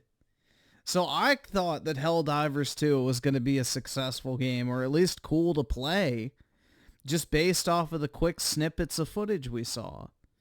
So I don't know, bro, like this whole notion that nobody can predict whether a game's going to be successful. Like, I feel like I have a pretty good idea just from looking at gameplay of a game, whether or not it's something I personally would want to play or if something other people might want to play.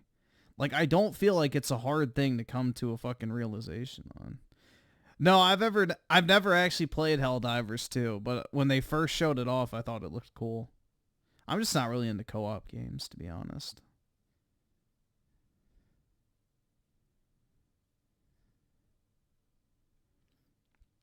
Griffin said oh yeah. I was a huge fan of Concord. Definitely.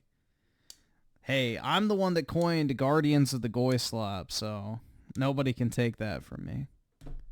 Thank you. Keep eating 18 protein bars a day, but I get annoyed when people are trying to make stuff purely for the audience instead of for the art or for the fulfillment. They don't know what the fans want. No one does. This is a I absolutely know what Star Wars fans want. Dude, this is so I know exactly what a fucking Star Wars fan wants. Make a movie with Darth Vader hunting down the last remaining Jedis. You're going to tell me that's not going to make money? Oh, I guarantee it would. Or, hey, here's an idea. Make a Sheev Palpatine origin story. Oh, no, nobody wants to see that, dude. We want to see fucking Rey Skywalker, you know, finger fuck herself again on the Millennium Falcon while flying it with their fucking toes. Yeah, that's exactly what everybody wants. Like, it's just so easy. It's so fucking easy, bro. These people are just retarded. They're ideologically retarded, bro. They are so mind-cucked by their leftist cult that they can't fucking do anything that just makes common sense.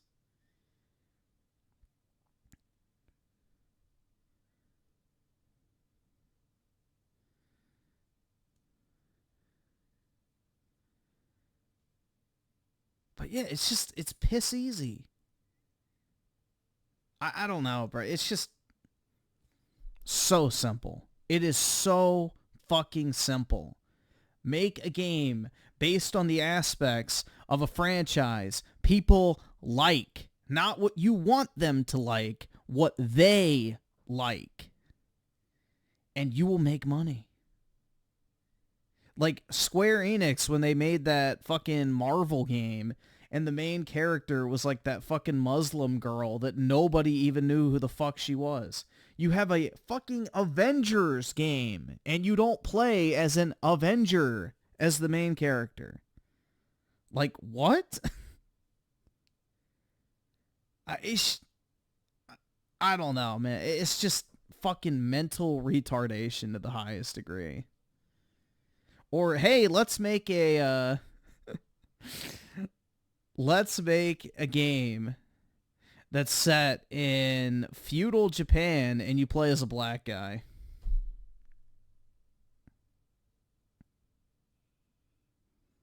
You know, it's the same fucking energy. These people are just ideologically cucked.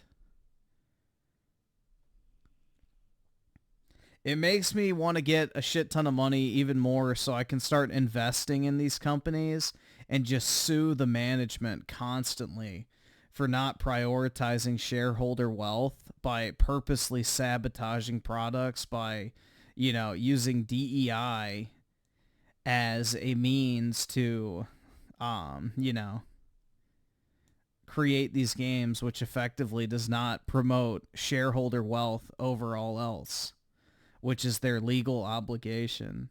So they're not acting as a responsible fiduciary in managing the company. So, have I watched The Penguin Show? What is The Penguin Show?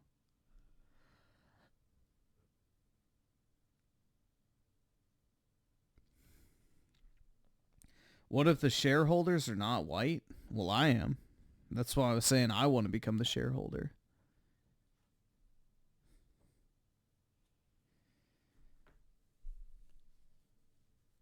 They have been sued by their shareholders, so it's just hard to do, but I don't know, man. It's just so easy. It's infuriating too, because it's like Ubisoft with Star Wars, bro. They made like literally the gayest girl boss dog shit game you could imagine, and just wasted the IP. And that game only sold 1 million copies, bro. That is wild. That's probably a bigger flop than Concord, because they probably had to pay how many hundreds of millions of dollars to get the Star Wars IP. Then they said that they spent more money than any other game to market it. So you already know the budget is out the fucking door for that game, budget, like, wise, because of the marketing and everything. And then on top of that, you know, they have a penalty in the Disney contracts if they don't sell a certain number. So Ubisoft probably had to pay a couple, you know, tens, if not hundreds of millions of dollars for failing to meet the sales expectations. So that game completely fucking bombed. I would say that was probably a bigger flop than Concord. 1 million sales on Star Wars. What a joke. What an absolute fucking joke. What a lot of people talked about, and I feel like it's such a great point. This guy here does a bunch of stuff with Super Beard Bros, all sorts of stuff. Alex Farsi, this guy is super smart, and he said this: just let people who are good at stuff try stuff. Some will fail, but movies used to have like 50-year tales. Backlash is good. It means bold decisions were made. Disney made better stuff before they listened to us. And Disney listens to us? No! Disney listens to everyone except the fans. Disney listens to people who hate the franchises they're working on and seek to fucking change it. This is such a great point. Oh my god, what a fucking dumbass that. Yeah, a monkey taking a steaming shit is about right. He's a shit-flinging ape when it comes to his intelligence. Did he, like, I don't even know what to say to that, bro. Because we're going to talk about movies, I don't but even also know what the fuck to say to that level of delusion. Holy shit, dude. Video game aspect of it. Like, back in the day when they started making Final Fantasy, There was no Final Fantasy before that. They didn't know if it would be a success. I mean, famously, the name of Final Fantasy is even because they were about to go bankrupt. It was the final dream of the studio at the time, Sunsoft, to make a game that would hopefully help them break even. So they put all their hopes and dreams into it, and it was their Final Fantasy for it to succeed. At Volkswagen, we take safety seriously. And it did. I mean, it's bizarre to me that now we keep seeing people just try and make stuff that they hope is profitable instead of hope it's good. Back in the day, it's... Wait, you don't think that Square made Final Fantasy hoping that it would make money? My guy, they made that game to make money. That's what everybody makes everything for.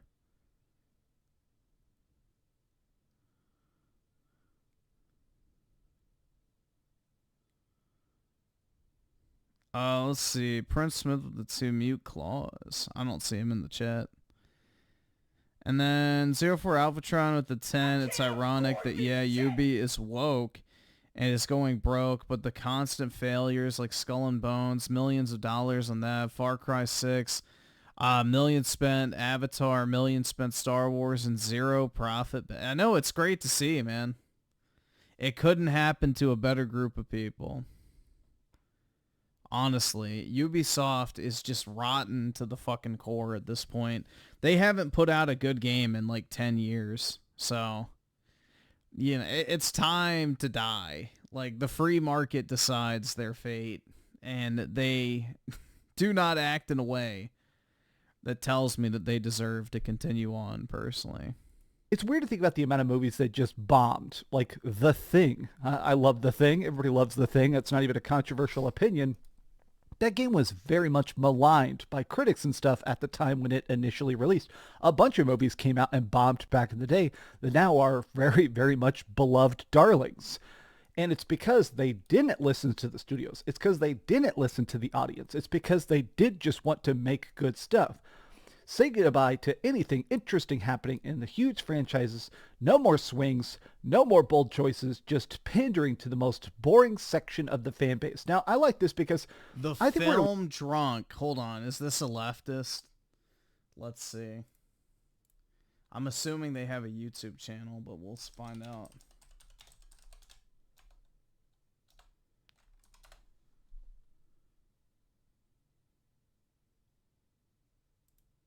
Okay, so I was actually looking at Megalopolis.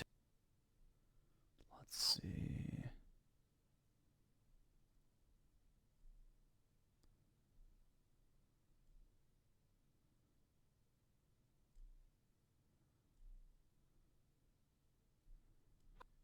I mean, he kind of looks like one already. I'm just trying to see if there's like a Tell movie. Let's see.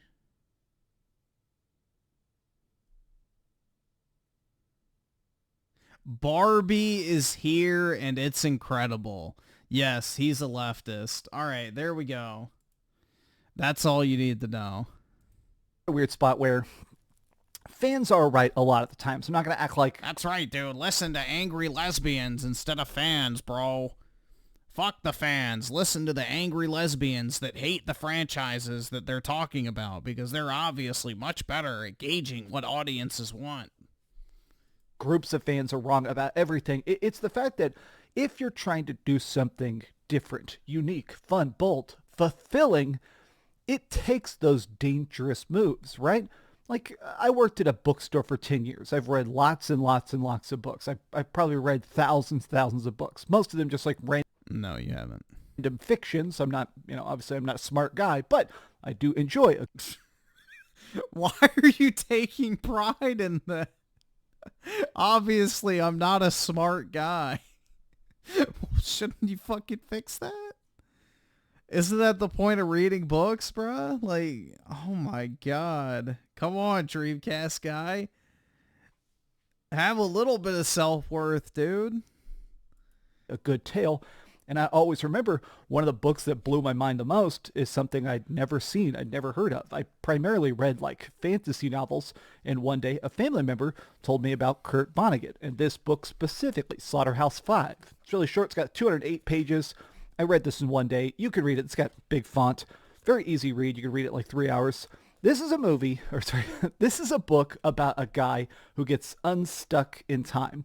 He's at a bombing in World War II, and he gets unstuck in time. And so he perceives his life out of order. So constantly he'll see a friend that's like very sick and old, and the next day he wakes up, and all of a sudden his friend's young, and they're hanging out, and everything's good. So he experiences the rest of his life, but out of order. I promise I'm getting to a point. The book is incredibly good. Every time somebody dies or has something bad happen, he just says, "So it goes." I literally have "So it goes" tattooed on my chest because of how good that book is. I guess he proved his point. And my point is that Kurt Vonnegut talks about the fact that he didn't write... He is not very smart. Jesus Christ, man.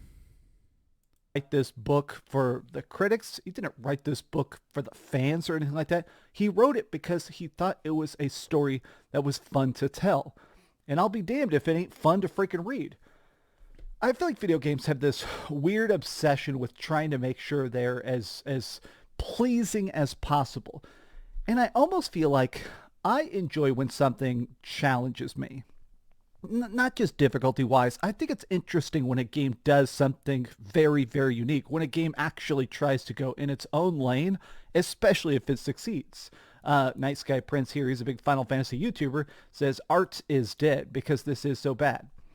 I still think about stuff randomly like Mass Effect. You know, it's weird that Mass Effect has basically come and gone. Like, I know they're technically making another one, but Nah, dude. Honestly, maybe that's my future, guys. I will form the world's foremost media consulting firm.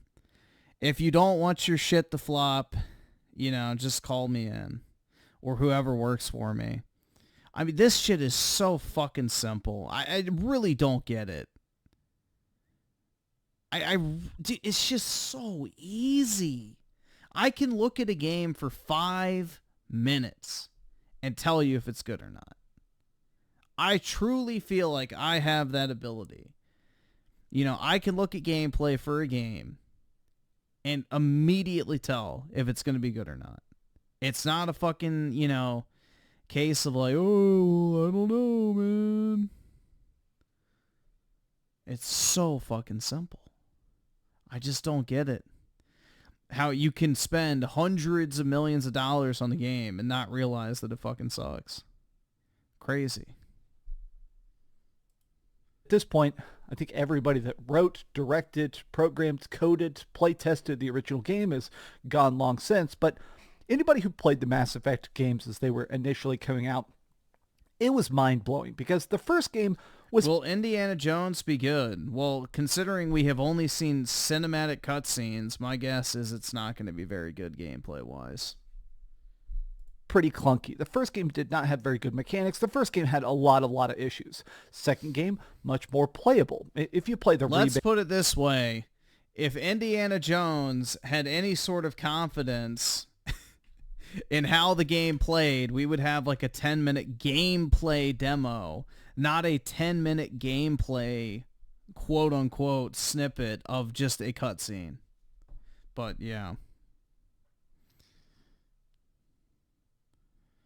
Any game that doesn't want to show uncut footage of you actually playing it is not in a good state. Make of the whole trilogy. It's really, really good. They also fixed a lot of the problems with 1. And then 3, even if it did have a very controversial ending, the conclusion of the Mass Effect trilogy is still really, really unique. A lot of people still are talking about the Mass Effect trilogy today. Now, if they did a bunch of... Tony Esquire with the 5, although not that good to me. Deadpool and Wolverine saved Marvel Studios and their girl power. Well, that's just one movie out of, 8 that's lost money. And that's also because, they had to pay Ryan Reynolds and Hugh Jackman a literal fucking truckload of money to do that movie for them. So who knows how much money they're actually going to make off of it. But, yeah, I mean, that's like kind of a fucking, you know, outlier of pretty much everything else they put out. And unfortunately, Ubisoft may never recover. Well, in their current state, they don't deserve to recover, so... The free market decides who lives and dies by, you know, supply and demand, and Ubisoft definitely is not deserving to exist in their current state because their games just fucking suck. They're bad. Like, they have not made a good game in almost 10 years. Every Assassin's Creed, Syndicate onward, has been trash. Far Cry, trash. Avatar Frontiers of Colonialism, trash. Rainbow Six Siege, trash. I don't care if people like it. I don't. I mean, like, all their major games suck. They suck. They're absolute just copy-paste garbage compared to what they used to be.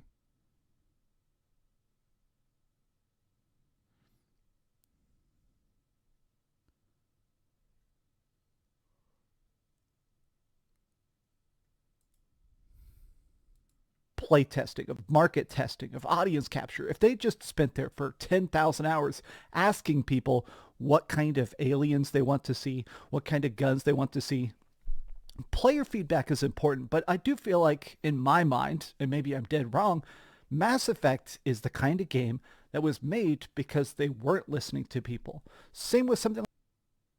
What? Bro, BioWare already made games like Mass Effect before, just not in a sci-fi setting. They definitely were listening to people. Like The Witcher. They had games before Mass Effect in the RPG genre. They definitely listened to people. Yeah, they did KOTOR, exactly. So yeah, I guess they did have a sci-fi game. So yeah, no, that's completely false. The original Witcher games are made by such a tiny, like, CD Projekt. Yeah, the original Witcher games suck. The Witcher 1 is borderline unplayable garbage. The Witcher 2 is horrific gameplay-wise. And The Witcher 3 is when they adapted The Witcher into the more acceptable format of an RPG, essentially. So, The Witcher 3 is a culmination of CD Projekt Red looking at what works for the genre and then adapting it into their own games. So, again, a prime example of listening to the audience. Project Red was an incredibly tiny group of passionate Polish developers who wanted to go out and make something about their favorite book series, which, I don't know about you guys, I did not know that The Witcher existed until the game started coming out. And it's wild to me that now everybody knows what The Witcher is, of course, but also just the fact that it's wild they managed to make something so passionate and cool by themselves. I can't wait for The Witcher 4 playing as Ciri, and they can call it The Wild Cunt. But yeah. I really do hope Witcher 4 has Ciri as the main character. I mean, obviously for the eye appeal, but also because her powers were genuinely fun in the third game. And it became such a mainstream success because they didn't listen. They made it. Imagine Warlock, Hell Knight, and Archdemon in one stack. And I think that using only 2 heroes. Think you're tough? I keep thinking about stuff like Denis Villeneuve, obviously director of Dune, a bunch of different stuff. And he talks about the fact that he does not make stuff for the masses. He makes it for a single audience member, which is me. I like that video games are still aiming for the fences occasionally. Sometimes video games are still going for those big... Well, that's because he has good taste. Most people don't have good taste, which is the problem. Epic moments, you know? This year we had some really good indies that I think got more attention because they were unique. Stuff like Crow Country, stuff like Balatro. I feel like there's a lot of... What in the fuck is this garbage, dude? Stuff that's come out that is not just good, but stands out because at this point, people are craving freshness instead of just the same exact idea fed to us again and again and again. I want to end this with just one last thing. I'm very into fitness and stuff like that, right? got my little teeny tiny muscles and stuff like that. And sometimes in bodybuilding, they talk about the fact that lifting is good for the body, strength is good for the soul. It's like an old adage, but it basically comes down to the fact that in order to grow big muscles, you do a lot of reps. You know, you got to do sets of 4 hypertrophy sets. You got to get harder and harder and harder, heavier and heavier and heavier. But strength training is typically just like 1 to 3 reps. It's trying to do lots of very heavy maxing out to strengthen your stuff. I'm very poorly explaining this, very minimalism. But my point is the fact that doing a bunch of reps is good for your muscles, but doing one big, like 315-pound deadlift like I did yesterday, that feels good for the soul. It encourages me to keep working, right? What?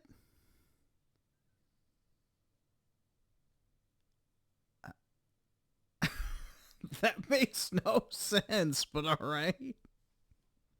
I've never been like, oh my God, bro, my soul is refreshed because I beat my personal record in a deadlift. I don't know, man. I mean, whatever works for you, but yeah, I guess. I feel like game developers have kind of just gotten obsessed with doing the right. But what's dumb is like literally if you do, all right, so, oh my God. So this is what's stupid is like you can literally work out with lower weights and then go and lift progressively heavier weights as a result of never changing the weight that you're doing reps with. Like you can use 25-pound dumbbells and just work your way up to doing more and more and more and more reps without stopping and more sets on top of sets and on top of sets.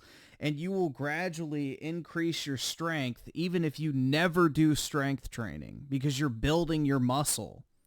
Your muscles are taking on more stress from the same, like, that is so dumb. That's not how muscle, but whatever. I don't know, man.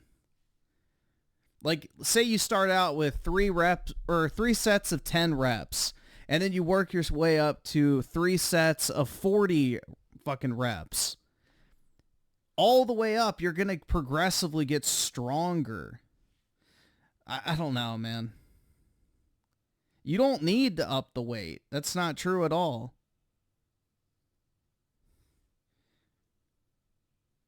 You will build general strength if you just increase the number of reps at the same weight.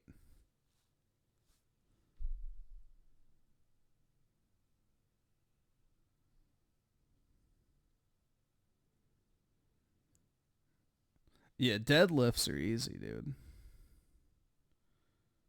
I don't know. Deadlifting's piss easy. I remember in high school when I had never done any sort of weightlifting before, I was able to do deadlifts no problem. Deadlifts are not like difficult at all. Reps of going in there and cranking out a crappy workout because it's decently good for you and then going home with minimal effort. I'm not calling developers lazy, but it just feels like the industry has kind of lost the point. There's work that's good for the body and there's work that's good for the soul. And art is undoubtedly good for the soul. And at this point, it feels much more dead than it's supposed to be. But these have just been some off-the-cuff thoughts. What do you guys think about it? Tell me your thoughts in the comments down below. And if you enjoyed this video, be sure to give it a like, subscribe if you haven't already, and be sure to like the video and keep dreaming. This is a very rambly video. I'm sure no one's going to watch. But if you watch this to the end, I appreciate it. I just wanted to talk about this because honestly, this is so dumb. I feel like fans get mad when stuff gets messed up, but I feel like you guys will get a lot more mad when every piece of art is like the most factory tested, HR appropriate, sanded down slop. Thanks so much for watching that video. If you want to see something else, you can always click this link to see what I put up last. No. It's more reps for muscle growth. It's less reps, heavier weight for strength. If you're looking to grow your muscles, you want to do as many reps as possible. So that's the name of the game if you're trying to just build muscle. Doing one fucking deadlift is not going to build muscle at the same rate as doing like 10 at a lower rate. So, no.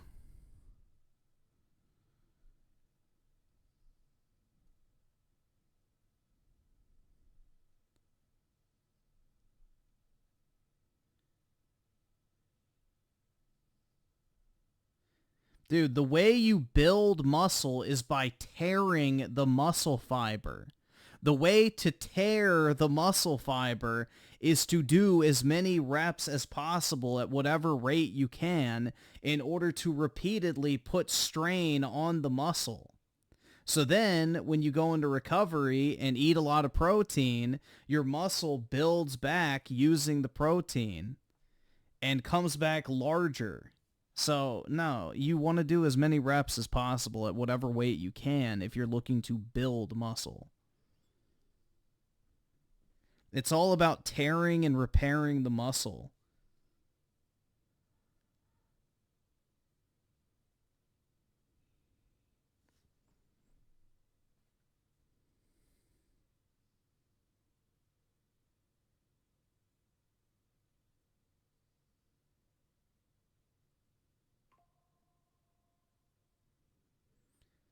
Yeah, it's definitely more about form too.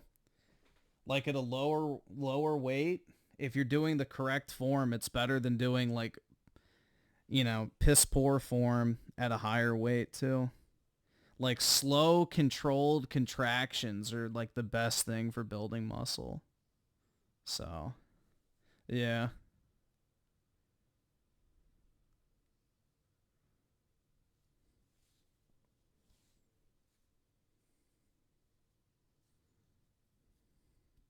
Well, even for like leg press, dude. Even for like leg presses, if you extend and then, you know, come back in slowly, it puts more strain on the muscle because you're having to hold in place. So you're working the muscle more as you do that versus if you just like crank it out as fast as possible, because then you're using the momentum of your body to like aid in the actual exercise. It's like people that do bicep curls like super fucking fast and they swing their arms up and down. Well, like you're using the weight and the momentum of your arms in order to make it easier. You have to like take the weights and do it slow and controlled. So, you know, people that do like, you know, those fast ass reps, you're actually doing more of a disservice to yourself doing that. The slow controlled contractions of muscle are what are the most beneficial. So, yeah, that's the ideal way to build muscle, is do as many reps as you can at whatever weight it is and just do it nice and slow and work that particular muscle with controlled contractions. Doing 3 extremely heavy fucking deadlifts is not the same as doing like 15 extremely well-controlled deadlifts. That is going to help your muscles build mass more than just cranking out 3 real quick. And that's it. So, has that worked for me? Yeah. I'm pretty sure that works for everybody, bro. I don't really think I have a unique muscle makeup, but hey.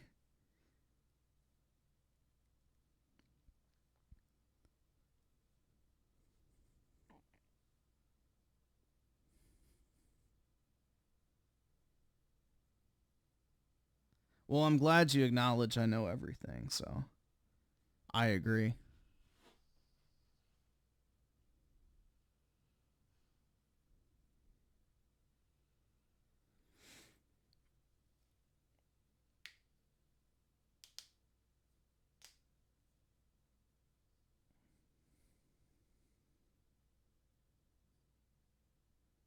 Yeah, people do that with the like the machine, especially. I see people at my gym, they're like just doing it as fast as possible. It's like, no, I don't know. But yeah. The bicep curl one I think is funny. Like they're literally just swinging their arm and it's like, dude, that's not doing anything. But, you know, whatever. Gravity's doing more work than you because like the lowering is the most important part.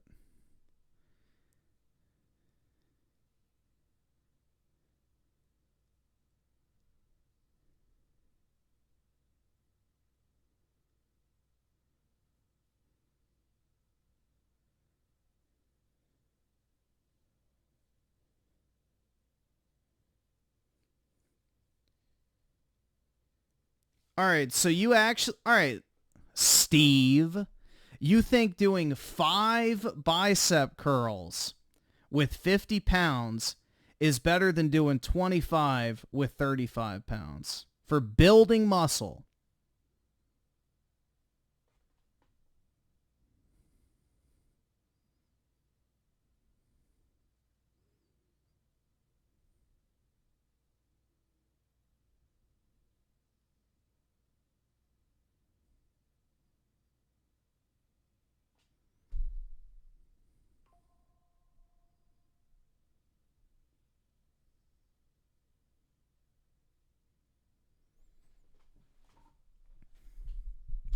I'm going to take a shower, have fun with the brainlets and chat.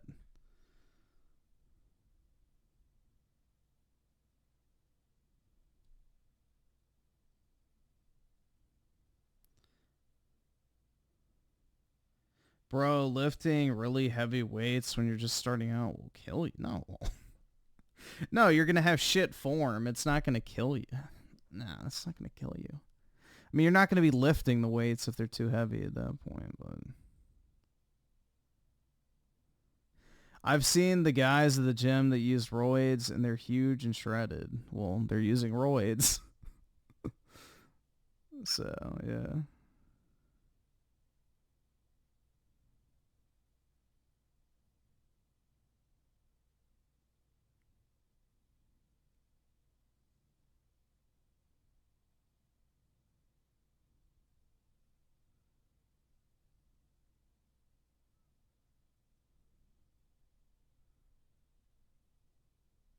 Yeah, don't use fucking steroids. They make your balls small. But yeah, dude, all those dudes who use steroids like die of heart conditions. It's sad. It's really sad. All these bodybuilders that take steroids and like, you know, work out and like care so much about their health, supposedly, you know, they all die of fucking, you know, massive like heart failure, whatever the fuck. It's just really stupid. So don't take steroids. It's just retarded.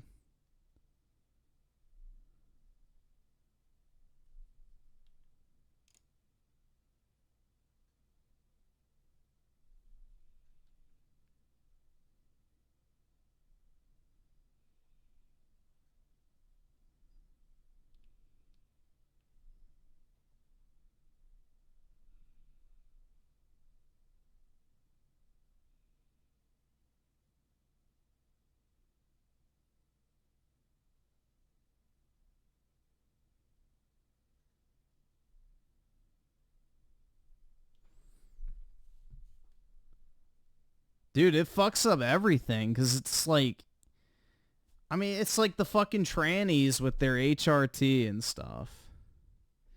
You know, they'll pump themselves full of like all these fucking fluids and shit that change the composition of their body from like a fucking hormonal level, and it does complete havoc on everything. You get early arthritis, your bone density goes way down, you know, your cartilage just completely gets fucked, you have back issues, your cancer rate goes through the fucking roof. Like, anytime you're injecting that type of shit into your body, it's not good.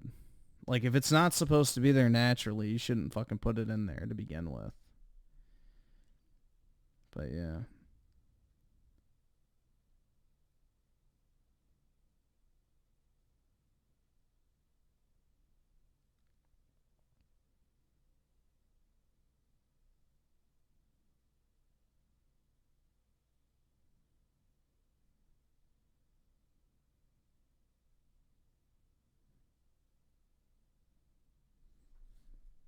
The roid rate? Yeah, I don't know, man. That shit's fucked.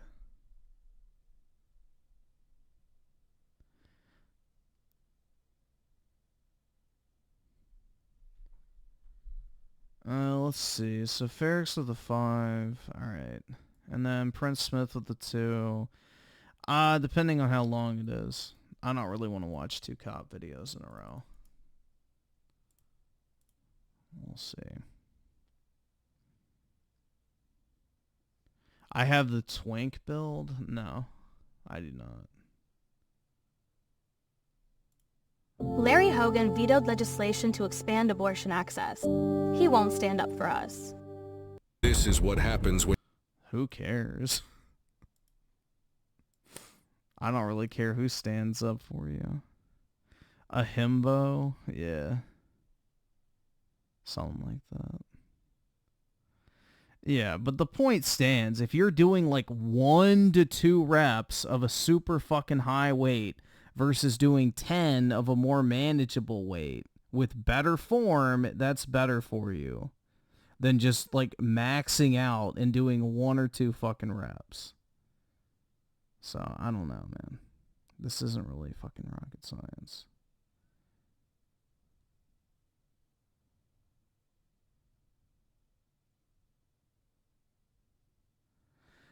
Griffin's right. Laugh my ass off. My brother 6'5", jacked, 1300 test, no stare. What?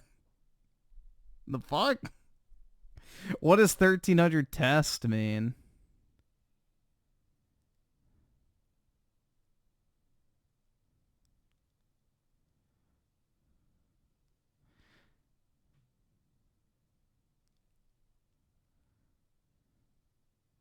$1,300 testosterone? I have no idea what the fuck that's supposed to mean. I've never had like blood work done or anything like that to tell me what a testosterone level I have is, so I have no clue what that's supposed to mean. When you threaten a cop. I haven't been to the doctor in, I think, 10 years now. Into my door. So he didn't hit a person. I threatened to. You threatened to? Yeah. I never did though. Okay. You got something to share real quick? We're gonna stand you up real quick, okay, boss man? All right. We're gonna stand you up. I'm not standing up. I'm gonna tell you that. Well, I'm gonna have you stand up and we're gonna grab a seat. Yeah. Just. Okay. Other hand? No. Well, let's get you in a chair at least. I'm not gonna leave you sitting on the floor. Yeah, that works. All right. Boss man, we're gonna grab a seat in a chair, all right? Stand up. Come on, dude. I'm gonna help you out. I'm trying. You're good. Are you a friend of his? Are you with him? Yeah.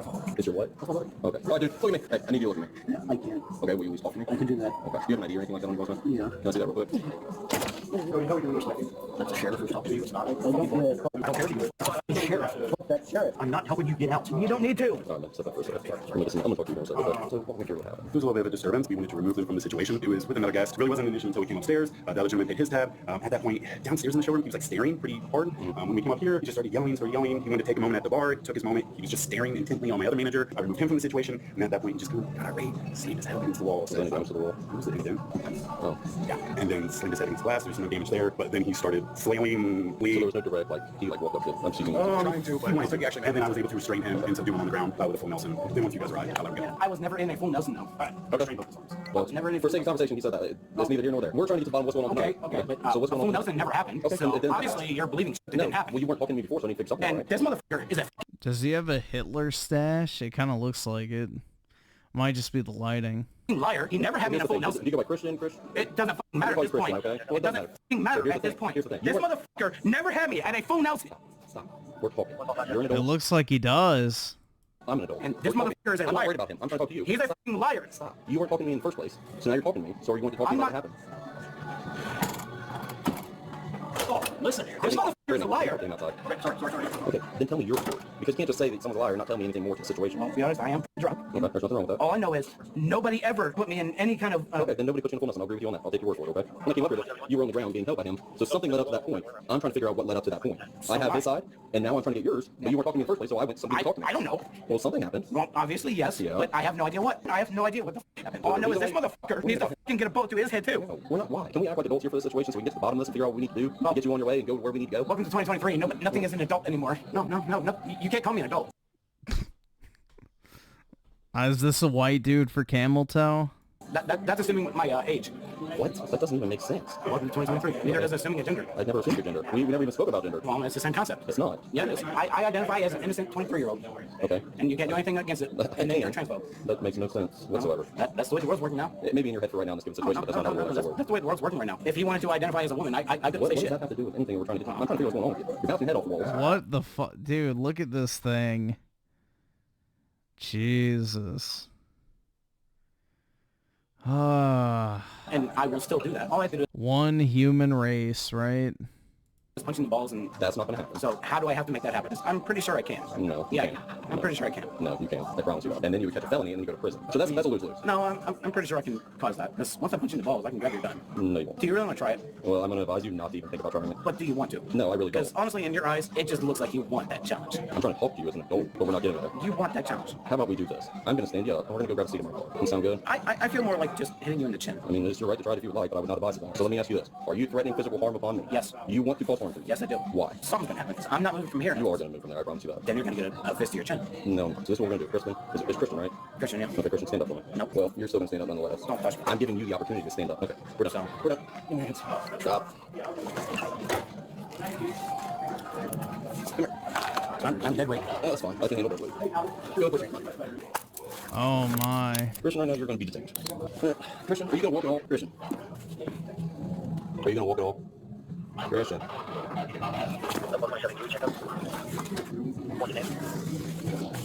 you gonna respond? If you can hold the chair so it doesn't slide out for me. What did he say? He said that before all this started, he accidentally, or maybe not so accidentally, touched an older woman's leg that was sitting next to him, and that started off everything. Yeah, something I have no memory of. It's obviously the cause of this. Yeah, something I know nothing about. It's definitely a charge. I'm assuming you guys want to trespass as well. Yeah, by this point, yeah. I have my knee right here next to your balls. What is up with you and balls? Do you want me to hit you in them? No. You already have enough charges now because you threatened physical violence against a law enforcement officer, which is not charged himself. All right, well. Nothing. Something's gonna happen. No, it's not. You're gonna make your problems worse. I don't give it. Let go of the chair, Christian. I want your fucking gun. You're not getting my gun, but I'm gonna leave you on your side so you don't suffocate. I want your fucking gun right now. I want. Dude, look at his gut spilling out. Ew. Fucking gun! I don't give a fuck about the cup. Cross his legs. Here, you hold his chest. Hold his chest. Get your hand off my shoulder! Well, you already pooped yourself, so. What? Okay. I can feel my pants. I did not poop myself. I was punched. Oh, you were punched? Oh, he uppercut you. If you don't mind hanging out with me, a statement from you that he hit you, he's gonna be going to jail tonight, but he headbutted the wall a few times. I don't believe he ever lost consciousness, but he was unresponsive for a second once I put him in cuffs. Yeah, this is why I could never be a white supremacist, guys. As long as people like this exist. I pretty much just want a safety check. Ain't no way. He's gonna fight, so that's the other problem we have. If we can get him to the car, then we can assess him there, because I can at least restrain him a little bit better. I'm the paramedic. I don't give a fuck. I'm just here to help him, man. We're gonna help you out. What you? I told you I'm not helping. That's fine. Cut it, head! Everybody ready? 1, 2, 3, straight up. Oh yeah, it's another pill. I'm not gonna pay. Looks like me. Nah, I could never grow that majestic of facial hair, dude. My T levels aren't high enough. So we're gonna have to somehow get him seated on the passenger side. Oh, he's gonna fight. Slick and take the straps off. Grab that foot. Don't get that foot. Hold on, let me go on the holster. Just keep pushing. Oh, that's what she said. Become a black supremacist, stop committing crime, and you got a deal. Hold on. God bless it, dude. God bless it, dude. Stop. For fuck's sake, stop. Shut the fuck up. God bless, dude. You're making this 10 times harder. Exactly. No, he's gonna wedge his head. Sergeant's gonna wedge his head. There, I got one door. I'm done with it. I'm just gonna lift him up and we'll go again. Hey, you piece of shit! Say, what's your name, man? Christian. Fuck you! That's my name! You got people fucking laughing back there? Nobody's laughing at you. I heard it! I can still hear it! Nobody's laughing, dude. I can hear it! Look, thank God. Stop. God bless it. I can't restrain him. He's in his head. Stop. Stop, dude. What? Nah, Asians have too small of PPs, bro. They can't be superior. I told you! That's not gonna do anything but give you a headache, dude. I'm leaving. I'm taking him to the jail. God bless it, dude. No superior race would be inferior in what defines their manhood. So again, bro, there's no, from my perspective, I guess there's no superior race.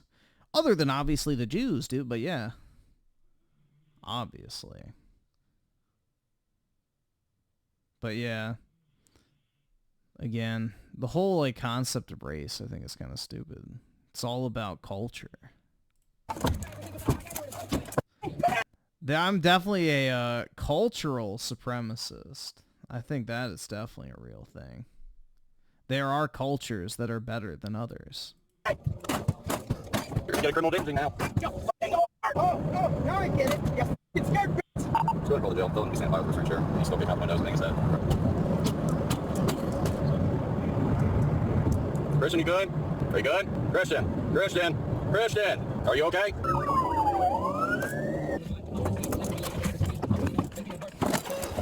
Here. He's faking it again. Wake up, there you are. How you doing? Hi, how are you? Huh? Shut up. Shut up, come on. He's gonna kick. I'm letting you know he's gonna kick. Go slide that way. Here you go, dude. Stay down, bro. Come on, Chris, come on. All right, there you go. It's just a shame you can't beat these people anymore. Christian was charged with resisting, menacing, disorderly conduct, and assault. Court records indicate the suspect served 2 days in jail, with the rest of the 90-day sentence suspended as part of a plea agreement. It's too bad you just can't beat people anymore. Goes nuclear on Tim Walz. Oh. The Biden administration finally agreed to ban Peter Daszak and EcoHealth Alliance from receiving any... Get up, Pennsylvania! We got a country to save!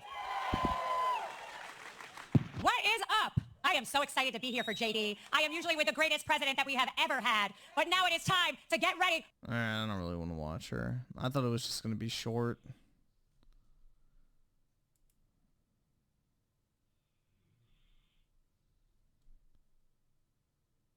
Can I get my Xbox? A teen killer. Uh-oh. This is your average Xbot. The Phil Spencer effect, guys. 14-year-old killer thinks he's going home. That is the Phil Spencer effect, man.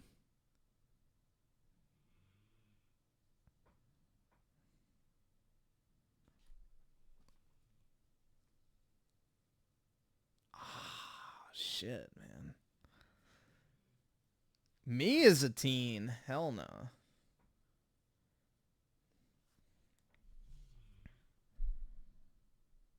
The only kills I was getting back then were in Call of Duty, dude.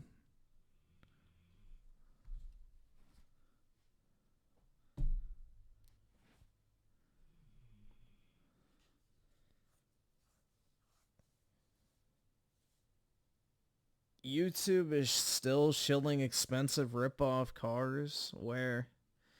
Oh, the Acura? Yeah, I mean... Are they even expensive? The Genesises aren't expensive. They're only like 60,000, I think.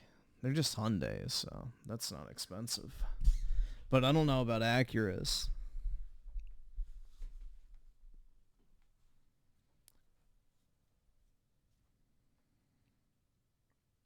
Acura is like mid-tier. Okay.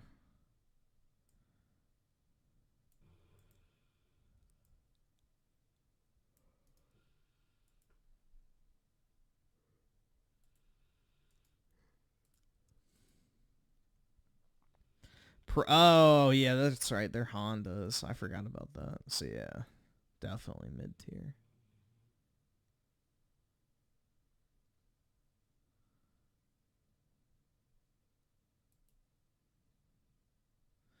Definitely mid-tier.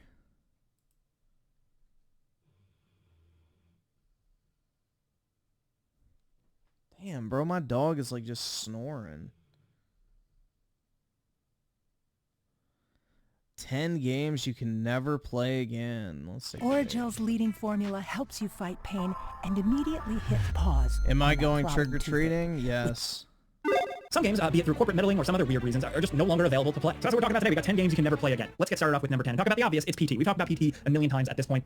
Nobody cares. It's not a real game. 2 campaign. This one still pisses us off. You know, yeah, I've heard all of Bungie's excuses about the ballooning file size of the game. Destiny 2 campaign. Who cares?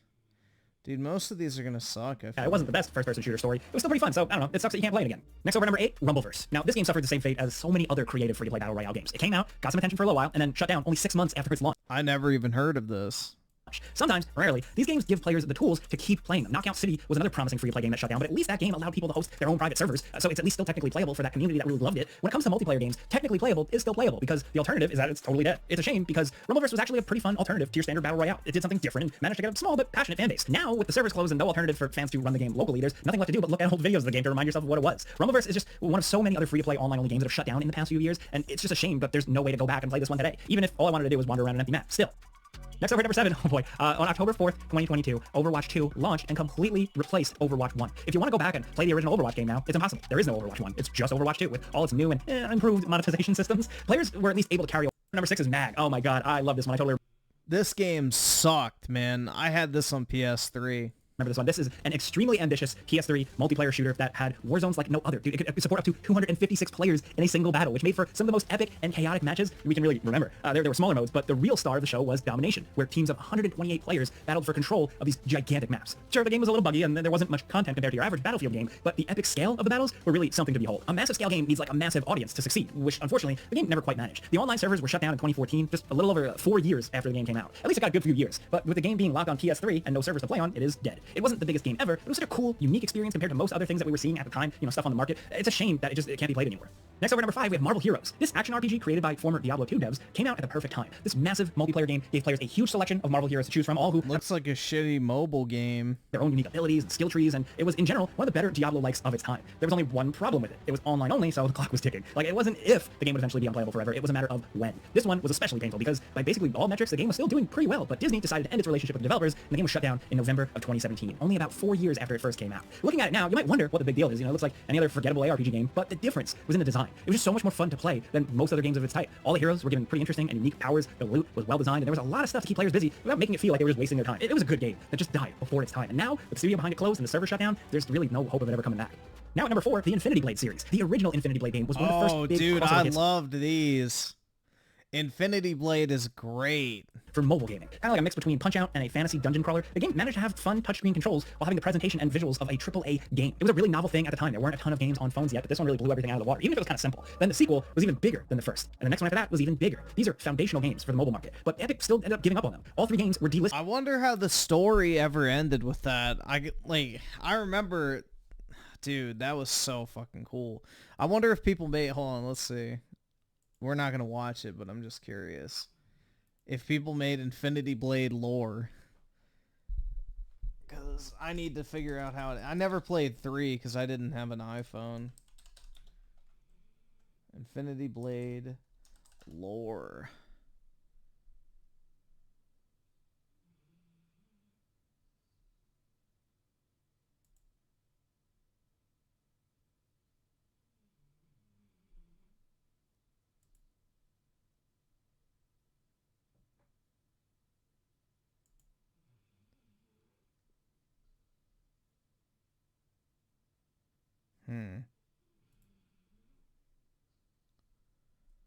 I don't want the history.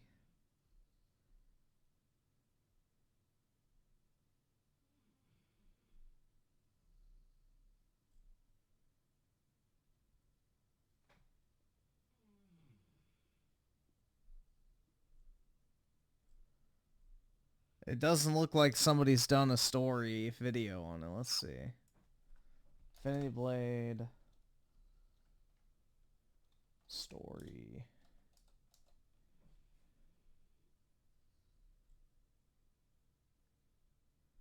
Infinity Blade the movie. I guess that would work.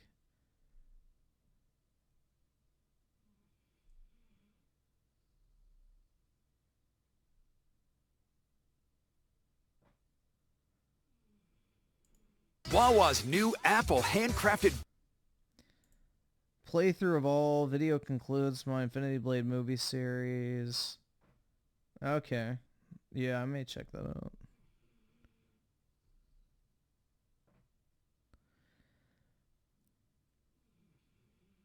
Yeah, because it was always such a weird concept in the first game, man. I don't know. Like, it was very intriguing as a kid. But, of course, you never really got answers. But, yeah. Listed in December of 2018, with Epic releasing a statement that said that it has become increasingly difficult for our team to support the Infinity Blade series. Now, you might be inclined to shake your head in understanding, like, oh yeah, that's a reasonable... Bro, put that shit back out. excuse. But remember, the games were delisted in 2018, the same year that Fortnite's annual revenue was like 5.4 billion with a B. That's more than the GDP of a small nation, and they can't afford to support one of their most popular games, really, really simple games, some of them not even requiring an internet connection. Obviously, they could have kept supporting Infinity Blade if they wanted to, but they just didn't want to anymore. Maybe it was like the fact that it was a little bit of a collaboration with Apple in the early days. I don't know. These are the same guys who delisted their Unreal games, the games that put them on the map, you know, the games that their freaking engine is named after, and apparently they're not important enough to keep online. They have to be delisted everywhere. Those games can at least be played offline, so they're still alive, but the Infinity Blade games are nearly impossible to get working anymore. There is a community out there who has done a good job of bringing them back. We'll show them on screen. Shout out to them here. If you're just curious, a look at some video game history. Some people are trying to keep the dream alive. Now, number 3, when it comes to a game with like user-created content, it's always a ticking time bomb, and all that stuff is just going to disappear or be erased. At least if one of those games is on PC, then users can share and store their creations locally. But with a console game like Little Big Planet, once those servers go down, all that hard work usually goes up in smoke. Now, if you don't know, the Little Big Planet games were like all about player expression. There was a single-player mode, but the real meat of the game was going online and playing through user-created levels. These things could get incredibly complex, and the tools to make these things were pretty sophisticated. Like, some of the things players managed to do with the creation tools is legit incredible. But all that is done. It was bad with the older games, but Little Big Planet 3 was unceremoniously dumped after months of server issues. I suppose like the writing was on the walls with the servers becoming barely functional, but still, PlayStation could have given people a little bit of warning so they could at least go in and play through some of their favorite levels one more time before they were gone for good. That was rough. Now down at number 2, Darkspore. Now this mostly forgotten about follow-up to Spore. Believe me, I forgot about it. It's not that notable, except for one thing. It did rely on a central server to function. There's absolutely no reason why this game couldn't be played offline. There's nothing about it that actually requires online to function, but it was the time, and in early 2016, EA pulled the plug on the game, and it had been rendered completely unplayable. That's not even the first online-only game to get shut down by EA. Like I said, like another game, the RTS game Battleforge, was shut down for similar reasons in 2013. That game would still be dead today if not for a community effort to get the game running again. And it's actually possible to play Battleforge again if you really want to, but Darkspore, nah, that game is completely dead. Now, what's so infuriating about this isn't that Darkspore is some forgotten masterpiece, because it's not, but there's just no reason for this. The fact that like EA refused to even release an offline patch to make it like a thing, it's just totally dead now, and it's frustrating because it's like a video game preservation and history thing. Even if it's not the best game ever, people made it and it was a point in gaming history, and we want to be able to at least access it somehow. Now down at number 1, The Crew. This game, developed by Reflections of Driver fame and Ivory Tower, has exactly one thing going for it: the gigantic racing world, which is made up of the entire continental US. It's a theme park version of the United States, but like it's still absolutely massive, with an impressive variety of cities and biomes to just drive through. There was a story mode that was like the usual bland stuff, but as an excuse to drive around in different cities, there was some fun to be had here. In general, The Crew 2 is a better game, but while that game's servers are still up, this one shut down on March 31st, 2024. This wasn't a free-to-play game. It was a full-price release that was sold in stores. You still might have the box and a disc. Hell, there are like used game stores out there still selling The Crew, but the game isn't worth the plastic it's printed on because that disc is completely useless. What's even more painful about this all is that, yet again, this is a game that should, I think, technically be playable offline. I mean, the Forza Horizon games have more online features than this game does, and yet they're playable offline. There was even rumors that The Crew had an offline option that was disabled for launch, so Ubisoft could have maybe made it so you could play this game, but simply chose not to. This is like another example of like a long-running line of... Well, yeah, all Ubisoft games are online only, I think, now, especially if you get them on PC. Anti-consumer practices in the gaming world. These are the types of things that the people running the website StopKillingGames.com are trying to stop, and we can't talk about all the games in this list that you can never play again without at least throwing a mention their way. God, that video was awful. I don't want to be reminded of that. That shit was not fun to sit through.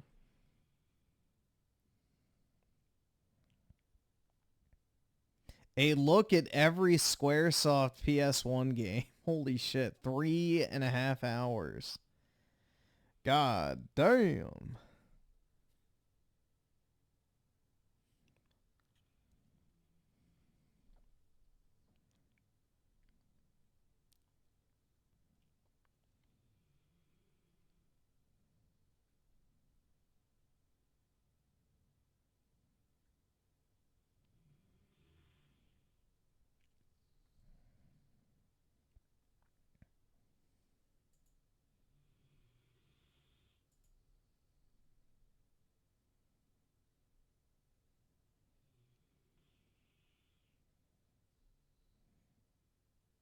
Let's take the bait. Roaming through vast fields This is like AI content, it looks like. Let's just see. and villages filled with monsters, magic, and mysteries, you embark on a journey to find a runaway girl. The protagonist, a monster hunter, also faces his own personal struggles along the way. Combat is brutal and tactical, requiring preparation and strategy. The graphics are stunning, showcasing breathtaking environments, while the rich narrative, full of twists, ties everything in this world together seamlessly. This is The Witcher 3, Wild Hunt. Exploring a decaying Wild West, you experience life as part of an outlaw gang on the run. The gripping story places you Yeah, you can skip this one. in moral dilemmas as America undergoes a significant transformation. The gameplay strikes a balance between intense shootouts and horseback exploration in a beautifully rendered open world. Attention to detail shines through in every landscape and interaction, making the world feel alive. With immersive storytelling and deep character development, this is Red Dead Redemption 2. In a world shaped by nature's reclamation of forgotten ruins, you journey across vast lands solving puzzles and discovering secrets. The freedom to climb almost anything, glide through the air, and interact with various creatures Dude, these are like the most normie fucking games ever. offers a refreshing take on open-world exploration. The combat is simple yet satisfying, complemented by a gorgeous visual style that blends nature and magic. The storyline unfolds subtly as you explore, making every discovery feel organic in The Legend of Zelda: Breath of the Wild. As a continuation of the saga between a father and son. This game takes you Oh deeper into my mythology, god, introducing even more dude, battles, it monsters, and is the emotional most beats. The combat is both brutal and normie strategic, shit with a variety of ever. weapons and abilities to master. The graphics are stunning with epic vistas and finely detailed characters. The story is an intense exploration of family, destiny, and redemption, creating a narrative-driven experience. This mythic adventure continues in God of War Ragnarok. In a dark, sprawling world full of mystery, danger, and eldritch horrors, you take on the role of a tarnished soul, venturing through a vast and interconnected open world. The combat is unforgiving, demanding precise timing and strategy. The art direction is hauntingly beautiful, with its gothic architecture and strange creatures. The narrative is cryptic, encouraging exploration and discovery to piece together the lore. This challenging and immersive experience is Elden Ring. In a post-apocalyptic world dominated by robotic creatures, you play as a skilled hunter trying to uncover the truth of a forgotten civilization. The combat combines strategic takedowns of robotic beasts with exploration of a stunningly detailed world. The lush landscapes and futuristic ruins provide a beautiful backdrop to a story about survival and mystery. Visually striking and deeply engaging, this action adventure is Horizon Zero Dawn. Set in a futuristic city filled with neon lights and high-tech chaos, you play as a mercenary navigating a world of corporate greed and street-level violence. The gameplay offers a mix of intense gunfights, hacking, and character customization. The graphics are detailed and immersive, creating a vibrant yet dystopian atmosphere. The narrative explores deep philosophical themes about This identity. is like literally the top 30 games literally everyone has already played. And humanity. This chaotic yet captivating world belongs to Cyberpunk 2077. In a world ravaged by a pandemic, you navigate the emotional and brutal journey of a young woman seeking revenge. The combat is tense and gritty, with stealth mechanics and brutal encounters against both humans and infected. The visuals are some of the most detailed and realistic, capturing the grim atmosphere perfectly. The story is raw and thought-provoking, diving deep into themes of loss, hate, and survival. This emotional rollercoaster is The Last of Us Part 2. You explore a breathtakingly beautiful island torn apart by war, playing as a skilled samurai fighting deliberately at home. The gameplay blends traditional sword fighting with stealth, offering various combat styles to suit your approach. The visuals are stunning, with vast fields of swaying grass, vibrant sunsets, and meticulously detailed environments. The story is deeply personal, exploring honor, sacrifice, and the bonds of loyalty. This captivating tale of resistance is Ghost of Tsushima. Set in a dark and gothic world filled with grotesque creatures and desolate landscapes, this game challenges you to survive brutal, punishing combat. Every enemy encounter requires careful timing and skill, rewarding patience and perseverance. The world is beautifully grim, with towering castles and eerie dungeons that feel oppressive and atmospheric. The story is cryptic, encouraging players to piece together its lore through exploration. This is the challenging and unforgiving world of Dark Souls 2. In a world filled with ancient clans and supernatural powers, you play as a skilled shinobi seeking revenge. Combat in this game is fast, precise, and punishing, requiring patience and mastery of its mechanics. The visual design is rich, inspired by feudal Japan with vibrant temples, lush forests, and terrifying enemies. The narrative is straightforward but steeped in myth, adding depth to the challenging gameplay. This intense and immersive journey is Sekiro: Shadows Die Twice. In a vibrant and bustling New York City, you take on the role of a young superhero, balancing life between protecting the city and personal responsibilities. The gameplay is smooth and exhilarating, with web swinging and combat that feels fluid and fun. The visuals are top-notch, capturing the energy and scale of the city. The story centers on themes of identity and responsibility, making for a compelling narrative as you grow into your powers. This dynamic adventure is Spider-Man: Miles Morales. In a world of Norse mythology, you become a Viking warrior leading raids and building settlements across ancient England. The combat is brutal and engaging, with an open world full of towns to conquer and mysteries to uncover. The landscapes are detailed and expansive, from snowy mountains to green valleys. The narrative intertwines personal and political struggles as you fight to secure your legacy. This epic journey is Assassin's Creed Valhalla. Set in a haunted police station and the surrounding city, you play as survivors battling terrifying creatures in a desperate attempt to escape. The gameplay balances intense combat with puzzle solving, creating a tense and claustrophobic atmosphere. The graphics in this remake are stunning, bringing the world to life with eerie realism. The narrative follows a classic survival horror arc, full of twists and scares. This survival horror masterpiece is Resident Evil 2 Remake. In a vast fantasy world filled with dragons, magic, and ancient ruins, you play as a hero destined to fight an ancient evil. The open world offers endless exploration, with quests that let you shape the story through your choices. The combat is varied, allowing you to wield swords, spells, or even become a stealthy assassin. The visuals, though aged, still capture the grandeur of this epic world. This timeless adventure is The Elder Scrolls V: Skyrim. In a bleak post-apocalyptic world, you take on the role of a courier tasked with reconnecting with society. The gameplay involves delivering packages across dangerous, desolate landscapes, combining exploration and survival mechanics. The visuals are stark yet beautiful, showcasing vast, empty environments. The story is complex and introspective, exploring themes of isolation, connection, and humanity. This thought-provoking experience is Death Stranding. Revisiting a beloved classic, you join a group of rebels fighting against a powerful corporation in a futuristic city. The combat is dynamic, with a mix of real-time action and tactical commands, allowing you to switch between characters. The graphics are beautifully reimagined, bringing new life to iconic scenes and characters. The story remains epic, full of personal stakes, political intrigue, and unforgettable moments. This reimagined journey is Final Fantasy VII Remake. In a galaxy on the brink of chaos, you lead a team of diverse characters on a mission to stop this is a good one. The gameplay one. mixes third-person shooting with role-playing elements, allowing you to shape the story through dialogue and choices. The graphics, while aged, still capture the epic scope of space exploration. The narrative is deeply personal, with rich character development and high-stakes decisions. This is the unforgettable journey of Mass Effect. In the depths of the underworld, you battle your way through hordes of enemies, trying to escape from your father's realm. The gameplay is fast and addictive, with a mix of hack-and-slash combat and roguelike elements. The art style is vibrant, with hand-drawn characters and detailed environments that bring the underworld to life. The story is rooted in Greek mythology, offering rich character interactions and humorous dialogue. This addictive and replayable experience is Hades. In a world of treasure hunting and danger, you follow a seasoned adventurer on his final quest. The gameplay mixes third-person shooting, platforming, and the worst game. I guess the first one's still the worst, but yeah, no, Uncharted 3 is way better than 4. puzzles, creating an action-packed experience. The graphics are breathtaking, with lush environments and cinematic set pieces that keep the action flowing. The story is character-driven, full of witty dialogue and emotional moments as it explores themes of legacy and sacrifice. This thrilling adventure is Uncharted 4, A Thief's End. Set in a post-apocalyptic world overrun by zombie-like creatures, you play as a biker trying to survive while searching for answers about his past. The gameplay mixes brutal combat, stealth, and survival elements, with exploration on your trusty motorcycle. The open-world design captures the desolate beauty of the wilderness, filled with dangers lurking at every corner. The story is deeply personal, focusing on themes of loss, brotherhood, and hope. This gritty survival experience is Days Gone. As a supernatural assassin, you navigate a steampunk world full of political intrigue, stealthy assassinations, and creative use of powers. The gameplay offers a mix of stealth, combat, and supernatural abilities, giving you multiple ways to approach each mission. The graphics are stylish and distinctive, with a unique art direction that captures the gritty yet fantastical atmosphere. The narrative is driven by choices, with your actions influencing the world around you. This stealth action masterpiece is Dishonored 2. In a gothic and nightmarish world, you face off against horrifying creatures and unravel ancient secrets. The combat is fast-paced and brutal, rewarding aggressive tactics and mastery of its mechanics. The visuals are hauntingly beautiful, with a twisted, decaying world that feels alive with dread. The narrative is cryptic and dark, encouraging players to explore and piece together the lore. This punishing and atmospheric experience is Bloodborne. In a retro-futuristic universe, you travel between planets, taking on missions and uncovering conspiracies. The gameplay blends first-person shooting with role-playing elements, allowing for character customization and decision-making that impacts unlocks the story. The world is colorful and quirky with a satirical tone that sets it apart. The story is driven by player choices, leading to different outcomes and character interactions. This spacefaring adventure is the Outer Worlds. In this magical adventure, you step into the shoes of a student at the renowned wizarding school. Set in the late 1800s, the game lets you explore the vast, beautifully crafted world of Hogwarts and its surroundings, filled with secrets, creatures, and magic. The combat involves a variety of spells, potions, and magical creatures, allowing for strategic and exciting duels. I really did like the combat in this game. The story involves uncovering ancient secrets, making every moment feel tied to the lore of Hogwarts legacy. In a pixelated world, you navigate challenging platforming sections, overcoming obstacles and mental struggles. The gameplay is tight and precise, demanding quick reflexes and determination. The visuals are charming, with retro-style pixel art that contrasts the emotional depth of the narrative. The story is about personal growth and mental health, making it both challenging and heartwarming. This touching and rewarding journey is Celeste. Exploring an alien ocean planet, you dive deep into the unknown, crafting tools and bases to survive. The gameplay mixes exploration with survival as you gather resources and avoid terrifying sea creatures. The visuals are stunning, capturing the beauty and mystery of underwater environments. The story unfolds through exploration, with an eerie sense of isolation and discovery at its heart. This immersive underwater adventure is Subnautica. Set in medieval Europe, you play as a young blacksmith caught in the middle of a civil war. The gameplay emphasizes realism. No. This game fucking sucks. This is a misery simulator. This is what you play if you don't have a job or you're just a literal fucking shut-in with no fucking life whatsoever. This is a life replacement game. Absolutely not. Detailed combat system that requires skill and patience. The visuals are gritty and historically accurate, immersing you in the world of knights, castles, and politics. The story is grounded in historical events, with a focus on personal vengeance and survival. This immersive, historically rich experience is Kingdom Come: Deliverance. In a world where gravity seems optional and otherworldly forces roam free, you take control of a secret agent with telekinetic powers. The gameplay mixes... Dude, I own Control on, I think, Xbox, PlayStation, and PC, and I have never once been motivated to actually fucking play it. Which is pretty funny. The first animations with the 5, the only problem I had with Avengers was the characters you play as. It's the fact they made the game into a looter game. Why didn't they do what Lego did? Yeah, I don't know. That game, like, that should have been a home run for Square Enix, but it was not because they allowed Crystal Dynamics to ruin it, I'm assuming. I have no clue. Like, when you have a massive IP like the Avengers or Star Wars or something, like, it's so easy just to make money if you just make something good. I don't get it. Third-person shooting with supernatural abilities, allowing you to hurl objects at enemies or levitate through environments. The graphics are surreal, with mind-bending environments that shift and distort around you. The story is cryptic and mysterious, set in a secretive government facility. This strange and atmospheric adventure is controlled. Subscribe if you enjoyed the video, give it a thumbs up, as that really helps. Yeah, this was absolute fucking normie garbage.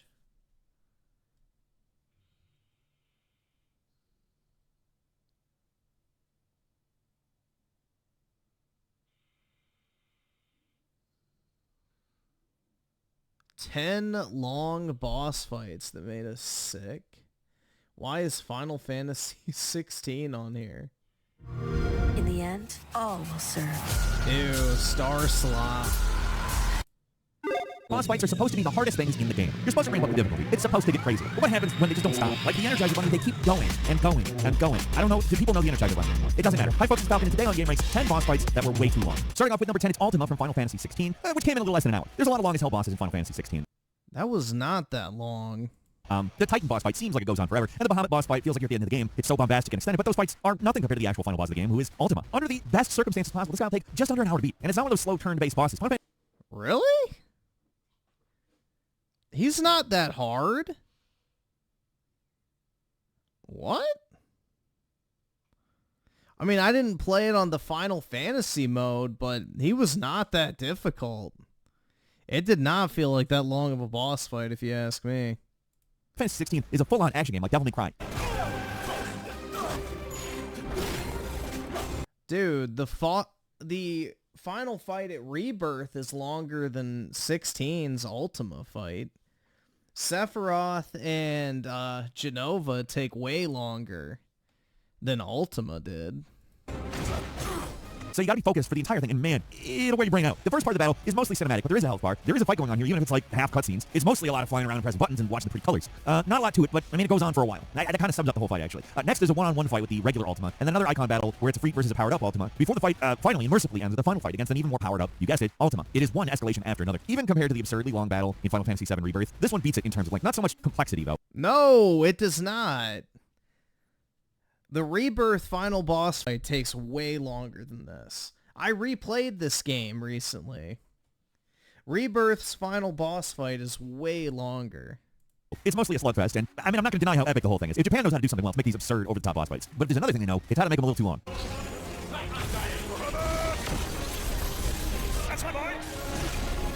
And number 9 is Asura's Wrath's Chakra Vartan. This guy comes in just over an hour. Yeah, I've heard about this. Basically a shonen battle manga on steroids. Asura's Wrath is a game that manages to go over the top, and then it goes way beyond, and then it finds some new Isn't like the DLC boss like insane or some shit? Is that what he's talking about?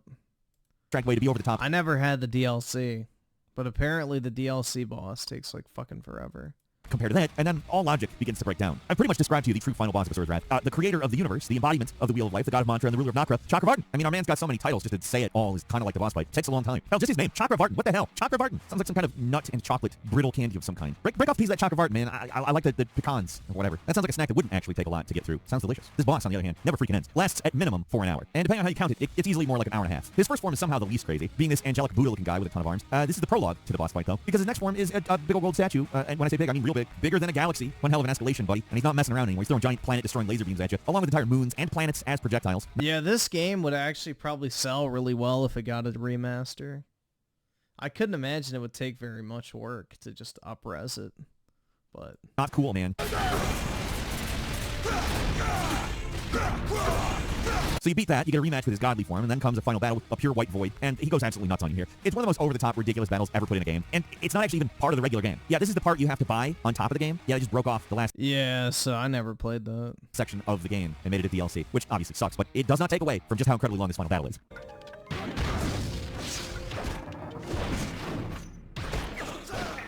At number 8 is the secret final boss from Octopath Traveler 2. In the land of JRPGs, exhaustingly long boss battles are, well, pretty common. When you're a kid, you think epic fights like Kefka from Final Fantasy VI, Sin from Final Fantasy X are long, but they ain't got nothing on the oversized and absurd secret bosses from the Octopath games. There's the standard secret final boss, which is a massive time sink, all on its own, but the super secret final boss, even worse. It's got multiple forms, an absurd amount of HP, and all kinds of crazy bullshit attacks that can easily wipe out your whole party. This thing is the worst of both worlds. It's exhaustingly long, and it's extremely tricky. Every form has multiple parts you have to target. They all do something terrible. Yeah, it's rough. There's so many little moving parts that you gotta keep track of. The amount of damage this thing has taken in the many different ways, you can see it off. Make the fight longer. It's practically a puzzle boss. Usually a puzzle boss in RPG is pretty easy once you figure out the gimmick, but this guy keeps changing up the gimmick, and even if you know it, being able to always counter it, it's not so certain. Even as far as absurd JRPG battles go, this one, it goes above and beyond with its length. You can easily end up fighting this thing for over an hour and more. And that's pure fight. There's no cutscenes, no fluff, just a big wall of HP you gotta cut down.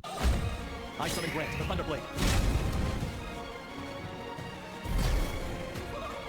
And number 7 is Zed from Xenoblade Chronicles 3. A lot of long fights in the Xenoblade games. You maybe even thought of that when you heard the title of this video. You can tell this series takes a whole lot of inspiration from MMOs, where gigantic damage sponge raid bosses are real common. No other fight in the series matches up to this one in pure length, though. The final boss just takes forever. Not literally forever. More like an hour if you're lucky, an hour and a half if you're not. Like Ultima, it's a pretty cinematic fight with a lot of cutscenes cutting in between fighting. But unlike that one, it's got 0 checkpoints. None. Not one. So if you die right at the end of the fight, sorry buddy, you gotta start that whole thing all over again. The worst part is, this thing saves its absolute worst for near the end of the fight, when it splits up your party into 2 groups to fight some sub-bosses. And if you're not prepared for this, that's an hour of gameplay just right down the drain.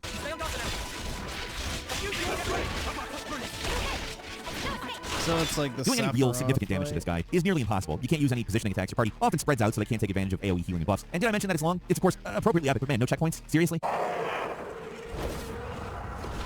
Yeah, I've never played 3. Crazy! This is the force of people's will! And number 6 is the Sleeper from EverQuest. And we enter what I like to call the MMO portion of this list, because if you want boss fights that are shockingly long, these are the games you want to go to, especially the ones made before people realize that sitting around slapping giant target for hours on end isn't actually that much fun. EverQuest wasn't the first MMO, but it gave birth to a lot of MMO conventions that come up when we're talking or thinking about it. One of those innovations was the World event. In the original version of the game, there was a zone called the Sleeper's Tomb. If you killed 4 special dragons that guarded that area, the Sleeper would wake up and go on a rampage and killed everybody that got in its way. The boss was meant to be unkillable, and for the first few years of the game's existence, it was, because it could only be triggered once per server. So if it was gone, it was gone. Nobody could even try to beat it. In 2003, one server attempted the impossible, though. Assembling over 180 players, they all worked together in an attempt to kill the unkillable boss, but after 3 hours and 15 minutes of whacking away at it, the dragon despawned either from a bug or from someone at SOE, the developers of EverQuest, intentionally pulling the dragon because no one was actually meant to kill it. There was a brief uproar, but the next day the devs relented and reset the Sleeper so people could try to kill it again. Nobody knows exactly how much health this thing's had, but estimates say probably around 250 million HP, and that was at a time when most EverQuest bosses had like 2 million HP at most, like less than 0.5% of that. It took another 3 hours, meaning it took even longer to kill than it was supposed to, and for all that effort, the players got a big load of nothing. The Sleeper had no loot table because it was never designed to be killed, it just sort of ended. Number 5 was City of Heroes, the Hamadon. As far as MMOs go, City of Heroes was meant to be a faster pace and friendlier option, right? Most raids took at most an hour or so. The bosses themselves never took more than 15 minutes to beat for the most part. There is one exception, and it's a big one. The Hamadon, a giant blob-like monster that requires up to 50 players or more to take it once, and even then it can be a struggle. For this entry, I'm talking about the old Hamadon before the game got reworked into making killing the thing faster. These days, and yeah, people are still playing this game even though closed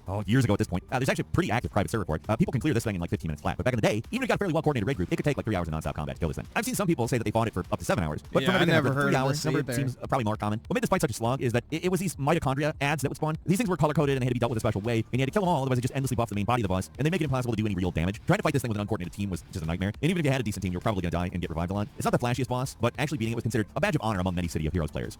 And number 4 is EverQuest's Avatar of War. It took a recorded 3 hours to beat the Sleeper, but this thing managed to take things a little bit further even. According to the Reddit user, the new Tony Bennett, which fantastic name, sir, this boss took 3 to 4 hours to beat, and it was actually the first confirmed kill of this boss in the game. After more expansions dropped, this guy was nothing to write home about, but when he first popped up, this thing was formidable. Not in the looks department, like he's not that impressive there, but sometimes it doesn't matter if looks can or cannot kill. In terms of health and resistances, this thing was absurd. I mean, it took a guild of 60 players, bashing it for 3 to 4 hours to kill it. In modern MMOs, most raid bosses don't even let you try something like that. Like in WoW, for example, a lot of raid bosses have a timer, or if you take too long on it, they just wipe the entire raid. Heck, this guy has something like that. If you fight for more than an hour, he just despawns now. It's just one example of how ridiculous a lot of raid bosses used to be in MMO games. This guy is bad, but it actually does get worse.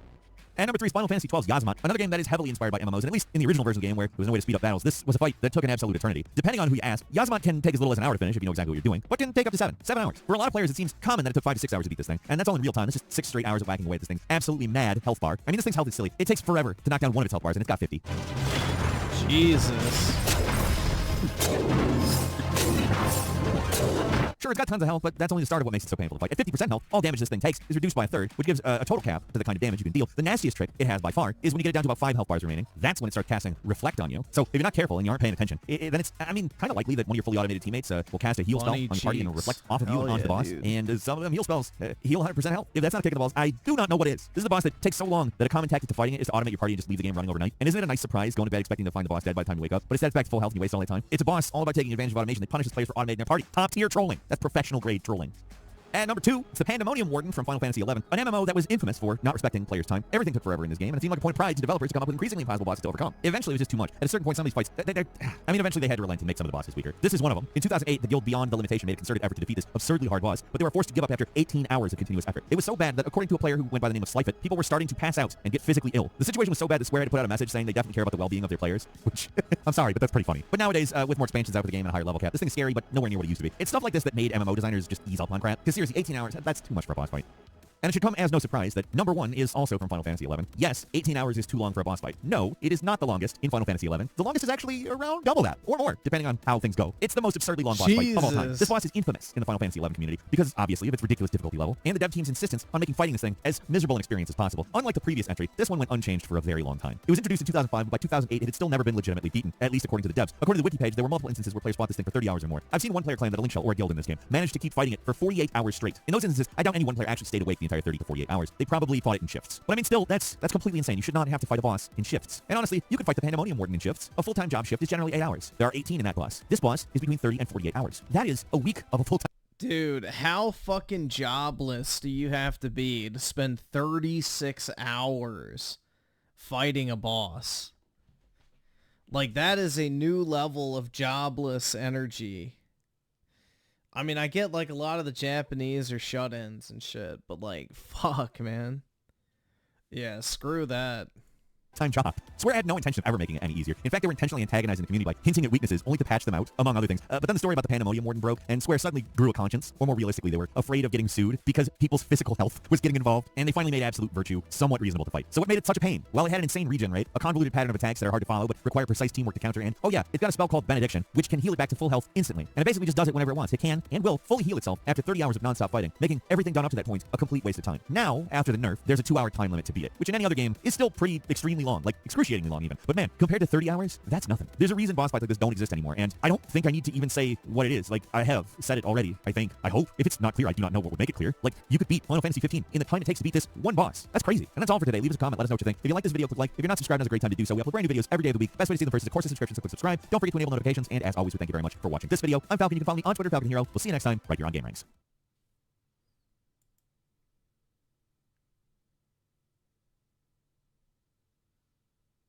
Damn, bro, she's getting some top tier. Never mind.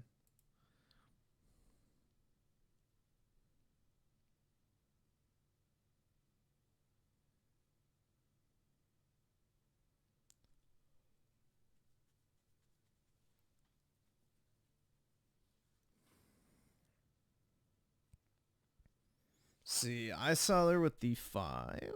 What's this?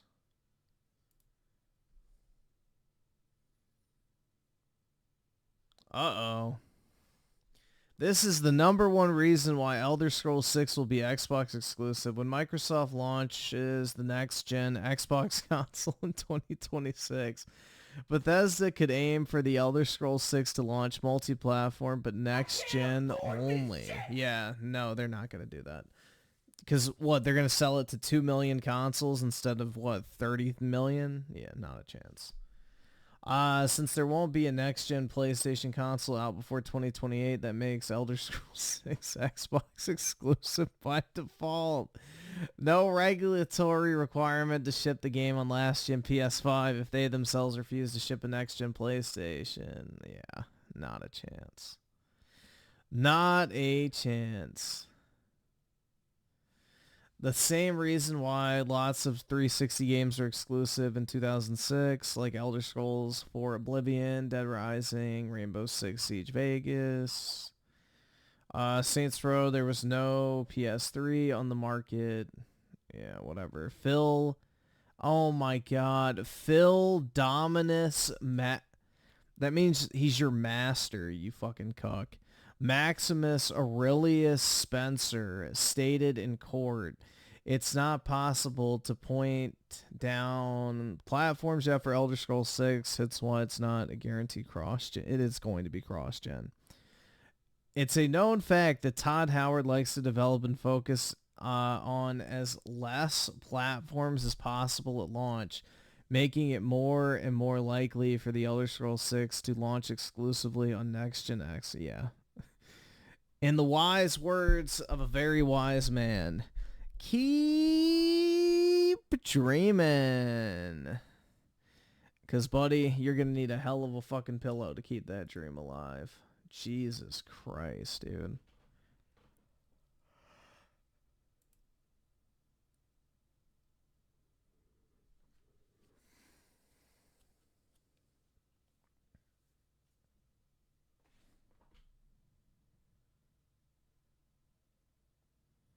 Yeah, I probably should go to sleep in all honesty. I'm kind of tired. I may go ahead and head to bed, guys. It's 4:20 for me. I didn't get a good amount of sleep last night, so I may actually try to sleep in until like 2 p.m. tomorrow or something. I don't know. I don't think there's any slop content for me to make a video on for tomorrow. I don't think anything's really happening, so.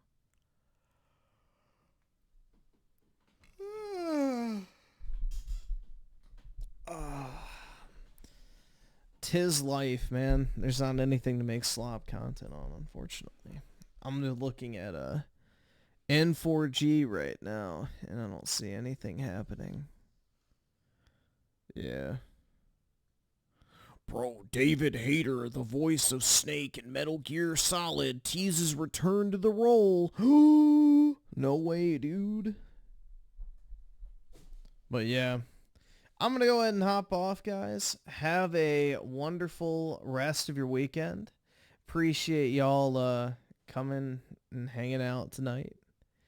And I will catch all of y'all later. Peace out, guys.